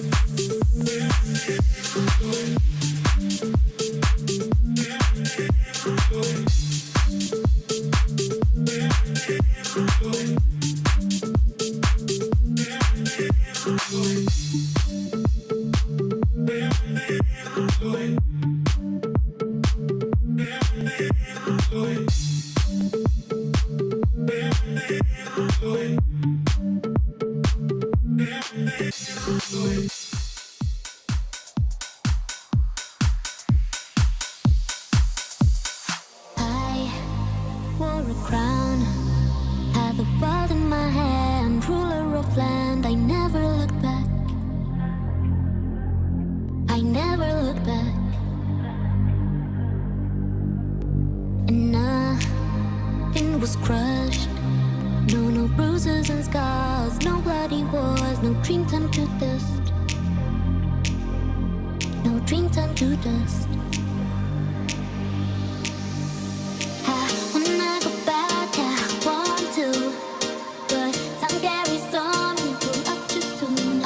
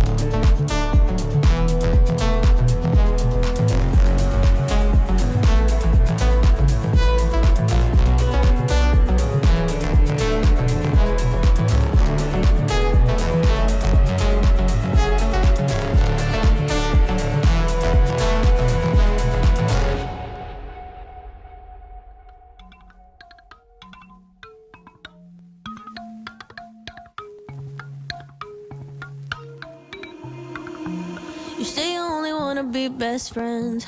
I just wanna be a damn girlfriend. What I gotta do to make you face the truth? You didn't act like a friend that night. Maybe that's why it felt so right. Do I really need to spell it out for you? So why you trying to hide your curiosity? When I know you call my name out in your sleep. Tell me, friend, can't you see you're in love with me?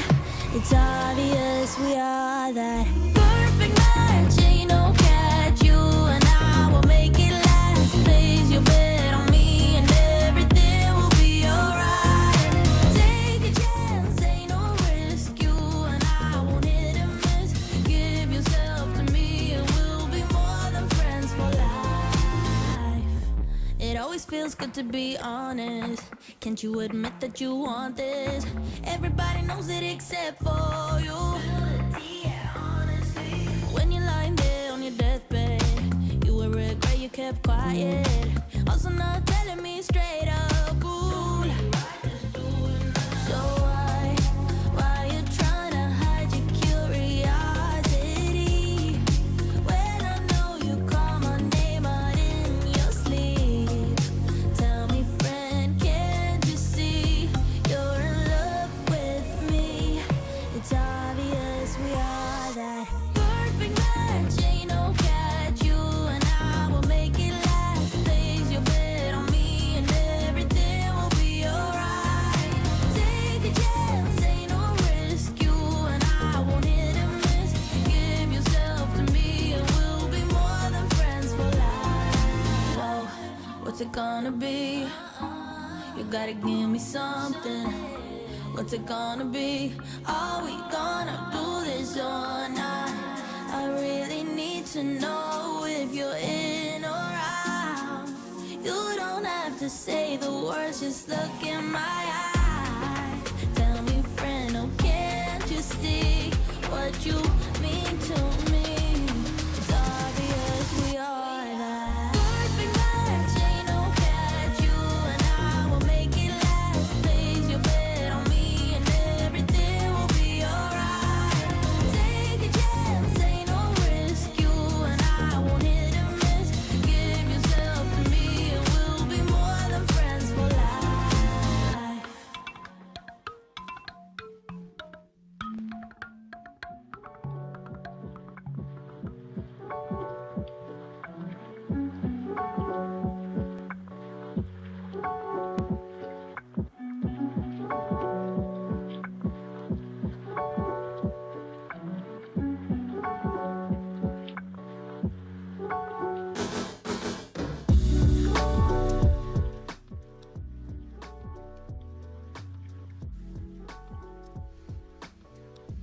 Hello, welcome back. We have something sus on the table here that looks rather ominous. I am OK Mage, joined by Fat Boss TV Alex. I don't Hello. like the ducks. I Just don't like 'em. them, ever, in general. Problem is, we've also got someone on the U.GG analysis desk. Not only for Ooh. analysis, though, No. but someone who's been scheming. I'm Look here at to that scheming I'm here face. to explain the ducks. Oh, Mitch, go on then. Tell Okay. us what's going on. They have You ready? instructions. Yeah. Okay. So, the ducks of disappointment. Oh, okay, that makes it better. No, I don't like that. Okay. Using the rod, fish for a duck and get it on the hook. Okay. Turn the duck you've picked over for a kiss or curse surprise. Oh. Give me a You kiss. must do whatever it says. No takebacks. Well, there you go, Please. Jordan. And You some can have some fun. some additional some additional sounds good. information. Yeah. If you receive beans on the duck, What there's do you an mean, beans? you'll see. Okay. There's an included spinner next to that little Yes, there pile is. of jelly. Yeah, there's a little spinner here. Yeah, not you will baked use beans. that to select which bean you are to eat. Okay. Okay, They're all delicious. Correct. May God have mercy on us soul. That Yeah. does not sound Best of luck. suspicious. Thank you. Okay, good luck. All Okay. right, well, first My up for favourite you. colour. Oh god, this is actually hard. I thought the difficult part would be the. What if we can never catch a duck? no, because the more I laugh, the more that it swings. Well, Oh, no, that's Does not that cool. No, you got to pick it up. Okay. I can do this. It's We're a tiny... legitimately going to be here for hours, folks. No. I got this. If you think splits were painful, Yeah. No, but just like the more I laugh, the worse. I don't blame you, yeah? Like, this. I'm trying to like go. I think you need to go from that angle. Oh! That was a total accident. We got a duck. I've got a duck of disappointment. That's going to be great. Okay, would you like me to read it for you, or do you want to read it? Will you read it for me, please? Okay, there we go. Whack, indeed. And Beans smiley face. they're all delicious, so this is going to be great. Beans Let's have a smiley look face. what we've okay, got so on the we've got menu. to spin the bean wheel. Look how cute the Okay, bean wheel is. so there's a lot of right, this is a little Okay. So it says peach ? Or bath. Hold on, show it for the camera. There we are. Oh, so they could be one of two different flavors. Oh. Yes. So okay. it's either juicy pear or a booger. Okay. Right. We'll give it a spin then. Let's see All what we right, get. let's see what we get. Go. Meh. Oh, wait, hold That on. counts. That was cheating. Okay, never cheating. mind. Hold One more on. then. There we go. And Get a it good spin on it. spins. Okay, I got pomegranate or an old bandage. Ooh, that sounds nice. What colour's that then? It's like a pinky one? It's got it's a pinky Probably see one, that. but it's also got like dark spots on it. This one. There you go. Okay, Does that well, count? Yeah, that's got like dark spots. so on it. pomegranate So or this old is- bandage flavour. Let's see how. I love eating bandages.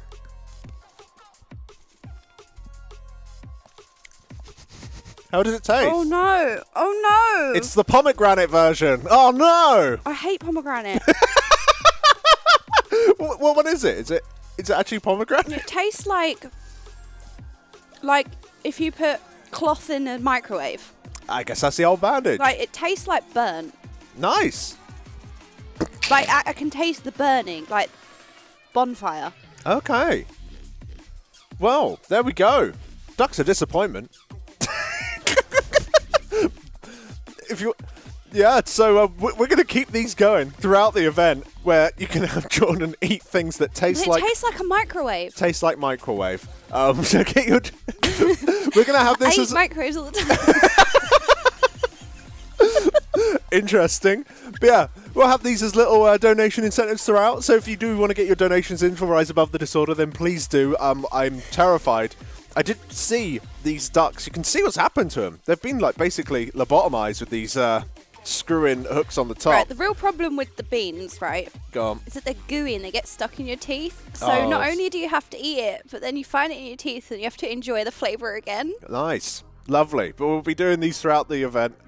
I can do a solidarity bean for sure. Shall I just pick one at random? Do you want to pick one for me? I think you should Just a pick rando the bean. green one. This green one has like an absurd amount of brown on it. Wait, do you want to know what your options are for that one, or Yes. do you want to just Yeah, let me know. So it's a green it's one with either- brown on it. a juicy pear or I don't actually like pear. a bogey Fair enough. booger? Let's try it. Oh, that's foul. You know, Oh, that's real. Oh, that's real nasty. Yeah. Oh God.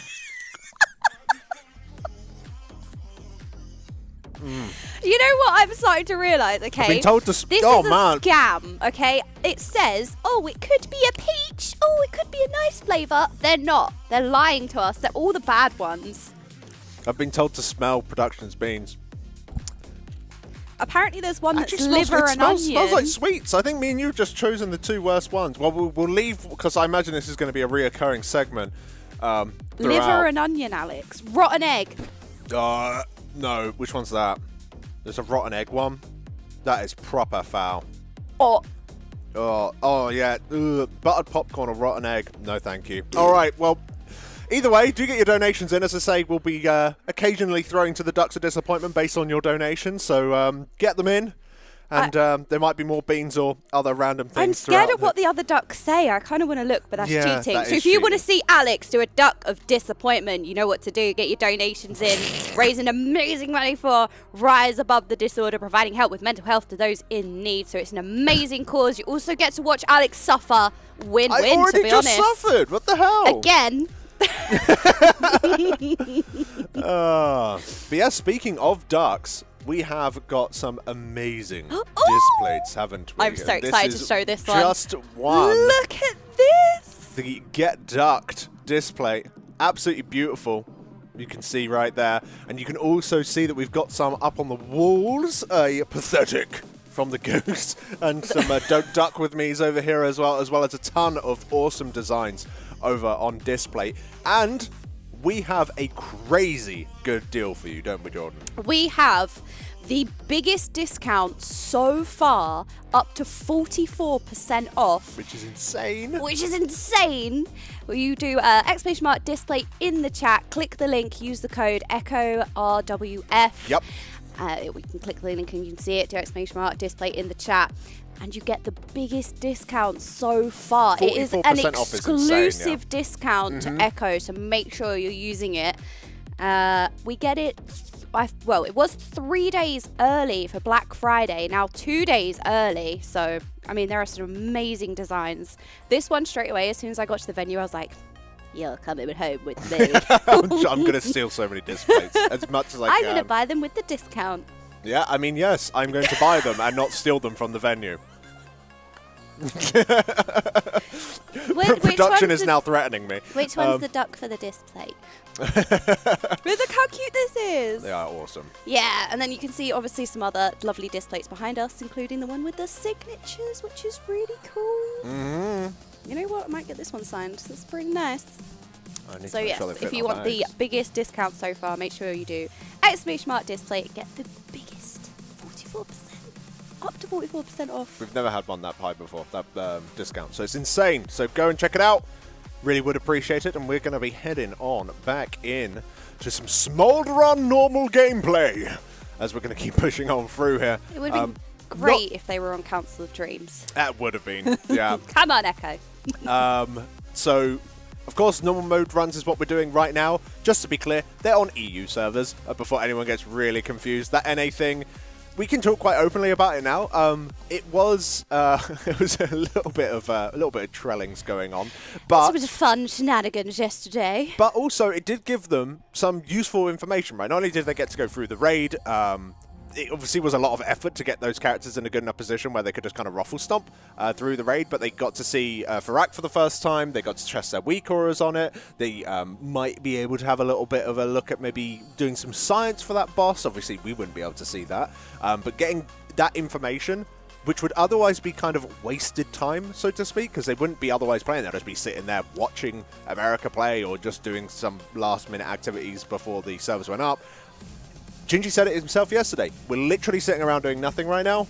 Why not play on NA? Yeah, and it looked like they had great fun with it as well. I love the character names that they had. I saw an anime god in there. I saw, what else did we have? Oh, what was it? Love America. Young and Hung, I think it was as well. Scooter god, I think. Scoot god. So they were having a lot of fun, which again, just to touch on what you said, it's kind of cool because they wouldn't be doing anything anyway, because our reset is 5 a.m. on the Wednesday. So something like that. You know, it's time that they had, and they had some fun going into normal with the race to world first normal. Yeah. And we got to see the cutscene. First time broadcasted. It was cool. It was cool to see. Well, the cutscene wasn't, but like getting to see the end boss was cool. So yeah. Big ups to that. That was. I'm glad that they did it. I think it was some fun. Yep, there we go. Cuts. Family. Unbelievable. Absolutely unbelievable. Next level stuff right now.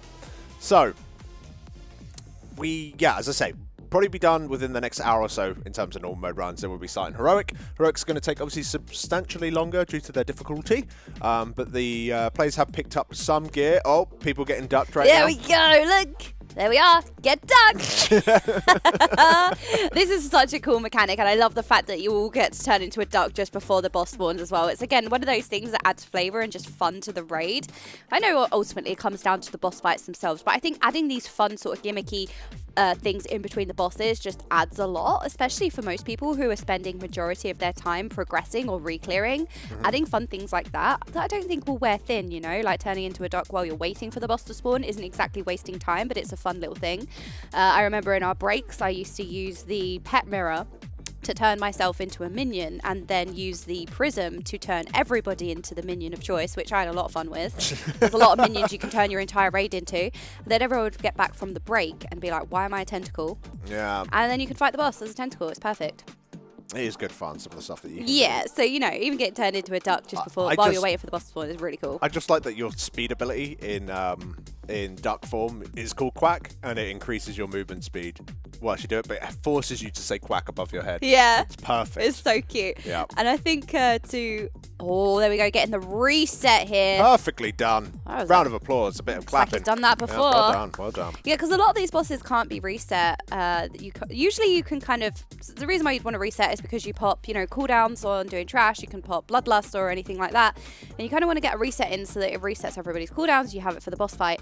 And a lot of the time, what you do is you pull the boss and drag it outside of the arena. But sometimes you have bosses with arenas that you can't really do that. There is no reset point. So you're going to have to get a hunter or a mage or you just die to it. arguably, yeah, or a death. You know, there's a couple of ways, but you want to reset the boss so you can see Gingy firing that frostbolt and then immediately invising so that the boss had no target and it would reset because no one else would be in combat unless a healer would have healed him. And perhaps it could have gone to the healer. Perhaps. Maybe, but we don't know.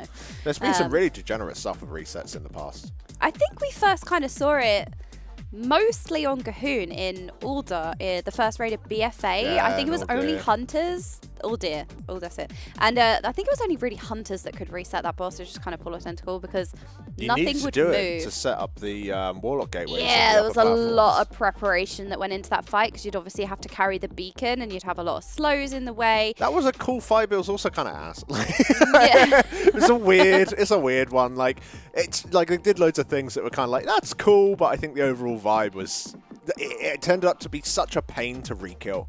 Like, so many people, once they killed it once, they never killed it again, which is so rare for an end boss. Yeah. But it also didn't drop anything good. Once again, showing that players are very loot oriented in this game for sure. They're loot driven. If the boss don't give you anything good, then why bother going? Especially... For the glory, Alex. Nope. No glory allowed. Glory has been banned. That's it. There we don't go. care. Get some ducking going on.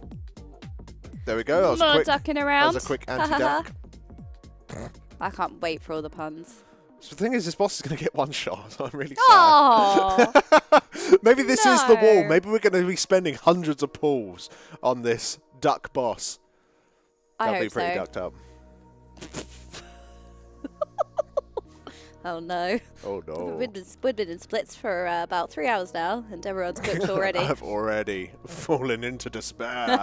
But this boss on Mythic is very cool, mostly because, you know, like we've spoken about it, there's like the rock, paper, scissors going on where, you know, you've got to stop the boss's abilities with other boss's abilities. But on Mythic, they're happening at the same time, so some of the combinations are a little bit more difficult to do. So mainly you just got to like save the ducks, so you got to like bounce the ducks between players so you can make sure that you can transform the bear when you want to, or you need to deliberately save patches on the ground. Like, you can't eat all of the patches on the ground because otherwise you won't have anything to counteract Pip's song.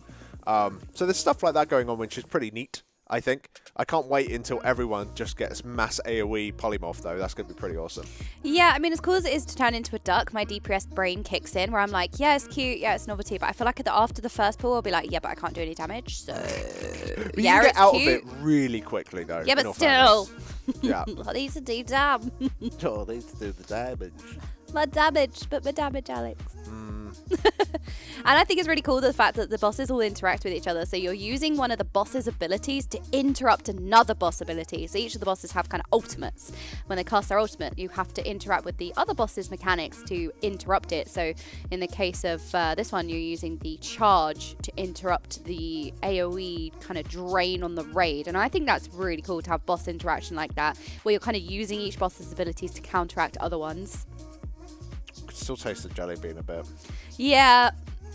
Was it actually bogey flavor? I think this is all a scam. I think all of the jelly beans are just the bad one. It did taste really grim. But the thing is, I don't like pear, so who knows? Oh, so it could have just been either one. Okay, Really? it was a cursed one to begin with. Yeah, there's no kiss curse with that one, just No, curse just curse. curse, yeah. Well, two negatives make a positive, Alex. It takes sweet water. I disagree. Oh, we've already had a spicy water incident. Everyone's like, she's talking about spicy water again. Was it last night or the night before? We all took water home with us Alex was driving. I called shotgun, so Preach had So to you sit in the put back. Mike in the back So Preach behind was in me. the back, and he there was like no space in the back, so he had his like knees up in the back. But I called shotgun, and it's the rule of shotgun. I had loads of space. It was great. Unbelievable. But before we left, we got water from I think it was the player's fridge. That's probably where we went wrong. And I remember when we got home, I was so like parched. Went to take a big swig before bed, and it was sparkling. It was spicy. I was so upset. I was like, the race hasn't even started yet, and Spicy, we've though? already had a spicy water incident. The It's not race hasn't started. spicy. It is. It's just bubbly. It's No, not it's like, you know when Would something's you say so... that? Yes, no, we're not going through this Would again. you say that Coke is spicy? Yeah. Like a Coca-Cola? Well, you know when it's or... really fizzy? Like really fizzy. Yeah, but that's and not it gets spicy, like in your nose and it that's just fizzy. fizzes. But it's like in a spicy way. No, it's just in a fizzy It's way. spicy water. It's and just fizzy way. Nobody likes sparkling water, okay? Well, I can agree with that. So, literally nobody. But you can call it fizzy. It's not spicy. It's spicy. Because it's the shock when you drink it. Shocking water. I have no idea what you're talking about anymore. It's disgusting. That's what it It is. is gross. Don't get me wrong. I don't like sparkling water either. I was like, the race has not started yet and we've already Do had you an like spicy incident. food? No. You good with spicy food? No. Lemon and herb at Nando's is too spicy. Why are we on the same schedule, production? Why you sat me down next to whatever's got Miss Mayonnaise Is on there a a lasagna? spicy jelly bean? Do you want to talk about what you did with the mic? Yeah, thank you. Okay, be muted. Perfect. Oh, we don't need to hear about microwaving cereal or... Oh no! Oh man, that's been no. rough. Am I still muted? No. Oh no, do I have to defend myself? No. I'm not the only person. It's indefensible, so it doesn't I'm matter. not the only person who microwaves cereal. What do you mean? Production just like, yeah, you are. I'm not even going to respond. I'm just going to let that sit Everyone there. in chat is like, get her off, please, get her off. This is what I have to deal with. We're sat in the caster room. We're sitting next to each other as well. Just absolute heinous combination. I had a coffee the other day and I had like a nutty 10 minutes and Alex was just looking at me like... How do I, like, do you have like an off button or? What's going on? This is I think rough. I tried to say 4 different sentences at the same time. Oh, that was on the way here, yeah. No, you just... I got in a confused state. No, you just obviously didn't have your warmed up, soggy cereal. It's nice warmed up. It's good. Look, it's just because nobody understands. Nobody's microwave cereal, so you don't know how good it is. Try it. Don't waste your cereal. Oh, thank God. Production saving me, getting me an actual caster who knows how to handle food. He's like, so any other food takes? Yeah. Anyone. Literally anyone. Please, anything else. Anything else. Oh, man. This is probably my favourite image so far. Excellent. Well, it's good to see you, Dratnos. How's it going? Oh, good, good. Oh, he's gone. I miss him. Oh no, she's back. Unforge. I love the fact that there is a guild called Blue Shoe. And I love the fact that Blue Shoe is Blue the Shoe first is top. guild I that has haven't heard killed the of- last boss on Heroic. Yeah, I haven't heard of Blue Shoe before. No. Yeah, I've been out of the loop a little while though, so I have no idea what sort of guild they are. But I used to know like top 100 quite well. Top 100, top 150. I normally recognise names, but Blue Shoe is beyond me. I think might be new. Could be. Who knows? But Formation. congratulations to Blue Shoe, slamming out that Firakon Mythic. Heroic. Yeah.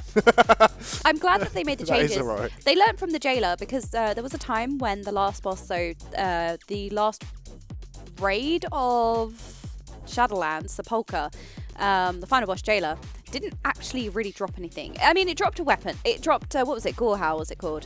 It dropped some good items. It wasn't a fact that it dropped nothing, but it didn't drop tier. Yeah. So what you would see is that no guilds, and it also took quite a bit of time as well. So the time wasn't really worth it for the loot that it dropped. For sure. So you actually didn't see the jailer go down for a long time. Yeah, it happened. Funnily enough, we were just talking about it. Happened on Gahun as well. Oh, Gahun yeah. didn't die until like the Friday, and then like only one guild killed it because it was like they killed it in like a bugged way. Then they fixed it in a way that it didn't really work. It took people ages to get like a. So the first kill was quite easy, but I think like the second kill onwards took guilds a little while from memory. Could be talking nonsense though, but I'm pretty sure that's how it works. You would never. Just trying to remember all the old things as we are Back in heading my into day. the intermission. With Firak here. What just happened there? I didn't catch that. No! I was looking at the boss. Oh, God, no. Okay, I don't need to see that. That's terrifying. Ah! That's not good. Don't like that. I think that image was taken from the little like cart that we have been driving around. I think Preach just put his face in front of the camera of the toy car. So jump scaring us, yeah? Okay, too much. we've made Mike angry. Oh dear. It's the Mike of disappointment. It's not the ducks of disappointment anymore. He'd be angry at the fact that you're microwaving your cereal. You guys just don't understand the Do power. you put of- mayonnaise on your cereal? Yeah. My brother puts ketchup on a roast dinner with gravy. What? Yeah. He loves ketchup. Maybe, my family's built diff, I think. That's a strange way of saying built wrong. Wow! No, come on. Ketchup? Ketchup lovers, back me up. Not on a roast dinner. With gravy, you know, like ketchup mixed with the gravy. It's great. Well, it's not great for me. I hate ketchup, but my brother loves it. I was joking about you were joking about the mayonnaise on No. cereal thing, right? Please. Yes. I need this. I need you to say you're joking. What about mayo on curry, though? So we're going into the second phase. You can see them clearing up the ads here. Quite a cool phase. You've got to keep the healthy ads alive because they're going to walk towards the boss. Walk towards the boss. Walk towards the tree even. Oh, my brain stopped working. But you can see the tree's health bar at the top of the screen. It's going to get filled Yeah, up when getting in those those ads reach healer there. mechanics as well, making sure the healers have something to do, because ordinarily otherwise they wouldn't really have much to do. For sure. DPS gets all of the mechanics, you know, like DPS have to do damage and kill the boss, and they also have all the mechanics to deal with, so it's just really nice to see healers having something to do as well. I think you're just trying to annoy as many people as possible, aren't you? I like rapid fire. Yeah, like, rapid trying fire- to make rapid the whole fire entire chat riot. Making enemies as quickly as possible. Yeah, any Yes! percent stress. Production's like, you are succeeding. Rile the chat. Oh man. Oh, Oh, I don't think this is actually charging I correctly. plugged it in. Not sufficiently, unfortunately. Mayo. Okay, so production is informing me that somebody in the chat puts mayo on spaghetti, and I feel like that's probably the most cursed thing. You do that with So I'm gonna lasagna. just project, and I'm gonna put it all on that chat now. Yeah, but you do it with lasagna. Oh, yeah, but does that count as spaghetti? It's pasta. This dead air is a really good sign. I didn't think Alex could be more disappointed than the bogey flavoured bean. Well, the ducks have brought disappointment. They've succeeded. If you want to see Alex pull another duck of disappointment, make sure you get your donations in. Oh, wait. What goal are we setting for you to do a duck of disappointment? I'm not too sure. We actually need to fix the iPad because it's not charging right now. Fix it. So I will need to sort that out momentarily. But I'm sorry. I'm full stun locked by your culinary tastes. Is a way of putting it. I I'm very suppose. innovative. Yeah, maybe it's on a whole new level. Cutting edge In all tech. fairness, I haven't had microwave cereal before, and maybe it's biz. Yeah, Right, that's it. I'm making We have all got- of the casters try microwave cereal. we have got a microwave here. We have got milk. I think we even have cereal actually. All right, I don't know if we perfect. have bowls. We've got the tech. That'll be the don't. next one. I'll make everybody eat microwave cereal, and they can give you their honest Maybe it's opinion. good. Like It is good. I can't see in how any way, shape, or form Nobody it would eats be. Doesn't it get Weetabix cold. Doesn't it get soggy Well, when you put it in the microwave? Depends on what you microwave. I don't know, like Cocoa Pops There or is no something. way that anybody eats Weetabix cold. Like anybody, I feel like anybody eating Weetabix cold, that's like worse than microwaving cereal. I don't eat Weetabix. So. Because you always microwave Weetabix. Put loads of sugar on it. It's great. Production might be angry. I can't tell why. We're getting some very menacing thoughts in our ears right now. The production just being outwardly toxic. I love it. All right. Well, it looks like they've managed to get their normal mode a little bit more under control for this last boss, as we've been having some spicy pulls recently. Not as spicy as the water that Jordan drinks, mind you, but pretty spicy, as it seems that indeed the boss has gone down. The cutscene has been automatically skipped, as it should That's a be. shame. Oh, what a It's shame. worth a watch. No, I don't think it is. Oh no! Thank Rush you. should stop. We needed to reclaim our aspectral powers. But they were never ours to take. It was about coming together as a family.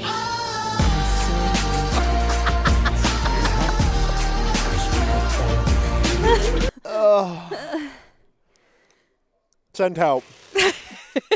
Send help. Okay, shall we say, so we're on 2.2k. Should we say 2.3? We'll do a duck of disappointment? No, I'll do it on 3k. If you guys get to 3k, 3k. then I'll do a duck of disappointment. Ooh. Yeah. All right, 3k. I'm a Challenge fancy, accepted. I'm a fancy bitch, so I need to be I'm fancy. I'm so fancy. As it Expensive looks, first date. Look, yeah, you need to wine and dine me. I think we got another team right now. Can we have a look at clicks? I like watching clicks. Clicks are such a that was a quick We had swap. so many hero plays of protecting, the Holondrus from all of the mines going out around the outside that you have to soak and stop getting into the boss. And I'm really excited for the cool clips that are going to come out of it with this last boss with protecting it as well. And even on Smolderon, because on Smolderon you have orbs that you have to soak. So each player will get their own 5 orbs. If you soak it, you gain a damage buff. If you don't soak it and hits the boss gains a damage buff. So He's on it's his really important to enhance make as sure you're well, soaking man. those. I like and these on again, his enhance. the Kiss Curse affix where you're kind of dealing with the mechanic, but you also get a gain from it, from dealing with it. So I think that's really cool. As you can see, the boss is going into the intermission now, so they will each have to deal with soaking their orbs. I believe that's on normal. You can see the orbs coming in right now, so they will gain a stacking buff. They don't want to let them hit the boss, doing as much damage as possible, as they have to deal with the patterns on the floor. I think one of his orbs went into the bar. Okay, they're doing a great job. Good job, Clicks. This is what we're tuning in for. No, he's letting them go in now so that he doesn't later. Ah, okay. Just getting it out of the way. Yeah, you can see clicks Oh around no, this they've one got some kind of Oh. weaker there, or a macro that tells that it's like a name and shame Oh, if they've missed an no. orb. Oh no. You can see him chatting now. He's just like, nah, that didn't happen. That didn't happen. I wonder if Kush is still horizontal gaming. No. Oh, ooh, He sat has become- upright. Yeah, he's sitting upright in his secret lab. Okay, things are getting At serious attention. now. It's because he's playing a rogue now, so he actually has to focus on playing the game rather than a demon hunter where you can just kind of, A bit more intricate. just randomly just press buttons. I say that, I don't even know how to play demon hunter nowadays. Seem pretty chill. I think you just I headbutt love the demon keyboard. hunter. I love demon hunter in Legion. It was so fun. I really liked the whole dashing and jumping and gliding. How does it feel playing a Drakthir? Evoker in general. It's pretty good. The only thing I'd say, and I don't know if anyone else feels this, is that Disintegrate doesn't feel like chunky enough. Whereas when you're playing as a Devastation Evoker. Like, I'm not talking about numbers or rotation. It just doesn't... You're spending like 3 essences on it. It doesn't really feel... Like, it doesn't feel like a Chaos Bolt, Chaos Bolt's like real big hitting abilities. Yeah, This or one- Glacial Spike with Frost Mage. Like, there are Yeah. some abilities that just feel really satisfying to press, right? Yeah, this one's more like... It's just like a little buzzing noise. Like an annoying drill in the distance. Like 2 floors down. That's how it feels. It's like... It's just a little irritating. And it's one of the crucial abilities, right? It's one of the main It's one- damage-dealing abilities. Yeah, for sure. But it's a really fun class to play. But yeah, I just wish Disintegrate had a bit more meat to it. Yeah, I mean, it looks cool. That's purely just like a visual thing, really. Like I think how it plays is fine. But then again, as I say, didn't really play a lot in Season 2. Hoping to play a lot in Season 3. Doing like quite a lot of Mythic Plus until the new year when I'm going to start doing some new things in FF. Yeah, see, I actually really like the dungeon rotation this season. I remember when they announced it, I was feeling really happy about it. I think people have been mixed, which is, always going to be the case. Everyone's going to have different likes and dislikes, right? But I was very happy about the dungeon rotation. I was happy to see 2 BFA dungeons come back. I think we got Waycrest Manor and which was the other one? Ataldazar. And they were 2 dungeons that I really enjoyed in BFA. Now, it's really sad because I started playing in Legion, so people call me an MMO Zoomer. And I think it's bad that I get nostalgic over BFA dungeons, just to, make everyone even more mad. But I was so excited to see Waycrest Manor and Taldazar come back because I loved doing Mythic Plus and BFA. I feel like for me, Mythic Plus and BFA was like peak. I just really enjoyed it so much. I think Shadowlands Mythic Plus was also really enjoyable. There was some pulls in Atalda as well from memory that were kind of ass. Hopefully they've moved some of the mobs around. Yeah, there were some really tricky pulls, but Like I think it's the right side, like to get into the boss on the right side of the room. You know, the triangular room boss. I can't actually remember all too much what it does. I think it like places down totems and stuff. That boss was kind of a pain in the ass, like to clear the trash around it. Like you had to do some weird stuff, like you pull them to the side and like then feign death or like res the person. Yeah, there was a lot of that. That stuff's just kind of a bit irritating. There was a lot of snapshotting as well. You know, you'd that stuff's jump all on a been fixed pillar. now, though, right? I think so, but you used Which is to a shame. pull a lot of mobs and then snap all of the tiny baby dinosaurs onto a pillar, stack them all up. Kush's face right now. I'm not sure if it was too pleased. Please get that that as a replay. That was great. He had a great facial expression right there. Kush. He was just like, no.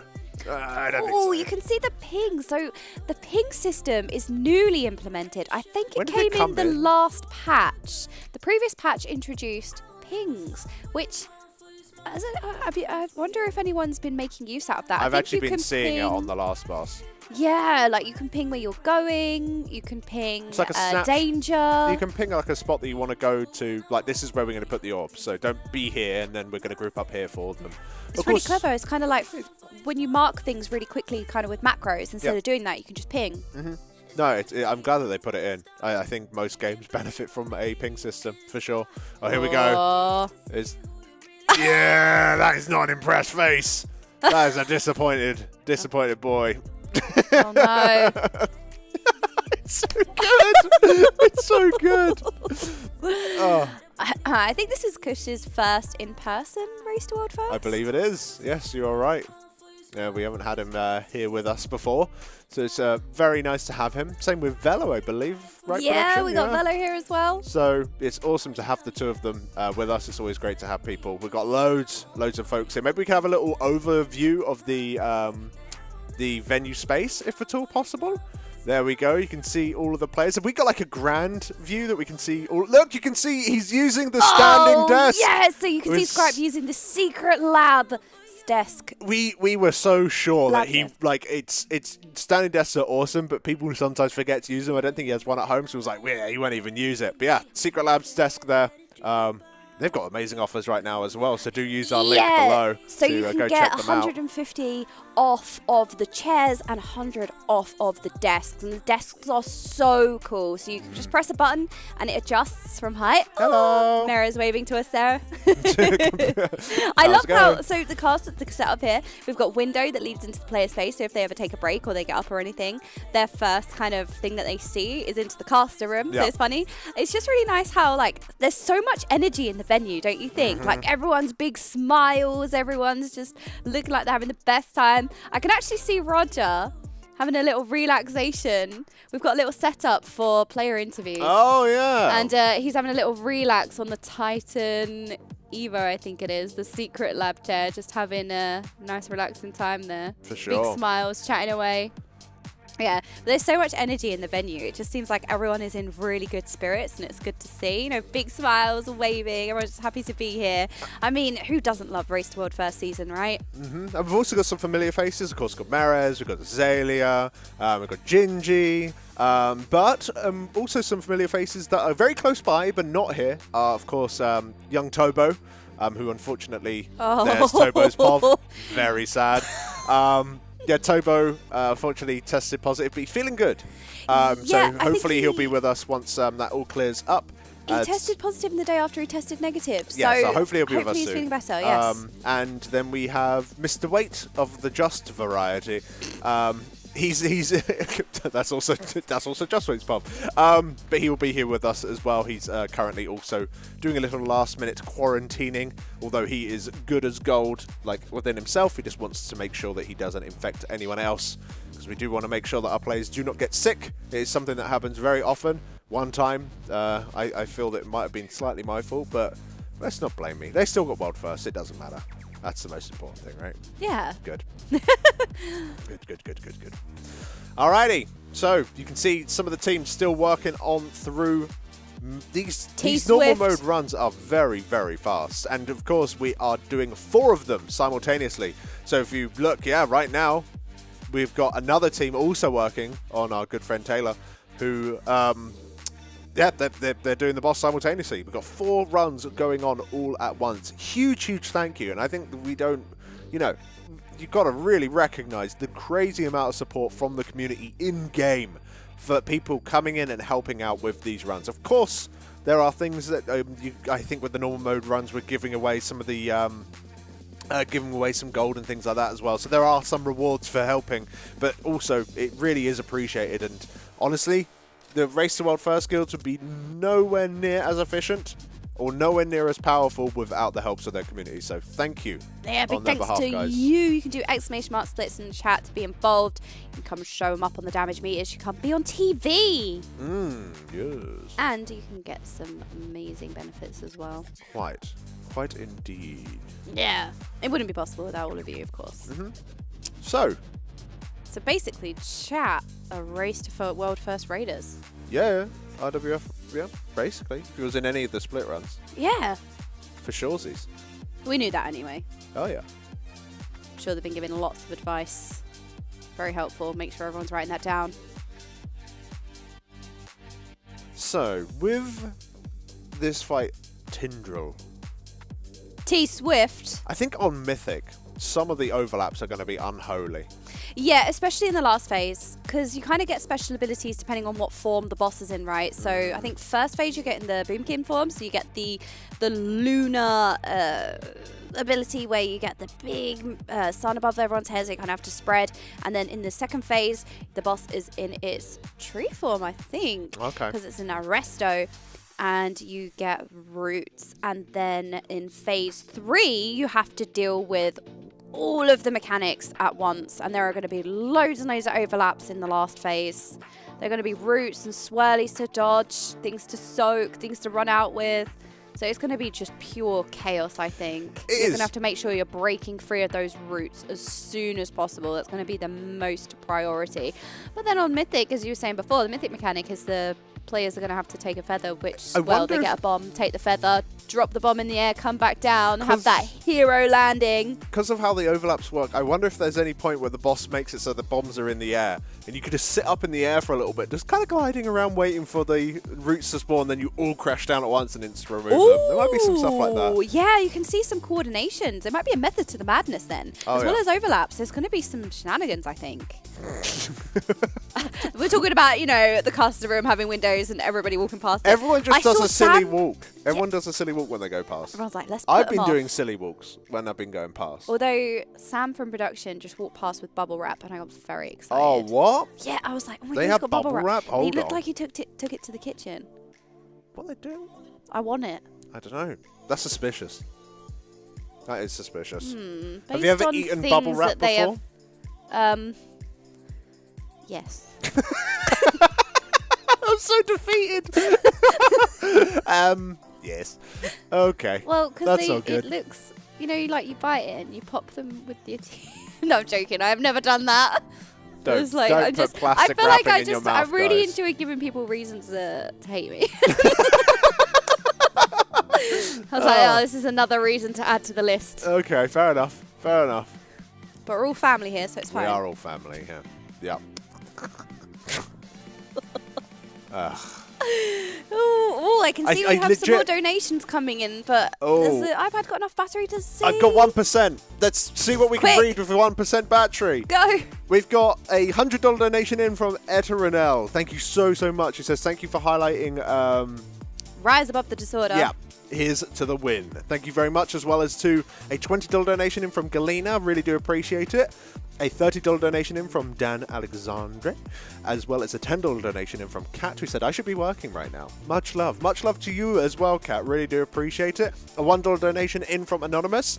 A $20 donation in from, how would you say that? Faki.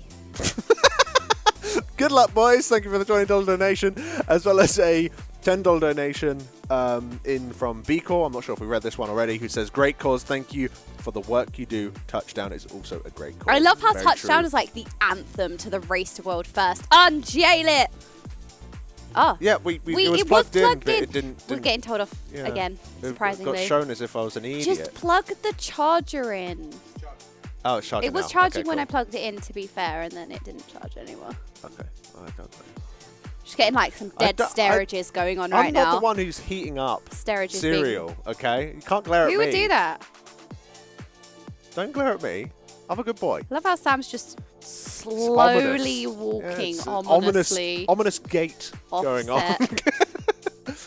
He's just looking through the. I Oh, wish we we've had a got camera. the best stairages going on right now. Oh. Just dead stare through the window. We need to get a handheld camera so we can show what we can see from here. Stairages being chat's favourite. You can see Scripe's multi-pov going on right now. 4 Yeah. players all on the go. You can see that some of the players aren't up to too much just yet, as they are breaking for lunch. We do hope to set up a interview for you. We're going to finish off the remainder of these runs, or potentially we might throw to a break slightly early before that, so we can wrangle up a player. But we will see for now, as I think We we should kidnap have. somebody. Then we have one of the groups that are heading in towards Firak, I believe. Yep. Yep, some of Firak. the groups are getting ready for that. We've got Gingy's team having a little bit of a chit-chat. So, as to how they want to be doing this, Ready Check has gone out, and we will be seeing this boss Making sure they're getting go all the buffs up. down. See the druid buff going out there, I think. Giving So- everyone nice versatility. For those who haven't seen this fight, perhaps you would like to walk us through the first phase here, Miss Jordan. Well, you see, there's a lot of tension in general in this fight. So I guess the Mechanical bread and tension. butter of this phase is the fire, which you can see encroaching on the platform. As you can see, it goes out by default, but then players will also be targeted with a circle around them that they will have to go out. As you can see that happening now, they have to go out and place their fire right next to the previous fire, and they are making sure they are saving as much space of the platform as possible. You know, the higher the difficulty, the more the boss health, as the boss then spawns more fire. Oh, kind of next to the existing fire, right? It's kind of how will it decides try- where the fire goes. It's where the existing fire is, and then it's kind of the next available space. Yeah, we'll try and spread to all sides available to it. Yeah, and it'll be interesting to see, you know, on the higher difficulties, how pressurizing that becomes, because it is quite ominous thematically. You know, you're trying to protect the tree. That's the kind of point of this fight. Seeing that fire encroaching more and more on the platform just gets very, very tense. And I wonder how close it's going to be on the higher difficulties with more boss health, how close they're going to get to the tree before they transition out of this phase. So there's essentially a lot of fire in this phase. You know, you want to dodge the swirlies and make sure that you are taking these fire circles out to place the fire right next to the previous ones. Now, something very interesting, which I don't think we've seen before, is that you cannot stack this fire on top of previous fire. We saw it for the first time yesterday, but what will happen is it will actually bounce the fire back out. Yeah. Usually you can no stack these cheesing. pools so that you have as much space as possible. You know, you can do the double stacking. Usually the negative is that it will hurt the player, but there are ways that you can deal with that. Usually, you know, there's immunities and things like that to just stack these pools on top of each other. However, yes, the boss is like, no, there will be no cheesing. We are going to spit it back out as they are going into, well, it's not intermission, it's phase 2. It's intermission. Oh yeah, there's an Yeah. intermission from phase 1 to phase 2. But not one it's the between only, phase 2 yeah, and phase 3. there's only one intermission, interestingly, on this fight, which makes it even more of an indication that there would be a secret mythic phase. For anyone who doesn't know, usually the last boss of the expansion will have a secret mythic phase. I think it's just that one boss in an expansion would normally have a mythic phase, Mm-hmm. honestly. Like, it's quite rare to go through an entire expansion without any mythic stuff kind of occurring. Like, if we think about it from... It was only the Jailer, I believe, last expansion that had a mythic only phase. Sylvanas was the same, and so was Side and Athreus. He was pretty much the same. The way the mechanics worked, obviously, was different. Like, Side and Athreus, you had the people in the 2 different realms by going through the mirror, but that wasn't really a phase. That was just how this last phase worked instead. Yeah, and on Mythic with Sylvanas, I think Nothing different. the kill percentage was different on Mythic, right? Because I think on the other difficulties, she died Yeah, it at was 50. 45 or 50. Yeah, no, it's On 45 Mythic, it was like, oh, surprise, 45%. You have to find another 5% now. But of course, you wouldn't put that down as a phase, obviously. No. That's a nothing burger. So it like every single expansion since maybe Wrath, like Wrath have a, I don't know. Wrath was kind of still working out how the Maybe yeah, Mist. did Mist? No, Mist had a mythic only phase. Yeah, so Garish has had that for a long time. Production is helping us out with this as well. Either way, for a long old time, we've always had something special on one of the mythic bosses throughout the expansion on the last boss of any given tier. And we haven't had one yet. We've had nothing. So here's hoping that we have something spicy for this boss. And I think it's a boss that really does deserve it. It's a beautifully looking encounter. The animations are so smooth. You can just see it. It looks like a lot of love has gone into this fight. And I think it really has paid off. As we're still working our way through phase 2. Yeah, and I think what I really like as well is how easy all of the mechanics are to see. You've got a lot of visual clarity. Not all of the mechanics are the same color. You know, you have the orange swirlies coming out. You kind of have the blackish red fire puddles. You've got the green floor generally. So I like the fact that they're using such a wide variety of colors for all the different mechanics, because there are a couple of fights in the raid, like Smolderon, for example. It's kind of just orange, orange, orange, orange. And Nimue... Naimu. Thank you. Which is just kind of green. There's not so much visual clarity with a lot of the mechanics in Naimu. Nimue. They're just green. It's really strange how I keep getting that wrong. I know. How do I do it? Really, Just once, it's honestly. really easy. But I love how much visual clarity you have on this particular fight with the orange and the reds and the greens. It's beautiful. It really is. And I love the boss design as well. It is a fantastic. Especially when it goes into dragon mode. Obviously, we haven't seen it on Heroic just yet. Obviously, one guild has killed it. Congrats to Blue Shoe for taking that spot there. But Love Blue Shoes. I personally haven't seen the actual encounter on Heroic, and obviously it won't be too different from normal mode. On Mythic, obviously, it's going to be a whole different barrel of fish that we need to be There chewing are a our lot way of through. mythic changes, actually.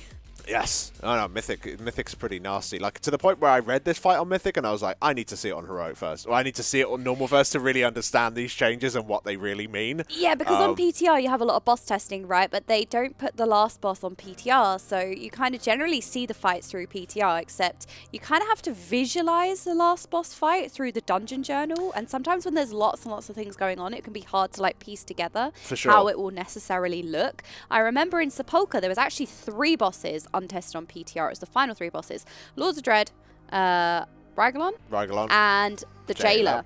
And I remember looking at the Rygalon fight from the dungeon journal and trying to piece it together in my head, and it had 2 separate realms that were simultaneous. So you'd have like mechanics going on in the other realm, and you'd have mechanics going on in the normal realm as well. So I remember going through the dungeon journal thinking, oh gosh, I really can't picture how this all comes together. And then as soon as you see it, you're like, that's how it works. Exactly.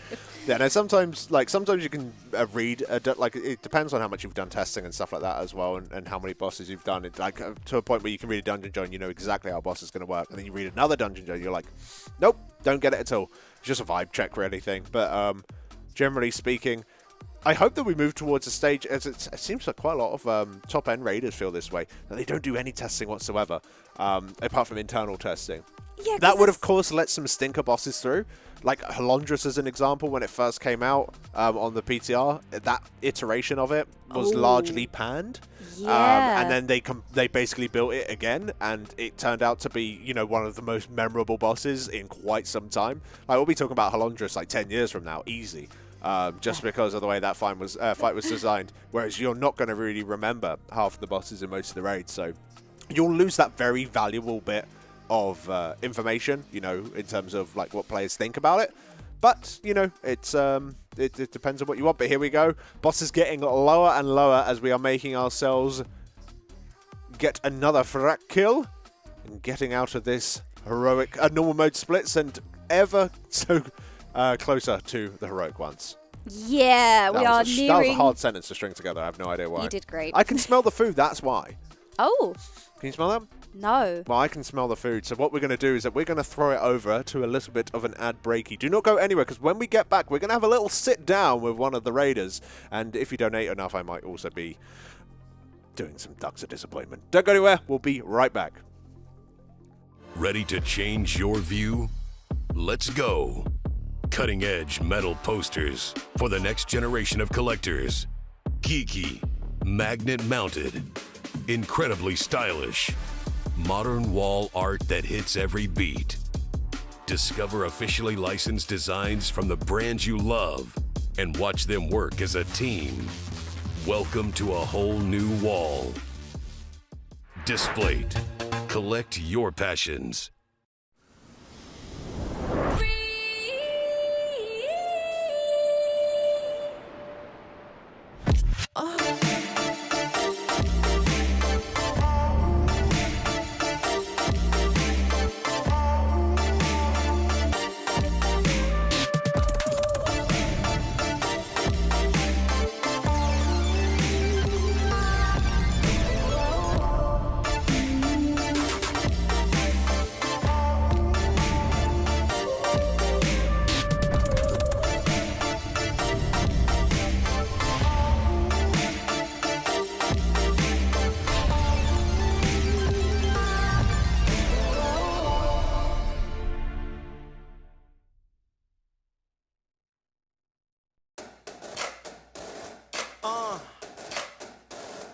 Here we go again. Flex, walk like I mean it, yeah. Talk like I seen it, yeah. Live it, cause I dreamed it. You could've did it too, but you didn't mean it. Light up like a phoenix. Ooh, I'm hot, yeah, beaming. I'm really here to give the people what they needed. Somebody built Fort Tough, hard cold like a need. I'm bad, how bad? Yeah, I'm good, so good. Yeah, I'm strong, so strong. Something you wish you was. I'm back now, I'm back. Don't back down, I'll never back down. I'm back now, I'm back. Look at my crown, I never back down. I'm back now, I'm back. Always stand up, always stand proud. I'm back now, I'm back. Always stand up, I'll never back down. Yeah.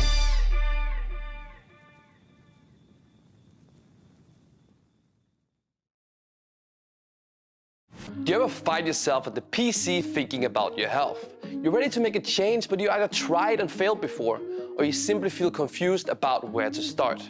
At Games for Gamers, we've developed the Inner Circle, a system designed exclusively for gamers who want to shed fat, gain muscle, and become overall healthier without having to grind it out on the treadmill or skip those snack breaks during gaming. We've already helped over 1,000 gamers. Gamers like Casper, who dropped an amazing 80 kilograms in just 40 weeks, allowing him to fit his favorite clothes once again. And let's not forget about KP. He's been adding on some solid lean muscle mass while also reducing his body fat percentage. And those two are just the tip of the iceberg. So if you're ready to get in shape without having to compromise your life or gaming, then visit gamesforgamers.com and use the code ECHO for 30% off. With generational improvements, aesthetic updates, and our consistently high build quality, this system is bound to be the envy of both family and friends alike.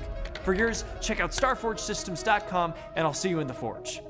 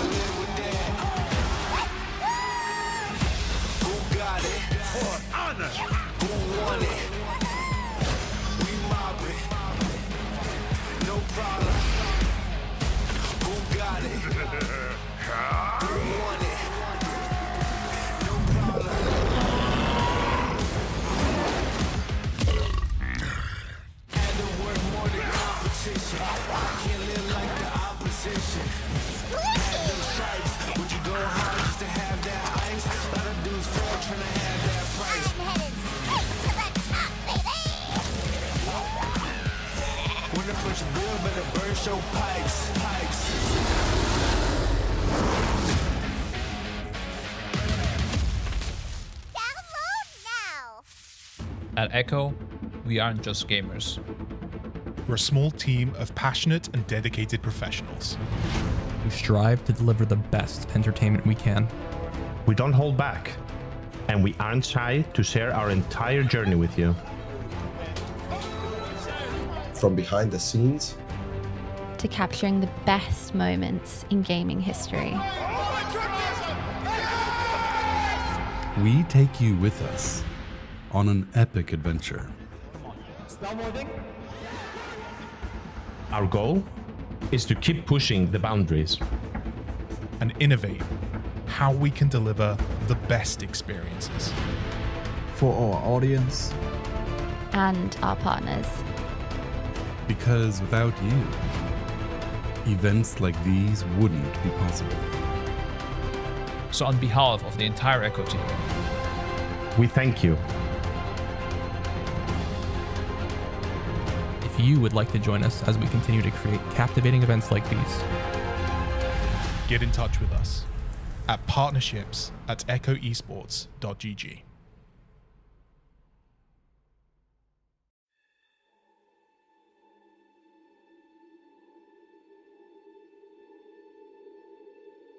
Champions, What lies ahead is a sacred space within the Emerald Dream.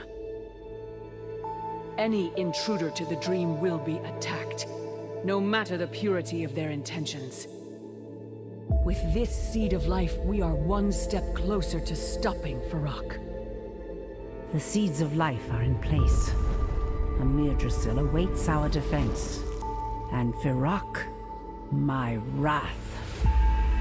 The age of dreaming comes to an end. This seed will be the ember that burns the world. 2% to go for Echo here as they are racing to the finish line. Bear witness to the purity of flame and be consumed. Echo is the new dragonfly. Move out of the way. Oh my goodness! What is born of fire can never be extinguished. Everything burns, including you. Finally, a worthy challenge! Give in to agony! This light will conquer the darkness, shining bright for all to see.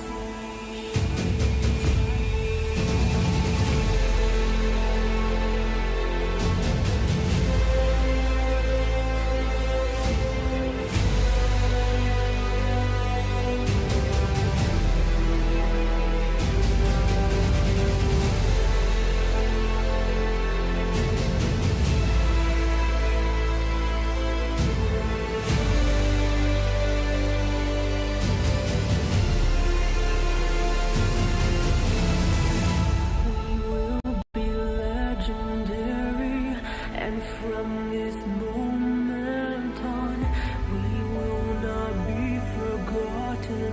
Our flame burns on and on.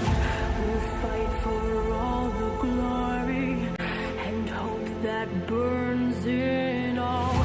And from the dark of the ashes, we'll rise up and stand tall. We'll ride on like the thunder. Strike like lightning in a storm with like a hurricane. Relentless we'll remain. We will be legendary. And from this moment on, we will not be forgotten. Our flame burns on and on. We'll ride on like the thunder. We'll strike like lightning in a storm with like a hurricane. Relentless we'll remain. We will be legendary. And from this moment on, we will not be forgotten. Our flame burns on and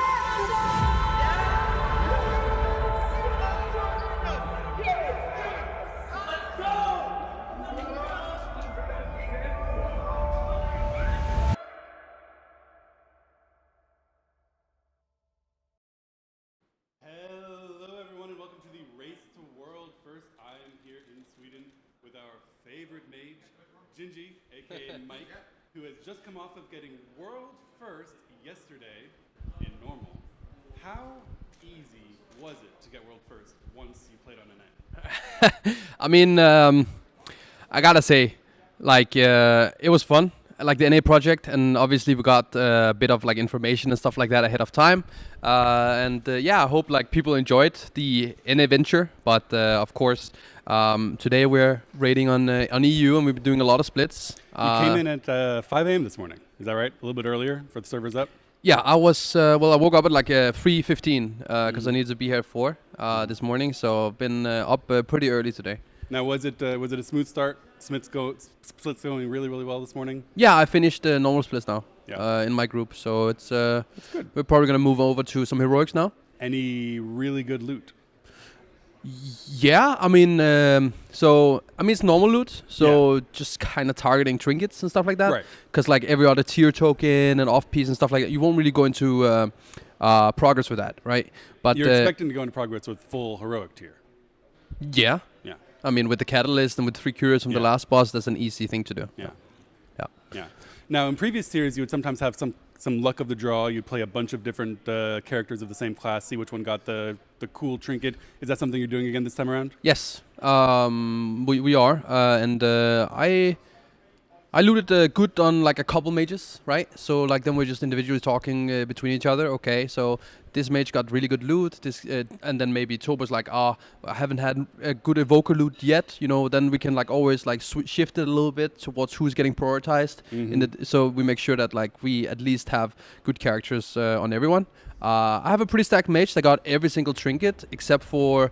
I have one mage with like Belor, but I got one mage that got everything except for the Belor trinket. Now, how impactful do you think that trinket is?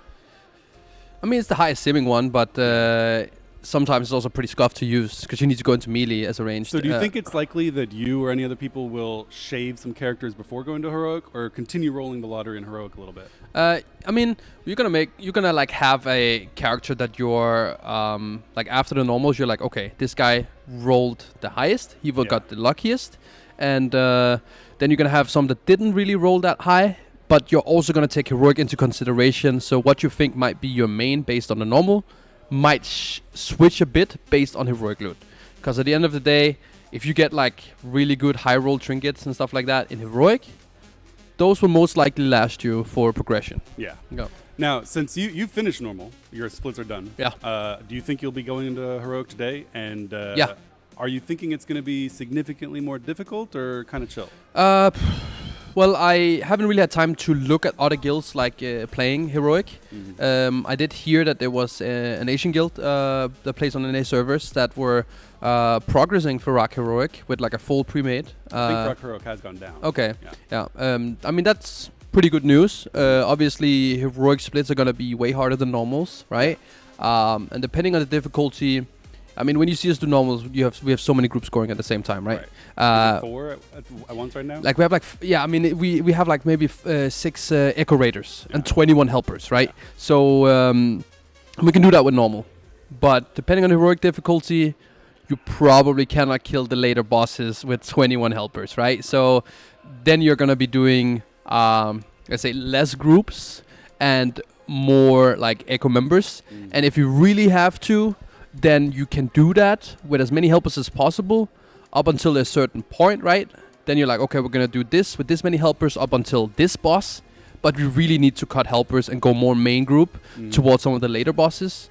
That's something we've seen in the past where you'll go, 8 of 9 or 7 of 8. Exactly. And keep the last boss until you've kind of calibrated, okay, what do we actually need? Especially with that Omni token, you don't want to burn those too early. Exactly. Like, so the split team is making a plan. Obviously, we just get told what to do, and then what the plan is, we just follow it. Like we just listen to the spreadsheet, and then we just do what you're told. You do what you're told. You trust in the process, and it works out. Yes. All right. Last question. Other than Farak, what boss are you looking forward to the most? I think Tindril is the hypest. I'm sorry, Tindril? Yeah. Do you mean T-Swift? Is T-Swift, is that the name? Well, it's Tindril something Swift. Sage Swift. Tindril Sage Swift. Yeah, T-Swift. Yeah. I mean, good music as well outside of being a good boss. So that one, I think, is looking really good. And Smoldron, honestly, that also looks really cool. But Tindril, second to last boss, I mean, the last 2 bosses, I'm just happy that the later bosses are hard or looks good. I think it's obviously it's not uncommon that you would expect the last few bosses to be the good ones, but they do look really good. Yeah, they do. So I'm pretty hyped about those. All right, thank you so much, Mike. I really appreciate you taking the time for this sit down with Secret Lab. Hope you have some more good loot luck on your mages as you go into heroic splits. Thank you. All right, thank you, everyone. Bye, guys.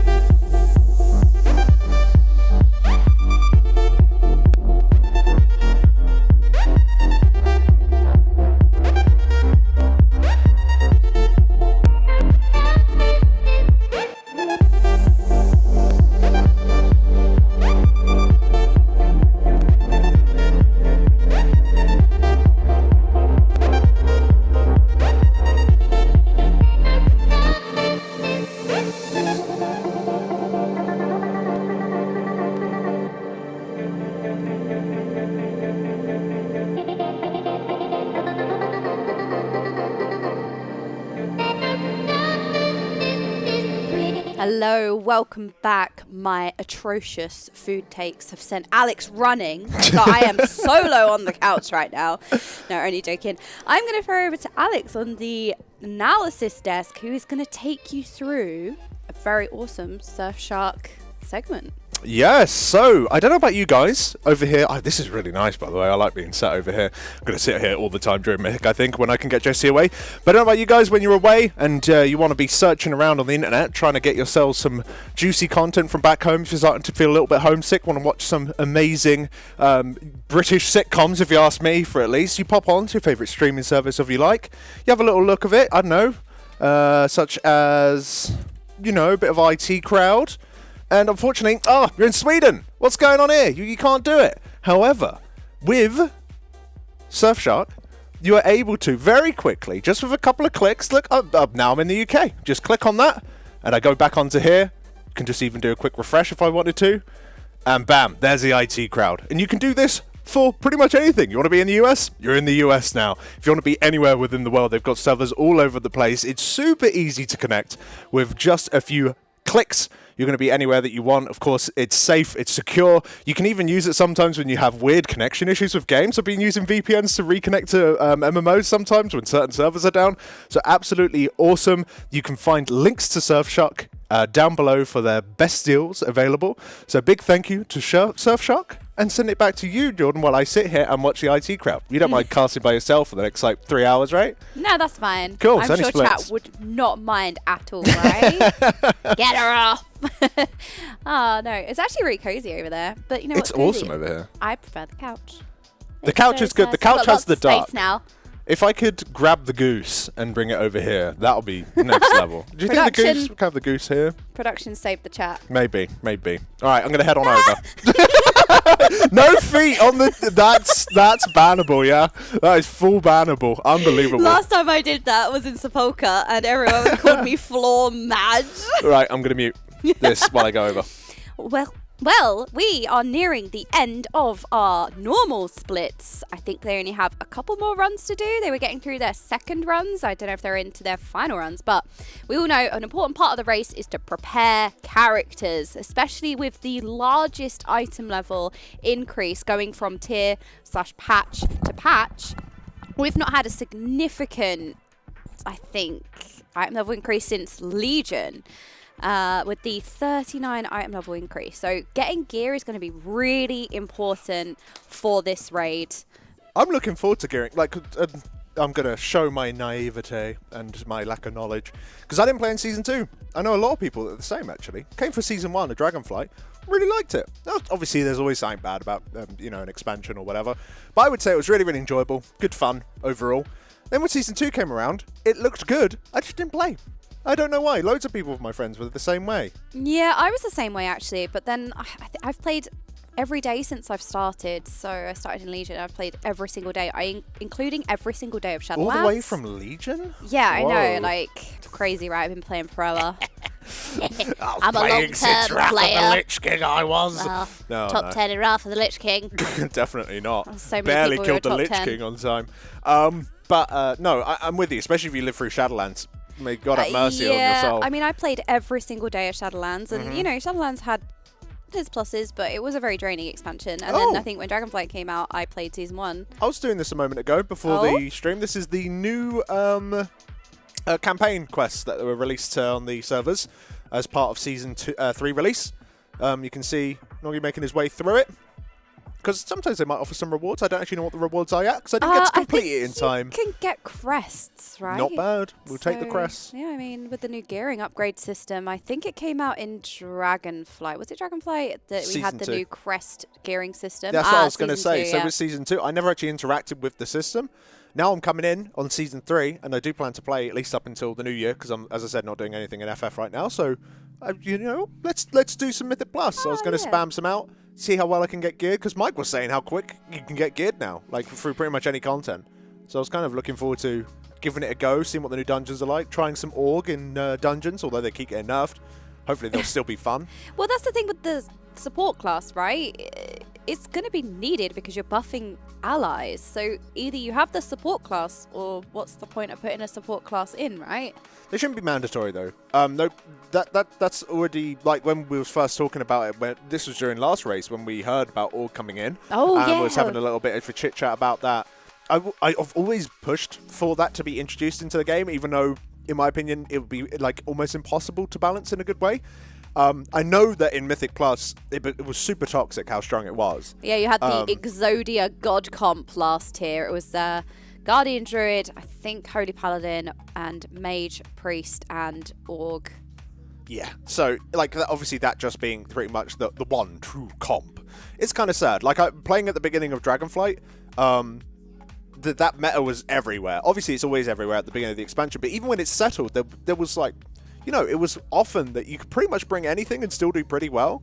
I'm only talking like 20s here. Like, I'm not talking like crazy high keystone pushing, but you could do really well in pretty much every single dungeon as long as you had like a reasonable comp in terms of the variety of classes that you brought. Dungeon knowledge carries so hard, right? For sure. So it doesn't necessarily matter. Well, and you don't need to pretty much every dungeon, as long as you have sufficient gear, you can do it on like a standard-ish pull-by-pull basis as long as you don't troll. Like, it honestly feels that way. No dungeons do you need to go like super crazy, super hard for. I always love MDI season and then pugging after MDI season, because it's like you do these crazy pulls because you see it in MDI, and then it ends up wasting more times than it saves, especially some like elaborate skips that you see. I've many a times been in pugs where it's like, no, we have to skip this, we've got to do this elaborate skip, and then it ends up like costing more time than it saves. It's like, we could have just like killed this, right? Yeah, but like I personally love trying out some of the pulls that we see. Like, if you got a MDI style pulls are always so fun, right? Because you're pulling so much, numbers go brrr. It's so great. Like, I've spoken to some of the people, not only just like Gingy and their team, but also a couple of friends of mine who I used to raid with. They used to do MDI as well. The amount of time and effort that goes into some of these pulls in order to make sure that everything goes perfectly, and one thing that goes wrong is enough to just entirely wipe you. It's insane. It's not something that you can just see once and go, yeah, dude, just pull it all, lol. No, it's a lot harder than that. Yeah, I mean, I had a team in the MDI a couple of times, and we'd practice the same pull like over and over. It would take like, you'd spend like a solid day just kind of perfecting a pull. There was one in Shadowlands, so it was Spires of Ascension, the 3 angels at the end of that dungeon. Yeah. Pulling all 3 angels was actually incredibly difficult, especially on the higher keys where they last a little bit longer. You have to deal with all the mechanics. They had the spikes that would go out that would shoot the pulsing black orbs across that would instantly kill you, and it would just be, it's a very terrifying pull, and I remember that took some practice to do, but it was very satisfying when you could successfully do it, but it was very taxing on everyone. Everyone had to really be on the ball to make sure they weren't getting hit by any of the black goo shooting out. And you also had to be really good about your placement as well, because you had limited play area and it was just a mess. But there are some pools, especially like MDI style, where you do just really have to practice it, because there is a lot more that goes into pools like that. I think most people just see the damage and they just think it's really fun, you're pulling loads and loads of mobs. But really the coordination in pools like that is absolutely insane. Every player is focusing on individually stunning, AoE stunning, and at the exact right moment with the exact right mobs, and then you're also like having them in a stun rotation as well. There is so much that goes into it that you don't necessarily pick up on. Obviously, you just see a lot of mobs and you're like, wow, look at the DPS meter. But yeah, those kind of pulls take so much practice for sure. Yeah, and that's the fun of Mythic. Like, at least if you can get like a group of friends together and you can feel yourself and your team getting stronger, like just through like a standard season, just synergy. You all learn more about how the instances work. Like, some of you might be like mega nerds, but quite a lot of the group might be just going in there somewhat blind and maybe down at Mythic 0, especially with the dungeon rotation. That's one thing I do like about it. Like, I didn't play in Season 2, so towards the end of Season 2, I didn't really want to play either, because it would be so much to learn in order to just be at like a normal level. But when it comes back to a season reset, it honestly feels like a fresh slate. Sure, there'll be some PTR people out there who've done everything, or you've gone and read up on some guides or watched some videos. Like, that's fair enough, but like, you haven't had the tens or hundreds of instances of that same dungeon. You haven't done it over and over again. I remember by the end of the expansion in like Legion as an example, or BFA, those dungeons so well that everything is just automatic, and anyone who comes in brand new, you even start to explain some stuff and you're there for hours just because of how much info that you've accumulated over time. I think that's really interesting. I think that that kind of ties into how they've changed the dungeon rotations since, I think, well, Dragonflight actually, they started doing it, right? Maybe Season 3 Shadowlands, they had a bit of a mix of a rotation where they tested that out. But really in Dragonflight, you kind of have half Dragonflight dungeons and then you have half previous dungeons from other expansions. I'm a big fan of kind of like still playing older content because it keeps it relevant, right? You have a lot of like really cool dungeons or really good dungeons that just sit there because it's not current content anymore. And I think it's always a nice thing to keep them relevant. Do you know what I wish they did? And I think that that's something that they might even do. They can't somewhat do this. I wish they did it with raids. Well, Fated, I guess, arguably, But in the End of Shadowlands. They should Fated for old raids. Yeah. I guess time walking kind of brought that back, right? You had a few time walking raids, but I don't think I think they were just kind of falling over, weren't they? Yeah, time walking raids are like, oh, cool. It's like a walkthrough, you know, like, oh, look at this place. I remember this place. You know, you walk through, and the bosses don't really do a whole lot. It might have like 1 or 2 mechanics you need to worry about, but like I feel that WoW has a wealth of amazing bosses that are never touched or seen ever again. And it's such a shame. And there's no way of really even going back and experiencing them. If you wanted to go and do Blackhand right now, impossible. There's no way of getting a even remotely similar experience to how the people did it back in Maul of Strano, you know? Even in Hellfire Citadel, you couldn't have got a similar experience on Blackhand. Like, the content becomes so irrelevant so quickly, which is such a shame because it's all so good. It is you know? good. I suppose practice comes into it, right? So you're not seeing, when you're seeing the boss for the first time, or that tier is current, it's the first time you're kind of seeing everything. And then I guess if they brought it back, even if they did gear scaling, so you kind of scaled down to the power level you would have been at the time, people had practice, I guess. I mean, there are people who wouldn't have played it, but I guess that practice and that raid encounter knowledge can carry quite a bit as well, so I guess it could never really be fully, but I still think it would be really cool. And I think there's a large majority of people who actually never played it current, so they had to have the chance. You know, we always talk about these previous bosses and we always say, you know, this was a phenomenal end boss, this was a great fight, and a lot of people may not have encountered it or experienced it at the time. And so and you literally have no way of doing so. Like, and I don't like, obviously, you know, everyone's like, lol, we always talk about Final Fantasy. That's one thing that game does do very well, obviously, being able to go back. Once again, not the exact same, because there has been class changes and stuff like that. But being able to go back and experience some of that old content, I think if WoW did it, it would be infinitely better because of the crazy amount of content it has in comparison. Imagine just being able to go back and do all of those old raids if you wanted to. Obviously, you can somewhat experience that through, you know, Classic and all of the variations of Classic, but it's a shame that you have to like kind of play a whole other game and level a whole other character in order to experience Wrath of the Lich King stuff. It would be cool if there was like an inbuilt sort of scaling time walking system that you could go back and actually do those old bosses for. Well, I guess that's the thing. Would people even want to do it? I think would they would there need to be a reward, perhaps? Yeah, rewards are always interesting because I think what we've seen is that people do... So gear has been much easier to acquire, especially... So last patch they made gearing very quick and very easy. Gear is very accessible now. I would argue probably the most accessible it's ever been. But people still need a gear incentive, you know. It still feels good to chase gear and upgrade your character. There's still a good feeling when an item drops that you need, or it's still a good feeling when you get an item level upgrade. Like, that's still a good feeling that can't be dismissed. Well, one thing I guess you could do is you could like kind of turn them into challenge modes. And the main thing about that is, I don't know, you go back and you do, let's just say, I don't know, ICC 10 man or whatever. They screw with it so it actually makes sense and it's scalable. You can go there wherever the hell you like, and if you manage to do ICC 10 man within like a difficult version of it or something like that, then you can get a reward that's like a cosmetic. Because, you know, one thing that was love, like people did all the challenge modes. Challenge modes gave you no reward apart from a teleport and a set of cool looking gear. Yeah. Same with the Mage Tower. Mage Tower just gave you a cool cosmetic. I think there is some hunger within the community for cosmetic only rewards to kind of not even because necessarily cosmetics look that good, it's because they're tied to look how cool I had to be in order to do this content. Yeah, well, that's what I was going to say. There's, like, they kind of need a good balance because, like I said, gear is still an incentive. Gear still feels good when you upgrade it, but then you also need to take into consideration that sometimes feats of strength and the challenge is also good. So in the case of the Mage Tower, that's a great example. You know, that was an extremely challenging solo encounter. And when the Mage Tower first launched, whenever you saw somebody with their spec artifact weapon, you saw them and you knew that they were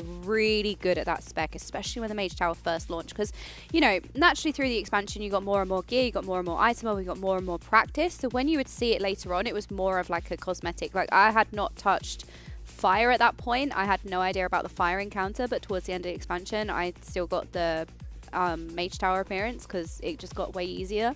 But at the time when it first launched, it was really a challenge, and I felt proud to wear my artifact appearance from the Mage Tower. Yeah, for sure. Especially that early on. So I feel like cosmetics are a really powerful reward, and I think it depends on what the incentive is, right? I feel like if you're doing something because it's extremely difficult and it's for a challenge... Our lights are gone. Okay, I think there's some trolling going on. I don't think it's trolling. Do you know what it is?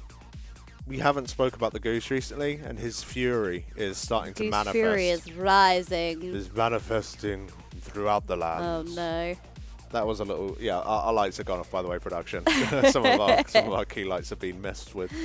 No, but I was also saying, you know, gear is a good incentive, but I think if you're doing the most challenging content, I think in that case, I don't think like gear is necessarily a reward at that point. I think cosmetics are actually much better because arguably if you're only a raider, right, and the best loot drops off the last boss, if you kind of see gear, you're doing the hardest difficulty. At that point, you don't necessarily see gear as a reward. You see gear as kind of a necessity. Whereas if you're doing like lower difficulties, gear is definitely a reward at that point.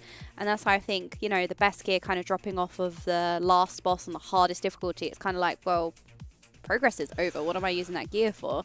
And I understand there are lots of other repeatable content now.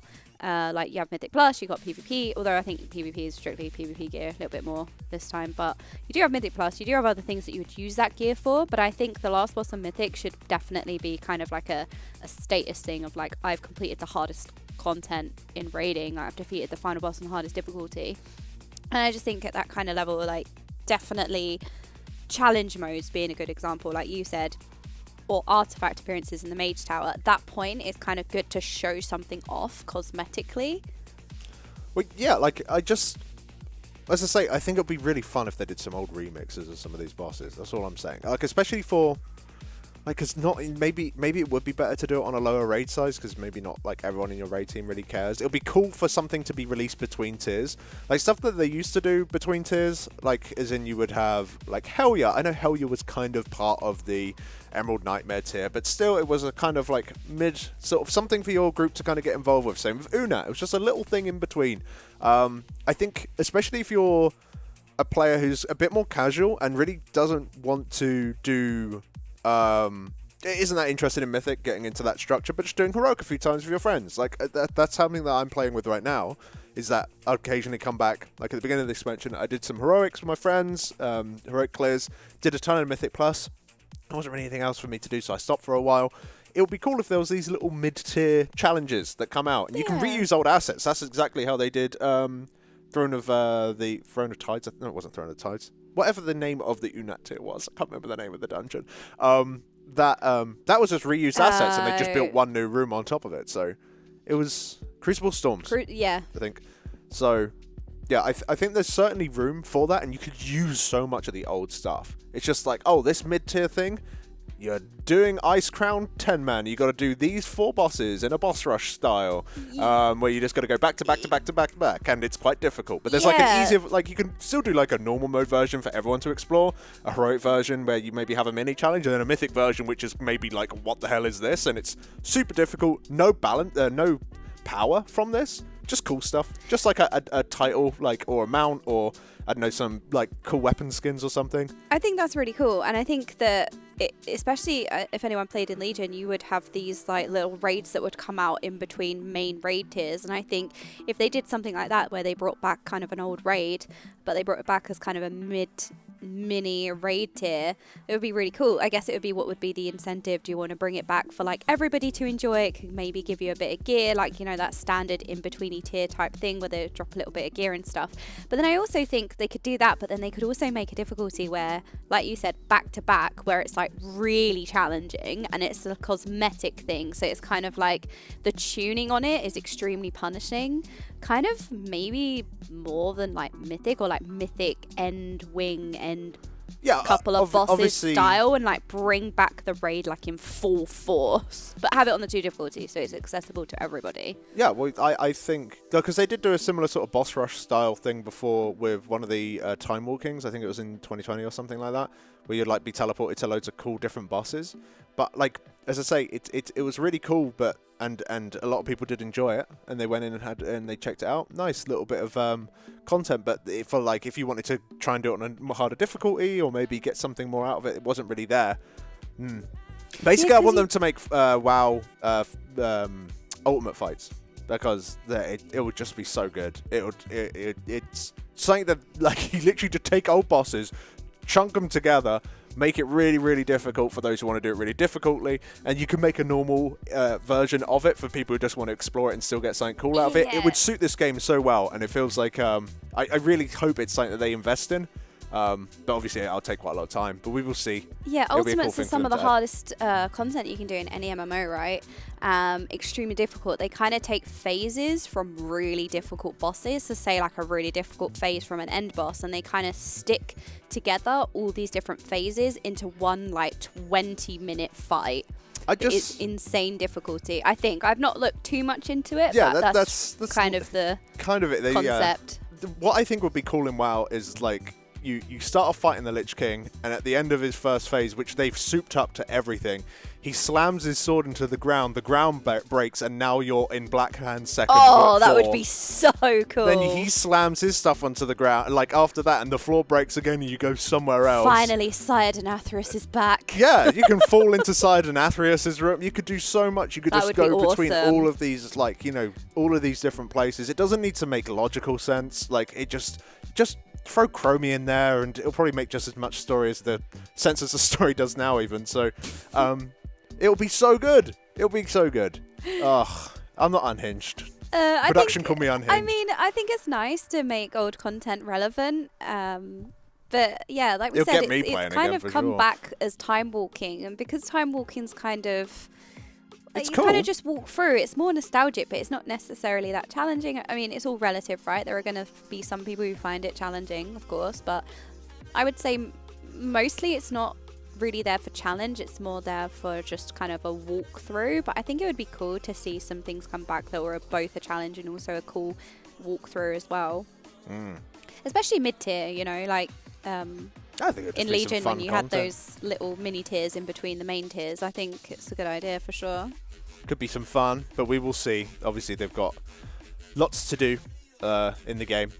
So, but games we've got fated raids as well now, which for anyone who didn't play Shadowlands, it's kind of which must be, not many people didn't play Shadowlands, right? If anyone who made it to Season 4 of Shadowlands, congratulations. You can get your medal on the way out. Can I? Yeah. Thank you.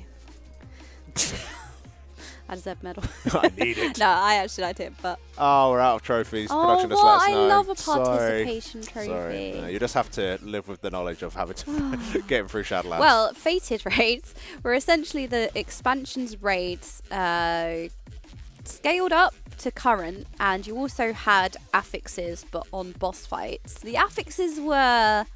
I don't know if they're necessary, but I mean, some of them are quite interesting. You'd have ones that you'd kill, and then you'd soak and gain a haste buff. You'd have dispel, interrupt, damage, burst on a rune. There's lots of different things that you could do with it. From what I've heard of it, generally it was praised for being quite like cool, like as in it was a really cool idea. There was some issues maybe with the implementation, but generally it was like seen as a nice idea and something spicy at the end of the expansion where there would otherwise be nothing. Yeah. From what I've heard from other people as well, I saw Max especially saying this from Liquid. He was like, we like Fated, we'd prefer Fated over nothing, but we would also prefer a raid tier instead of Fated. Yeah, you wouldn't want Which Fated. I think's fair. Yeah, Like- you wouldn't want Fated to replace a whole raid tier. Yeah. But if you're gonna get, if it is, for example, now, we're in the last raid of the expansion, right? And the next expansion It's said like a around year on fall, ago, so yeah. it'd probably be about a year, right? So in the rest of the time where we would have no more raid tiers, it's cool to have a Fated situation, as otherwise have nothing. Like, definitely. I'm looking forward because they did say that they're going to be bringing in some things that players aren't expecting. So at BlizzCon, and they do say they're going to keep the game updated. I think I heard They said 3 patches, I think. Yeah, I heard like 8-week cycles or something from somewhere. So like the game isn't getting full abandoned like it did like in Warlords or in Siege of Orgrimmar or anything like that at the end of Mist. So you'll still get some love and attention as the stuff that's going on. I'm looking forward to seeing what they do. I hope that they bring in an ultimate fight. The participation medals will be back in stock for that point. Yeah, but yeah, I think there's a lot of opportunity to do some really, really cool stuff in this game. If you've just come in and wondering why we're podcasting, by the way, it's because the boys don't seem to want to go into the new raid. Apparently, I just got a message from Scripe. He said it's not very good. So they're giving up. They're going home. Yeah, so is that sign below us actually correct? Are we going into heroic splits now? Is that the idea, or have we still got some normals? I think that Okay. normal splits were finishing up before we had our little lunch break, so we should be going into heroic splits. Very nice. If you'd like to participate, do !splits in the chat. We need you to carry us. Also, another exclamation mark you can do in chat is exclamation mark merch. We've got some awesome new merch here, so do make sure you type in exclam merch. We're gonna have some merch for you to see on us soon. Yeah, it's coming we to got us some very really soon. cool t-shirts and hoodies, as well as joggers and hats and all sorts of things. Was wearing one of the hats yesterday. I really love it. Yeah, so go check out the store. Legitimately, it Really helps cool stuff. helps put these events on. It really does support the Echo team. So if you're able to do it and go check them out, you've got some awesome stuff over there. So yeah, do it. Have a little look. See, have a little look indeed. Yeah, and every single raid tier, there's some really cool thematic merch. I believe there is a discount on previous race merch, so make sure you check that out. Yeah. Some of the previous stuff is awesome as well. Yeah, especially last tier. I really love the merch from last tier. Okay. Well, see, we've also got some donations coming in. So if you wasn't here before, Alex is going to be fishing up a duck of disappointment. I think we said 3K, right? I did. So 3K. Mainly because I didn't Make want Alex to hate disappointed one. for charity, raising money for Rise Above the Disorder, there we providing help with mental health to those in need. So really important, really, really good cause. And we have some charity goals here. The ominous gauntlet at the end there. Oh, yeah. But we have finally unjailing touchdown, the Race to World First anthem that I'm sure you will very much miss. We have an Alex Ross experience. So if you want to find out what that entails, make sure we reach that charity donation Sounds goal. ominous to me. Whose cast is it anyway? I'm sure a lot of you can recognize that from a very hilariously great show. We've got Cast as Secret Santa, Race to World First Grand Prix. Grand Prix. Grand Prix. And the Gauntlet. For Some sure. really, really cool charity goals, as well as some fun things we also have lined up, such as the Ducks of Disappointment. Yeah, so if you want me I to get did mine before the break. So and if it was you great. if you want to get mine in, and this is only valid for whilst I'm here, see if you can reach that 3K mark, chat. That'll be absolutely awesome. Like these people have here as well, a huge thank you for the $50 donations from Sirius Scion. I'm so sorry. For Alex for handling Jordan's odd eating habits so well. True, I needed it. Yeah. Just You know what? me in general, to be honest. Yeah, kinda. $100 coming in from Gilly. Thank you ever so much for a good cause, the touchdown, and of course, family. Shuddering at that cutscene. Thank you so much. Got a $50 donation in from Templar Trace. He says, thanks for the entertainment and wonderful production. There we are. Family. And wonderful production of this Race to World First. I would also like to thank the production team for streaming the whole setup phase. It was amazing to watch in the last That weeks. was very totally cool, agree. actually. Yeah. You know, it was started off with a completely empty warehouse. They transformed this whole place into the venue that you see now, and they streamed the whole build as well. No, it was very, really very cool. Yes, so thank you very much. If you can donate, of course, it's all going towards an absolutely amazing charity. Really do appreciate it. And of course, if you can't, that's absolutely fine as well. Thank you very much for watching and joining us here as we are waiting to get back into, hopefully, heroic splits. If not, then maybe one or two Maybe normal LFR modes. splits. No. Oh. Don't stop trying to make it a thing, please. I think we will see I don't want LFR it to be a splits. thing. No, you won't. Well, for we won't see anybody nothing. who tunes in, there's a lot of people, who watch the Race World first who may not necessarily play WoW or took a break. There's a lot of people who love the Race World first in general, and splits are a necessary evil, unfortunately, because you have to prepare your characters. For You sure. can't just walk into Mythic, especially with this massive item level increase this tier. So they are working away, making sure all of their characters are prepped, ready to take on Mythic. So we do have we kind of finished with our normal splits, maybe some more heroic splits soon if We they're will finished with see. normal. But while we are in full screen, I did want to show off this amazing disc plate that we have. You can see them around the venue in general, everywhere. Yep. They look amazing. But we also have very, very cute disc plates for this tier, and you will get a massive discount, the biggest discount so far, up to 44% off. Make sure you click the link and do !display. I think it's a pinned message in the chat as well, and use the discount code ECHORWF For sure. to get up to 44%. 2 days early. It's a Black Friday sale that we've got early, and the discount being one of the highest ever is actually exclusive to Echo. So go get your disc plates. Look how cute these are. These are amazing. Absolutely awesome. They're so good. Look at them. So good. They're so good. If I'm going to this is not steal here so tomorrow, Alex took it. many. Probably. Almost certainly. Oh, I can see the donations going up as well, Alex. We are creeping towards the dock of I disappointment. don't think we are. No, Yes, no, we are. that's lies. Unjail touchdown. No. Justice. We need our Race to World First anthem. Okay. No. Don't get 3K while I'm here, chat. Thank you. It's not You got allowed. time, It's you not got allowed. time. Nope. I don't want to eat many more of those beans, man. Yeah, so talking to splits, so I feel like it's always important to discuss what splits are, because a common question I see all the time is people asking what splits are. Essentially, you're kind of funneling gear onto particular characters. You're kind of seeing what drops, and so, you're giving me, okay, we're getting an Alex look of disappointment. Take it away. No, you're doing it right. I was just looking at you from an angle. Oh. I was just like, hey. Oh. Oh, my hello. goodness. I didn't know you were We've joining been us. joined on the couch by the one and only Nagura. I'll have them. There we are. Yes. I have a The goose. wonderful Nagura's joining us. Howdy, howdy. Welcome, welcome. Hello. Oh my god, who was sitting here with the biggest head ever? Oh, Dratnos. Oh my goodness. There we go. Dratnos. Was it actually Dratnos? I just Yeah. threw him under the bus instantly. Yeah, no, production Oh, it was. confirmed it as well. Yeah, it's all Dratnos all the time. Alright. How's it going? Yeah, it's going great. Been waking up early so I can do some M+. My character got one item. Ooh. Anything Cloak. good? Oh, it's a bit boring. Why is it always a cloak? Why'd you come in here and disappoint us immediately? I'm sorry. Nagura's done a duck of disappointment already. Oh my god, oh my god, they look amazing. Yeah. Yeah, they are amazing, especially when you turn them upside down and see the forfeit. Oh, do you want a bean? They're really nice. They're really nice. Yeah, we've got some yeah. treats. Nice, nice, nice. Yeah. Just hold it up for a sec. What Which colour one- is it? What colour's that? Just so I Oh can wait, read it. oh. No, we wait. just want to know what flavour it is. Yeah, just what flavour? Let's have a look. Okay. These are, uh-oh. I know what this is. Okay, I'm sure it's fine. It's peach if it's orange, Yeah, right? it could be peach. Yeah. Could be. Could be peach. How bad is it? You can You'll tell find us. out.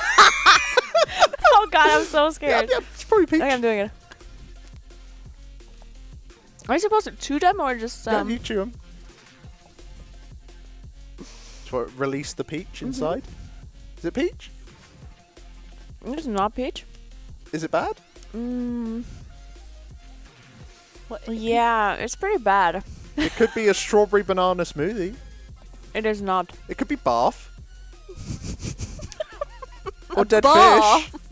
No, not as in a bath, as in where No, I you know. bathe, as in vomit. Nagura's like trying not to. Yeah, it's more like dead fish or strawberry. Dead fish. I think that fish does sound. Yeah. Yeah. Oh, I can see that. You're taking it surprisingly I well. can see the dead fish, yeah.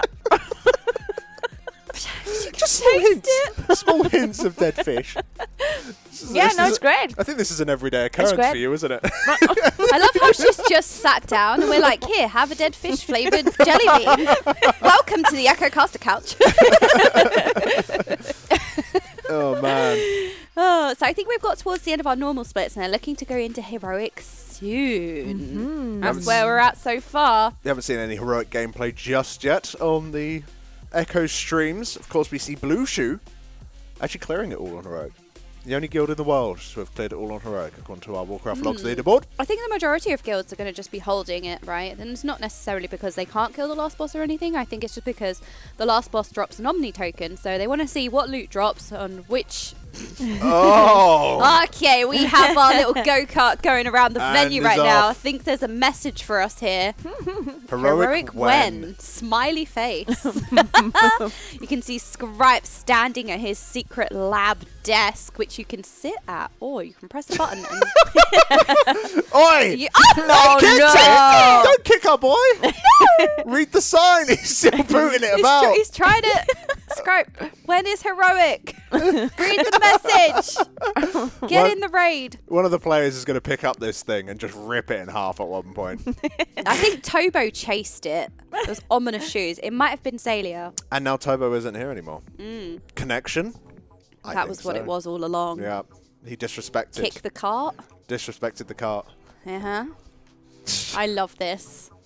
Okay, so give me a little bit of a TLDR on what happened today outside of normal. Like, I know they did normal splits, right? Yeah. But how many? So I think they did like 6 or 7 runs, 4 at a time. So that's 6 times 4 or 7 times 4. Both of which 10. are numbers beyond my comprehension. Oh look, that's us! Oh my god! Hold on. Yeah. Yay! Oh. So you can see how the... You Look can at see that Just harassing Mike. Preach is in Is his it falling own over? box because It's falling. Oh, hello. Heroic when, he says. That's so cute. Why is that so cute? He's locked in his own room because he's too loud. But you can still hear him. Oh, no, you can. Him slamming away there. Yeah, he's going back into the player room. Look how awesome it is. Look at those Starforge PCs as well in front. They look awesome. They really, really do. But yeah, so far, we're looking at probably anywhere between, as I said, like 6 or 7 runs times 4. I think maybe 8 overall. I think it's anywhere between 6 and 8 overall normal mode runs with 4 of them going on at any given time. So it looks like they are making groups now, though. Groups are being formed. It looks like Trash might even be being cleared from... is that Andy Brew? Yeah, I think it's Trash being cleared, and also a couple that they're very, very good at min-maxing their time, right? So while they're waiting for the heroic splits groups to form, invite all of the helpers and organize all of that, they're finishing off some of their campaign quests, and they're doing any of these last-minute chores in between while the groups are filling. They're very efficient with their time, and time is of the essence, right? You can see in the Especially top a race right like as well. this. That seems to be a little banner suggesting that that's heroic, as far as I'm right. It looks like there's a little skull, right? It is. Yeah, it's So heroic. cool. We're heading into heroic. One step closer to mythic. Well, at least we get to see some of these bosses on heroic. Maybe have a little bit of a look what they're going to be closer to when the players themselves are doing them on the difficulty of mythic. So we'll have to see, because some of the bosses do get quite substantially easier on normal mode. There's a lot of things that it's just like, you know, it's like a fundamental part of the fight, but you don't have to worry about it on normal mode. You know, you can stack up and just heal through this healing absorb, whereas like on other fights, you otherwise need to spread out. So we can have some fun walking you through those changes as we go through the instance, as it looks like they are filling up and doing some heroic splits. If you want to help, by the way, !splits in chat will certainly help. If you have a character that's willing to hand over some gear and help the boys out, in the I do believe that there is some gold that's given out to those who help in these splits as well. Then do go and check that out. Make sure you type out !splits in chat. We're saying a lot of the mechanics on normal have kind of been redundant. However, there have been some Fire Act normals where seeds have gone off, and they may not have had some seeds. I think they just pushed through in one pool, but we have seen some wipes due to those seeds already. So that was probably one of my most anticipated mechanics of this whole raid. So seeing it kind of being a little bit of an issue on normal was really interesting to me as we go higher into the difficulties. I'm not sure. Like, I'm a little bit worried. I'm excited for it, but also a little bit worried because it does, remind of the Halandris bombs. Yeah. And there's some bad memories. Like PTSD. What do you mean? They were perfect. As a viewer. Even as a viewer, it was rough. Yeah. Oh, you know what was probably one of my favourite stories is when we was talking about when we looked back at some of the highlights from the Sepulchre race, and we started watching some highlights from the first couple of days, and everyone was like, "Woo!" full of energy, and then you get to like day 17 of I think it was the recaps, and it would just be I think it was just horizontal, laying on the floor, like We were ready to go home. So it's day 17. We're still on Halandris. You can see it here. We would start casting like for Halandris. Like we would just switch the cast and pretend as if we were rooting for Halandris. Yeah. It's like, yeah. He got one player, Like, get him. Take down these pesky raiders. I love that. That's so funny. That's a good way of getting through a horror film if you're scared. Just start rooting for the person who's like, all right, killing everyone. It's like, dude, he's over there. He's bumming. Oh my god, he got double kill. But yeah, it looks like they're giving 150k gold for each helper in Heroic as well. So if you are able to, there we go. Just saw that on their screen. Nicey nice. But it looks like, they... Ooh, low battery, oh no.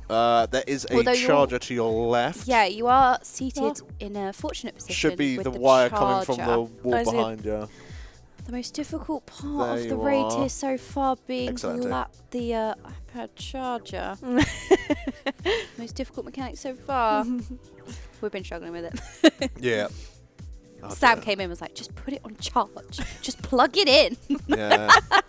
How hard is it? Well, last time we did it, it didn't work. He came in and it worked just fine, even though he did what we did. It made us look like crazy. That happened? Yeah. Because the same thing happened to me yesterday.